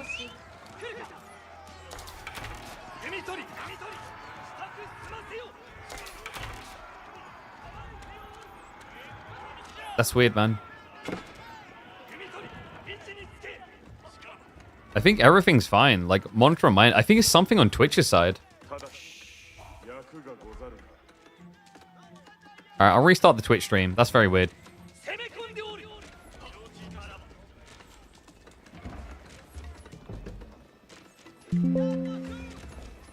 Oh, wait, I have to wait a second now, don't I? Alright, push coming. Dude, we can't miss this. Numidan is going in for the big aggro. Oh my god, dude. It won't let me start the new stream. It's being really annoying. Let me pause 1 sec.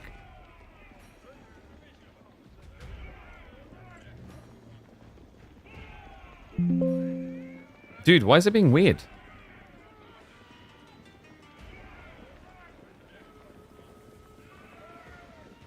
It won't even freaking start. Oh my god, Twitch, please. Sorry, guys. Give me a sec. What in Le Cringe is going on?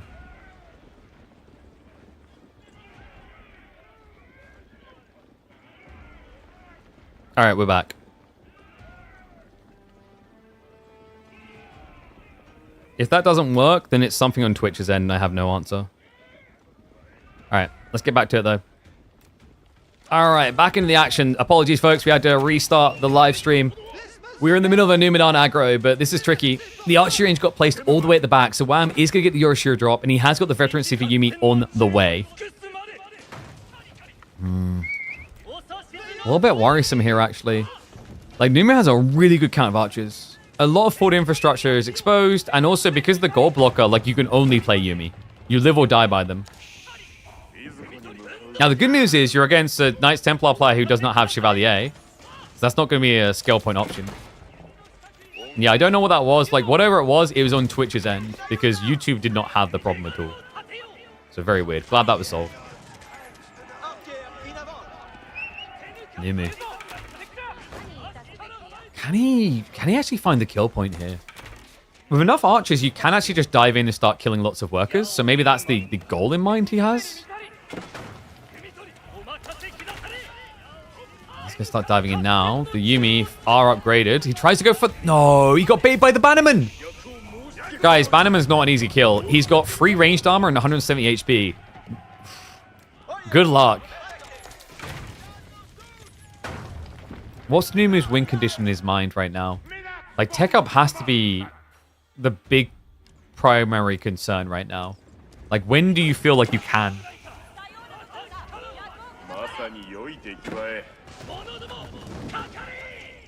And yeah, so like Hospitaller, the fishing boat should, by the logic of how it's tagged, get the bonuses, but they don't. Pilgrims do, by the way. Pilgrims are tankier. And he does get the kill on the Bannerman. Okay, wait, no, he's a freaking genius. He's actually a genius. Guys, think about what that just done. It removed a damage buff that he cannot replace. Yumi Bannerman cost gold. 30 gold, which he doesn't have. That's sick. Now, he's dropped the marketplace. He's going to need to think about selling. And this is important because at this stage, without the Bannerman effect, like, your damage is almost equal. Right? It's going to be just the extra 1 damage on these units. Now, they are cheaper, but this is the thing about Knights Templar. They're so good at this type of escalation in archers, and escalation age now coming in. There you go. Food and gold has been gathered. We've got the relic drop in the back, but Wham has yet to actually commit into the temple. Numidan is on his way up now with Genoa.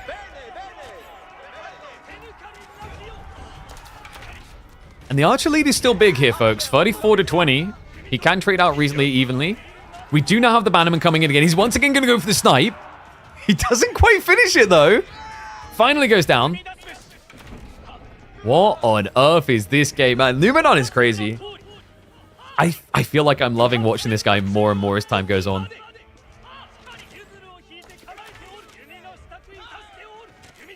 Oh, this Yumi, though. They're trading really well now. I mean, this is a cool strategy, but, like, at the end of the day, all I can do is look at this and ask the question, what did he actually achieve? What did this actually do? In the politest way, not much.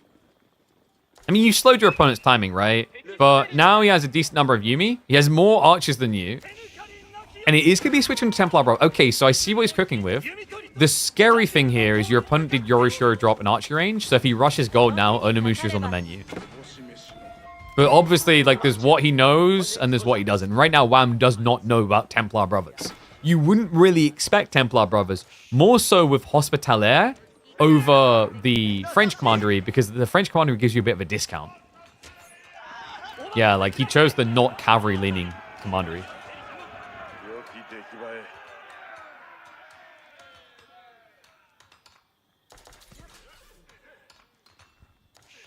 Limit. He's got enough time for his own veterancy on archers. He's going to continue to scale there. And we have the Mounted Samurai now coming in. Guys, Mounted Samurai actually answer Templar Brother really well. Templar Brothers have an extra 45 HP, but you don't get the charge damage like the Mounted Samurai do. So the Mounted Samurai hit you for 36, and you have 45 extra health. That's your perk. You pay more to get Templar Brothers, and then on top of that, Japan has extra melee techs, and they have the Uma Bannerman eventually. So I'm glad to see that Numidan's adding in something else, because, like, on their own, the Templar Brothers will not carry the fight.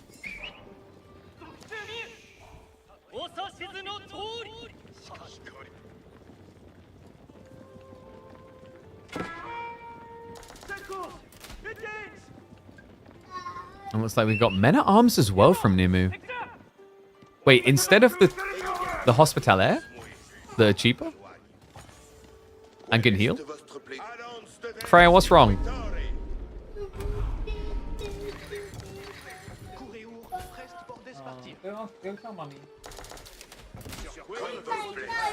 I think a bee just stung her bum. Wait, Twitch died again? Nah, surely not. I think you're capping. I think we're good. Surely not. I think yeah, you guys are hard capping.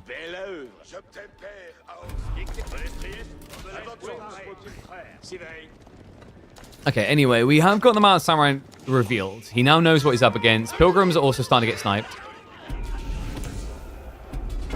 Wait, did the Pilgrims get the movement speed now as well, actually, now that I think about it? I know they get the health, so I assume they also get the movement speed.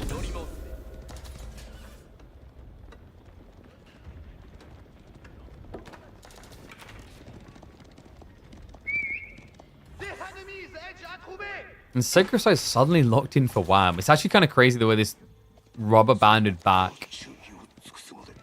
I don't mind what Numidan's doing, though. He's just showing patience to get his comp together. The weakness, though, is you're missing out on Pilgrims. You can't even get them now. You can't even try to sneak them, right? Because the Sacred Sites are locked. It's one of the kind of oppressive elements of Knights Templar when you lose map control. You can't even try to gamble getting the boys in.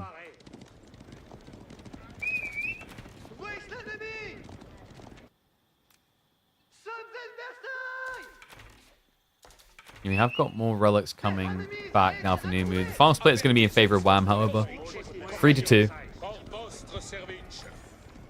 I think Numu hasn't... Yeah, okay, there you go. He has got some farms coming in. So he's prepping some longevity. He still has got all the fishing. He's been spreading it out.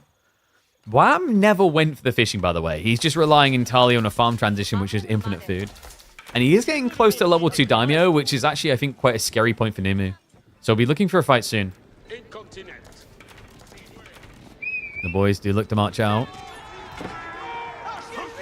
Does reveal his transition to crossbows. Yumi count is still very healthy. But Wham needs a way of addressing the Templar brother. And right now, his Mountain Samurai are not eager to fight. They're circling on the back. He's trying to bait him into an overextension here. Spears have been taken out. This is smart. This is going to give him the in. And here they come. Mountain Samurai now riding around on the backside. Numidan, no easy way of backing away from this. The crossbows need to target fire them down, but the Yumi, they dive in. They go for the anti-armor. And Wham is ruining the plan for Numu. Overextension into a death here. Crossbows all but defeated. Mountain Samurai count now pulling ahead, and the Yumi are still there to keep the pressure up. Military leaders building. Wham, almost double in military count. And he's still got that timer ticking. This is looking good for Wham, but grim for the final KPMM because we are on course for a 4-0 at this rate.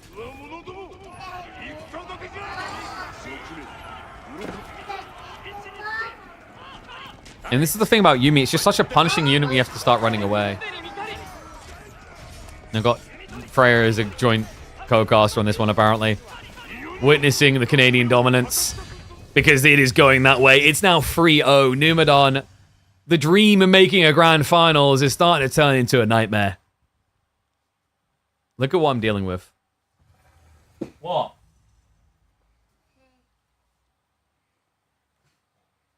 What do you want? What?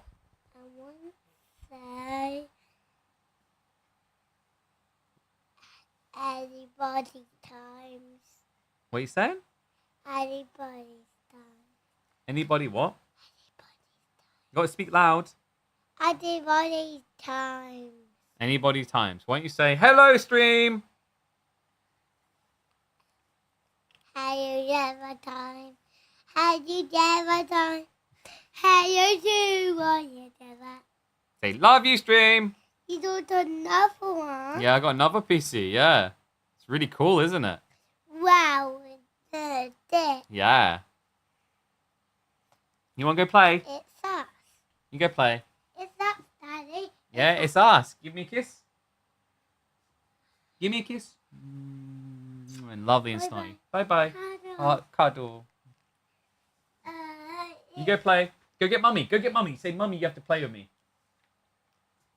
It's her problem now. The way she says cuddle recently. Cuddle. Is it Freya or Freya? It's Freya spelled properly. So Freyja. Oh, dude, I'm a little bit tilted by Twitch just like having a heart attack there. But hopefully people found their way back in. It's the annoying thing, like when you get tech issues and these type of experiences on like live streams. But let's see. We need to mark it up on the score. Where am I at? Oh, dude, I got too many tabs. I've lost track of my correct tab. Is it this one? Yes, this one.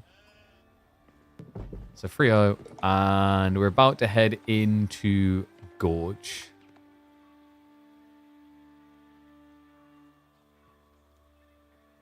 And we've got... what's our picks? Sushi versus House of... oh, no, dude. Oh, I feel so bad for Numi, man.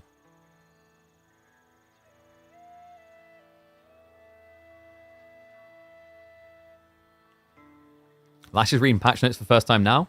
Exclamation mark patch notes. I've already got you covered. This is just sad. Like, honestly, I can't believe he done it to him. I almost want to take a point off him for it. It could be the last game of Midweek Master. And he picks Lancaster. This filthy beggar. Season 11 has arrived. We have got some nerfs, some lames to the strategies in place for Lancaster, but is it going to be enough? I mean, we talked about this when we read the notes. It's like, it's some nice changes that came in, but I'm not entirely convinced it's going to be enough to break Lancaster's dominance, folks. Like, this Civ has still looked overall very strong. And I think it will remain still. You think Hull's going to suck now? So, like, let's try and remember the full changes here, right? So, AoE4 Season 11. I think I said at the time, like, it'll hurt them a bit, but I don't think it's going to hurt as much as people think, because it's going to open up a different way. So the big things to keep in mind is, like, obviously some of the unique techs were, like, nerfed out. The big one, in theory, should be the nerfs to the cost of scaling manas. And I think, like, the thing that surprised me most is actually that the good old-fashioned, like, fast castle Earl's Guard build wasn't nerfed at all. The eco scaling has been nerfed, so we'll keep an eye out for that. Early game, this is still a really powerful play, though. He's going to be moving out with the Spearman to begin with to try and block the gold gathering of the Shushi, because Shushi can be greedy mother duckers. He went for the double gold, not the triple, which means these Spearmen can actually force Numidan off of the resource. Nimu, he just got the first warning about it. He could pull back now because he could try and, like, just tax his way up, but, like, the trade-off would be you wouldn't have access to pro scouts. Archers were nerfed? Yeah, the archers were nerfed in the late game, though, right? They were nerfed at their elite scale. So, like, Lancaster's late game should be less toxic. One thing that has changed, I'm curious to see if WAM is going to experiment with it, is there was a notable buff towards the Lords of Lancaster. Lords of Lancaster's actually scale a lot better now than they previously did. So curious to see if he tries to take that aggro line against Shushi here.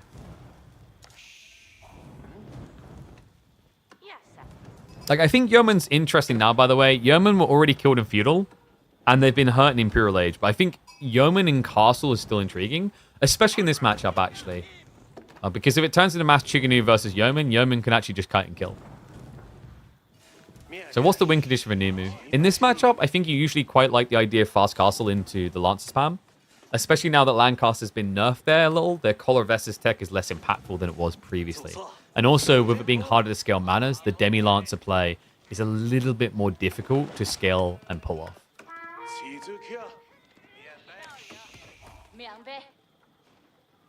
What's the buff? What, for the Lords of Lancaster? So previously, Lords of Lancaster actually didn't scale in armor. They now do. We'll see if he goes for that. Medigarden's going to be coming in from Numu. Just a smart way of getting a little bit of gold trickle here. The outpost is completed, so WAM was committed to this, and for good reason. What? Can he get something going wrong this series, please? Oh, I just realized, sorry, we didn't get predictions up. Let me fix that. I mean, like, it just feels a bit harsh to even put predictions up now. That is, like, probably the highest value outpost rush you're going to see. Actually, no, let's do this the right way. This right here is the highest value outpost rush you will see in Season 11 so far. Okay, that's a bit of a cop-out. It's the first series. But seriously, gold blocked plus double deer, it doesn't really get much better than this. Yeah, not to mention the excess gold options. Like, he has to go so far out of his base to get it. So he's going to have to find a way of actually killing this off directly. Man, this is tough. And we do have Lancaster Castle. Okay, boring. Hasn't changed. He is trying to deer shove, but reminder, deer shoving did get heavily nerfed. It takes about 2.5 times as long to do a deer shove now, because the aggro takes ages to reset. Look at this. Look. I will stand firm. I will not go into the meat house. Okay, I'll go in. But like, you see how much longer it takes, right? So the deer shoving, if you've been getting tilted by it, if you've hated dealing with it, you know, it's not as much of an insta GG and whoopsie, how did he ruin me this fast? It still has its place, as you're seeing here, but much less so than before. 干得漂亮！是，您好。 And Numu, it is going to be spears. Wow, he's just going to zerg the outpost. 面面来了。 Okay, kind of perfect for Wham though, right? Because he's going into max manas, I think. He's got 6 of stone. I reckon is this going to be a fast castle build? Especially now that your opponent's blobbing spears, I think an FC build with triple mana makes a lot of sense. And reminder, we talked about, like, there was a lot of nerfs coming into Lancaster. But the thing that went untouched, most baffing Lumi, has been one of the most oppressive fast castle builds in the game. The mass Earlsguard build. That has not been nerfed. And I want you guys to really think about the impact of that. They didn't nerf the Earlsguard builds, and he just blocked Numidan's gold. And oh my god, are you... No. The timing on that. Fortification upgrade just came in. Numidan needs even more spearmen now.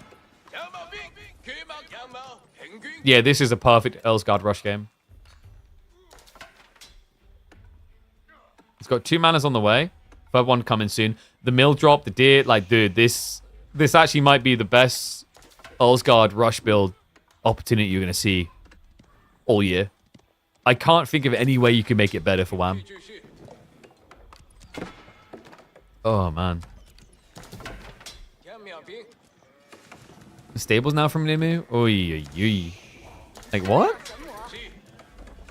Is he just, like, looking for more bodies to dive in with? I'm not sure what the stables is meant to achieve here. I guess maybe he's planning pro scouts, so he'll just get the scouts to torch. There hasn't been a repair, is the lucky detail, right? Like, there wasn't a villager staying here.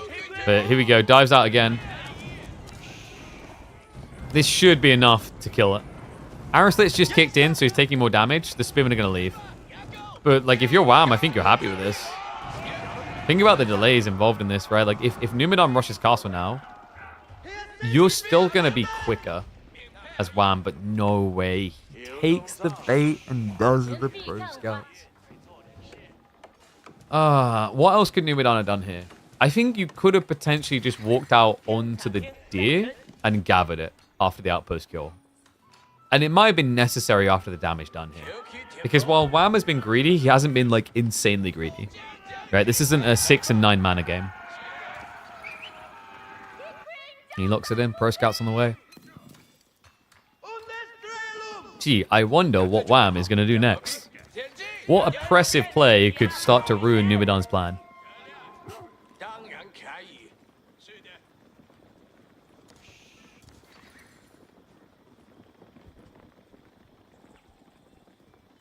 Oh, you guys talking about the deer shove? The deer shove changed the game a lot. Game's going to be a bit more map present for certain civs, but this is what I meant by Lancaster didn't really get impacted. People were like hyping and going, yo, yeah, they're going to be impacted because they were like a deer shoving civ. They opened with like spearmen. But you're seeing why it doesn't matter as much for Lancaster, because they have a landmark that can defend them on the deer really, really, really early. So if you get any map that has the deer kind of close to your base, yeah, you know, you can't get stone and gold in most cases, but you can get one of them. And now we have the white tower in the way. And he has the ball. Oh, God. This is like 30 plus Earlsguard worth of food. Even more, actually, because remember, he's got infinite food here. 180 a minute. Numidan is starting to save up for an A job. And this has to be immediate crossbow pump to survive. Remember, with crossbows, you have to get them out in bulk quite quickly. Otherwise, the Earlsguard can actually just dagger throw you. Actually, there might be an argument for Lancers for that reason. I kind of don't mind Lancers because the issue with scaling crossbows is like, technically, yeah, you can get enough to scare him away. But he'll keep poking at you because crossbows can never reach Earlsguard. Idzie brukę dać.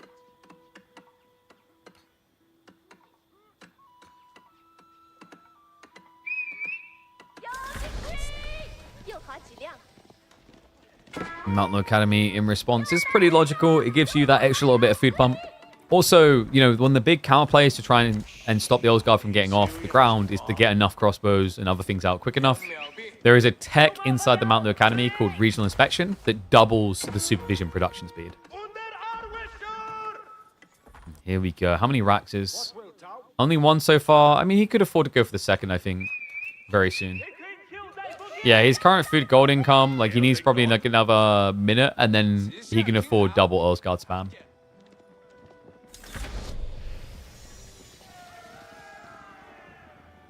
Count already at 4, more to come.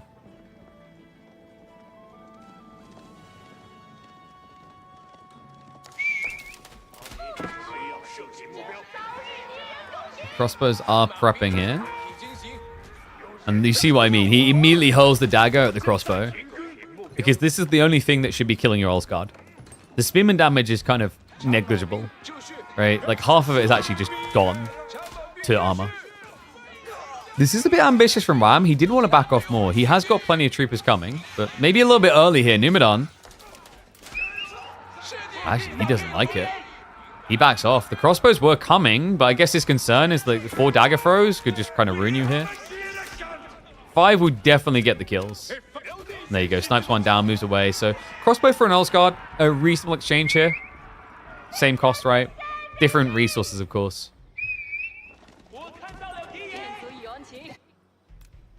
Numidan, well, he's going to keep prepping more defensively. Look at what Wham is creeping now, guys. Monks.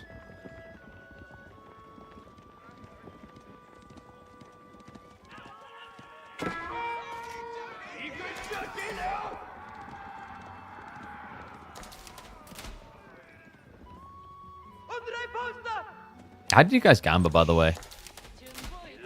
93% for Wham. That kind of makes sense. I think his position's a bit better now than it was.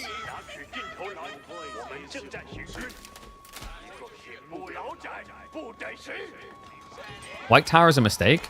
If you don't go White Tower, you don't have the Earlsguard already pressuring. Like, you saw how slow this kind of, like, mounts. And to say White Tower's a mistake, like, keep in mind what this gives him now is the ability to mass manners. White Tower very, very rarely feels like a mistake. You can argue that having all the options of the King's College would have felt better, but to call White Tower a mistake, maybe a bit of a stretch. A mistake makes it sound like it doesn't do anything. And by the way, I get where you come from. When I first saw what White Tower does, I was like, dude, you only do this when you're forced to. But these fast castle mass Earlsguard builds have been blowing everyone's mind. Even the best players in the game have been falling victim to what just looks like a cheesy build. And the reason is that even if this fails, Wham now has the safety to go into Imperial Age. How do you dive a White Tower at 15 minutes? Especially with mass crossbowmen, you don't. And that's like the weird thing about the Earlsguard. They're very good at trading into their counter unit, and when you force your opponent into the counter unit, they then can't dive the landmark that made you do these in the first place.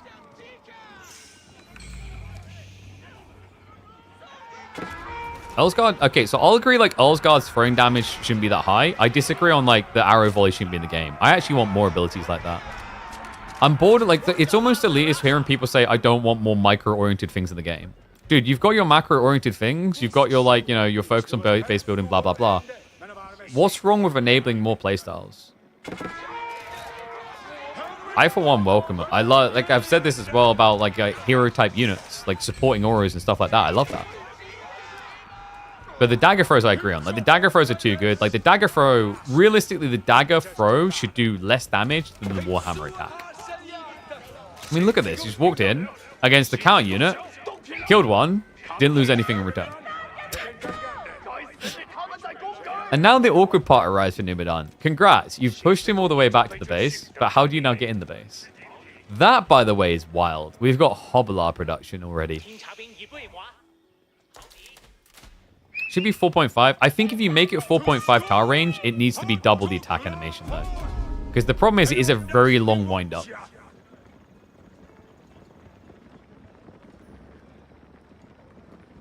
Need to add some micro moves for ult saves? Yeah, agreed. I hope the next DLC they do. I think in general, I welcome the idea of like more skill shots or skill expression opportunities. It makes fights in the game so much more impactful and incredible. Like, are you telling me things like the imams, the metas, and these type of things like haven't actually made silly spear melee fights so much more impactful to watch? Now, monk-wise, this is kind of crazy, by the way. Numidan, definitely don't call him out yet. He's winning the relic game. Yeah, 3-2 split. Not just that, this is also crazy. The farm transition's already coming in. Now, the Yeoman switch up is on the way, so Numidan is going to have to prep for that, because it's going to be a 1-1-1 comp. Men-at-Arms, Horsemen, and Bowmen.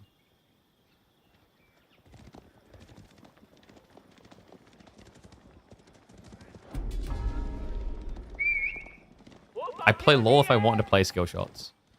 I mean, once again, what's wrong with inviting new communities in the game if you're still able to play the way you want to? I don't know. Dude, like, why you gotta be a hater? I don't know, like, the same negativity came to Jean, and then Jean, I think, has actually, like, settled into the game state very well, but she was a unique new example.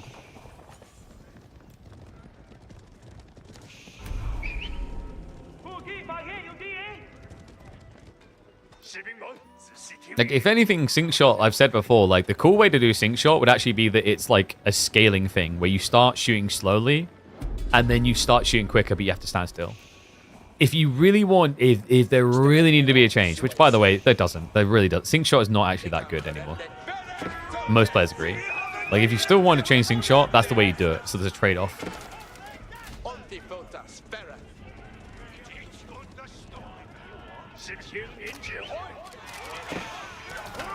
Wow.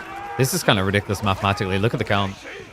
Numu. Oh boy, the Hobblers, they just got free access. Wait, he win 2 TC and farms. Oh god. One, okay, I get it, right? But like both at the same time is wild. The Earlsguard, they reach over onto the farms. They shut that all down. The dive continues. Numidan. The crossbowmen are hiding inside, right? I think, yeah, they're in the TC. They've come out now. They'll start to snipe down the Earlsguard.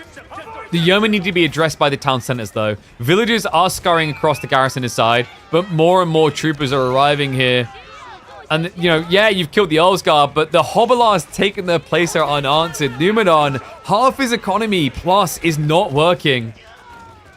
And this defense strat ain't working, man. It's always the economy that does you in, man. 9 manas behind this, enabling this type of spam. The Yeoman timing with the summon from the Lancaster Castle, giving him that blob size he needed to get in and do damage like this. This looks over. I mean, it's just not going to stop now. If it does, it's because Wham's planning to go Imperial Age, right? Like, we still have 14 Yeomen. Look at the Congo line into the base. I guess he just... Does he back up and tech now?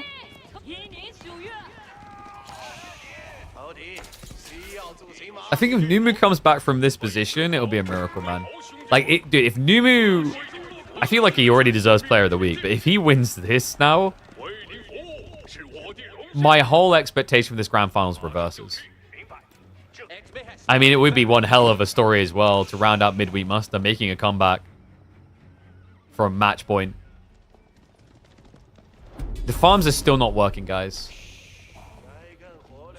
Still Song 2TC. It's not Chinese 2TC. So villager losses aren't replaced as quickly. And Wham, like, this is the thing that's kind of crazy. Like, he could just rematch and go again, or he goes Imperial. Both are actually viable options for Lancaster. Yeah, like, so I like what Scarecrow is saying there. Like, Sing Shot is fine at pro level. At lower ranks, people get wrecked by it. Okay, but like, here's the thing I always argue about lower ranks. if the player's wrecking those people, they'll move out your rank and go up to a higher rank, and then you won't deal with them, right?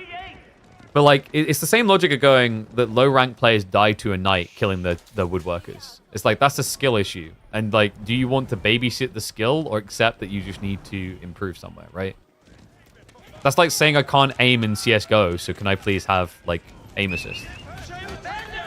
Like, dude, like, oh no, man, like, oh, dude, like, I almost like won in this battle royale game, but like, you know, I got into the final circle. There's 5 squads that could shoot me in the head, and I couldn't aim. If only there was a button I could press that would aim for me. Sing shot, like, look, it didn't kill him. Castle's still gonna go up. Numidan's not giving up yet, but that was expensive, right? The sing shot might not have been the killer, but the units afterwards mattered a lot here. He gets the castle up. But there's nowhere for the workers to go now. Yeah, old sing shot, I understand the complaints, but there, it wasn't like the bread and butter GG. Like, that was less impactful than 4 Landsnake going in. But at this point, it's just too much of a lead. Wham! It's gonna be a 4-0 domination to finish off our 30-week esports circuit.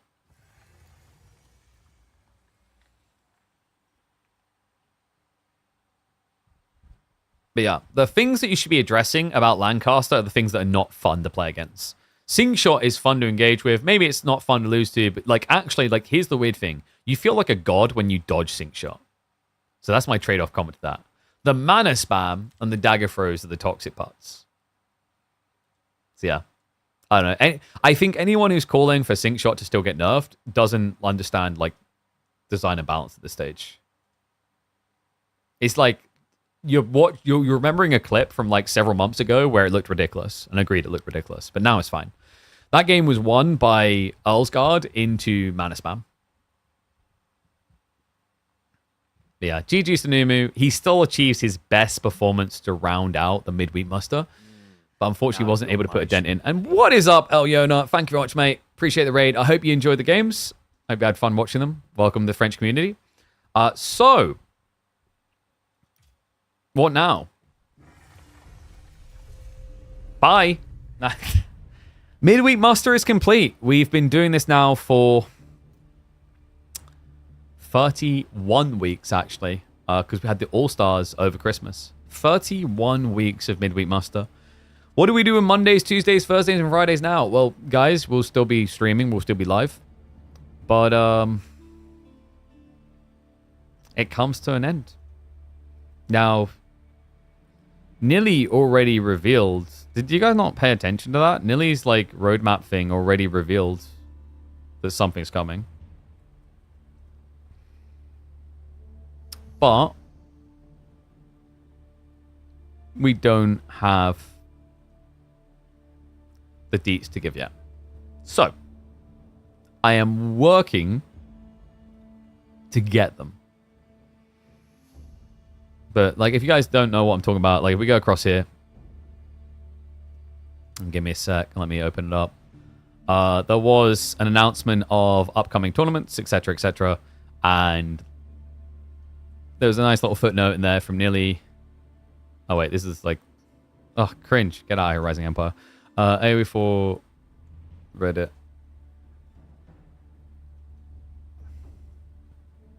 Oh, wait, it's right there. So, yeah, there was like... we're currently talking about what comes next, so there is going to be something. But I don't have the details to give yet. I'm looking to get the details sorted for tomorrow. So, I mean, your little teaser here, your announcement of announcement is right there. So, KPMM got renewed. We don't have the deets to give to you yet. We're working on that. We're rushing to get that sorted. Something is coming back. What that's going to be exactly, what that's going to entail, what's going to look like is what we're still working on.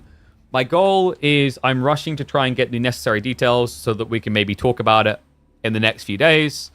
But that's right. Haters, walk away. You can't get rid of me. We're working our butt off to bring even more competitive AoE 4 series in non-stop. We've done 31 weeks. We've hosted more tournaments than most people have in the scene already. And then we're looking to go bigger and better. Now, I'm locking in the deets. I can't reveal them yet. Maybe this will be a two-parter where I tell my editor to take part of this and take part of the next. But my goal is to tomorrow, after the Louis MT versus Puppy Paw show match, I'm aiming to have information to provide you guys then. If not, it'll be early next week. So I'm pounding the pavement. I'm working my ass off on that. I'm still seeking more funding. So if there are people in the community that, like, I've had it before where some people reached out and they were like, yeah, I want to give money, and then it fell through. But if you are one of those people, I'm always willing to hear what you got, what you want, etc. Always seeking more sponsors to try and make these things bigger and better. But I promise you this, we are going to be coming back better. So, definitely tune in tomorrow. I'm going to try to lock in everything tonight. Because tomorrow, we've got Louis MT versus Puppy Paw in a best-of-9 show match. That is enough reason to tune in already, right? We just had the first Grand Finals, the first official Microsoft Grand Finals on the new patch on Season 11. And now we're going to, like, deliver one of the hyper sets you could ask for in the first week on the new. Louis MT versus Puppy Paw, that's insane, right? Number 1 versus number 2. Which is which? How to contact me? !Discord. Go across there and you can find me. You can DM me. I've got open DMs, so I'm easy to reach. But close to Bystream, Freya. It's not far off. But guys, like, make sure you tune in tomorrow. I'll also be casting EGC on the weekend, and we will still be streaming regardless as we figure these things out. My goal is to be live most Mondays, Tuesdays, Thursdays, and Fridays. If you're new here, if you're not familiar with it, we always go live Mondays, Tuesdays, Thursdays, Fridays. The only exception is when I'm working events outside the country. Warning there is an event mid next month that I'm working in Germany, so that I won't be here then. But like, we'll be looking to do watch parties and other tournaments that are happening if we're not invited to cast them, and so on and so forth. So, pretty cool. Big congrats to Wham in the chat for being our final person to be crowned a victor in the midweek muster. Looking forward to seeing what you can do with what comes next, as with all the others. Really big shout out to all the players who came through, by the way. Like, some of them have been, like, superstars, by the way. The amount of weeks they signed up, like, B, who didn't make it to finals for once, which is so rare. He done all 31 editions of the Midweek Muster. Dumu just behind him at 30 editions. Myriad at 30 as well is incredible. Voldemar 29, Lash 28, Anatan 27. Wham, who just rubber-dubbed in the tub, done 25 out of 31 total. Absolutely incredible. Just so many people who committed, and I love it. Alongside that, we've seen people who've just risen up through the rankings, like Numidan. This is by far like his best outlook within the Midweek Masters, even though it ends up being a 4-0. He shouldn't feel bad about that. Like, I just see improvements. And I think that, to me, is what the Midweek Muster has been about. It has been about this opportunity to give people a stage to play and scrim against people that they wouldn't otherwise, because if we're being totally real, for these like first, second, third place players, why would they scrim with like an 8th, 9th, 10th?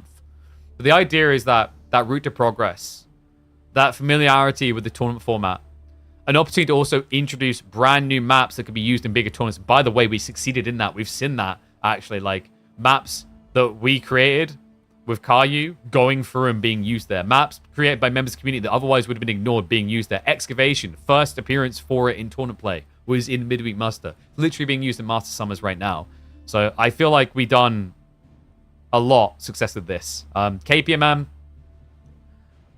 I'm figuring out how we ramp it up. Reminder, always tell people these things are happening, because marketing can be hard sometimes, especially if you don't have a big budget. There's plenty of people that don't know that there is somewhere they can catch weekly tournaments in Age of Empires 4. That's on me, but I appreciate when people in the community assist in reaching out and letting people know about that, because it lets us grow bigger. And as we grow bigger, the prize pools grow bigger, the tournaments grow bigger. We do a realistic model here. We don't just punt 30k into the ether with like low viewership and then remortgage the house. So I'm really glad that we didn't overextend ourselves. We grew as a channel and we didn't burn cash at a stupid rate, which is pretty much like the go-to behavior in esports in general, outside of AV4, just wider everywhere. So more info to come, but Midweek Muster will return bigger, better, and it will continue to be a staple of your midweek cycle. Fingers crossed, plenty more new people to start signing up. Hopefully we'll be able to incentivize it further and further. And it won't be the only thing. We'll be looking to do other tournaments, other things alongside it. But big love to everyone who's supported. Big love to everyone who's made this possible. The journey continues. We're also going to be mixing in the potential for like certain tournaments and other games I'm looking at as well. I want to try and create like a cool community that we can act as a hub, participating, playing, enjoying multiple games. And we'll also, while we have a little bit of wind downs, we figure these things out, we'll also maybe look to do a variety stream day, reviewing some new strategy, upcoming games. I've definitely got my eyes on things like Anno. But yeah, so many things still to do. So little time. Thank you very much, everyone, for watching. And I hope you will continue to support us with Midweek Muster 2. Or whatever we're going to call it. We're figuring out the details. More to come very soon. Alrighty then. But to round out, reminder, if you guys have not yet, !Gigabyte. You want to see sponsors coming in to make these tournaments bigger. We're trying to get Gigabyte on board. We're trying to get him to come in and maybe be more involved. Go across, check out their offering right now. Their deals on both the GPUs and the motherboards. I love working with these guys. There's a game bundle right there to incentivize you. If you buy one of the valid devices, the valid components, you will get all these games for free on top as a bonus. On top of that, do not forget to check out PC Specialist. This is the beast of the PC we've been using here, maxed out with the Beauty Mini LED, the 5090 graphics card. You don't need to go as overkill as I did, but I like overkill. I like fancy stuff. But they're sponsoring us. We're working with PC Specialist over the next month, 2 months or so, and we'll see if we extend beyond that. But they sent us out this incredible PC right here. You can get your hands on this laptop, via their site. We had someone already buy a PC yesterday, which was incredible. They bought into the new AMD graphics cards. I know they're going to be happy with that. But if you go there via my link, also use code Pigeon, you'll get 30 quid off your order. I know it doesn't sound like a lot on a PC, but keep in mind, it's pretty reasonable when these guys don't make huge profit margins. Like PC builders kind of get screwed over because the people that make the most are the raw resources and like the GPU manufacturers, i.e. like not even the aftermarket people. But yeah, really big shout out to both those brands. Having like brands that keep coming back and supporting is invaluable. It allows us to do what we do on a content creator journey. And reminder, because I said we're still going to be doing things Mondays, Tuesdays, Thursdays, Fridays. If you haven't already, make sure you are following, make sure you are tuning into each of these streams. And also, if you can afford it, go ahead and sub to the channel because it also helps us even more. But guys, that's going to be it. I guess I'm going to do my push-ups to round out. And then I'm going to close. I wouldn't waste your time doing even more push-ups. I'm only going to do so many. YouTube, much love. I'm going to end the stream. For Twitch, I'm going to do the push-ups and then raid someone. And reminder, we will be back tomorrow for a B09 show match between Lou AMT and Poppy Paul. It's going to be hype, and I hope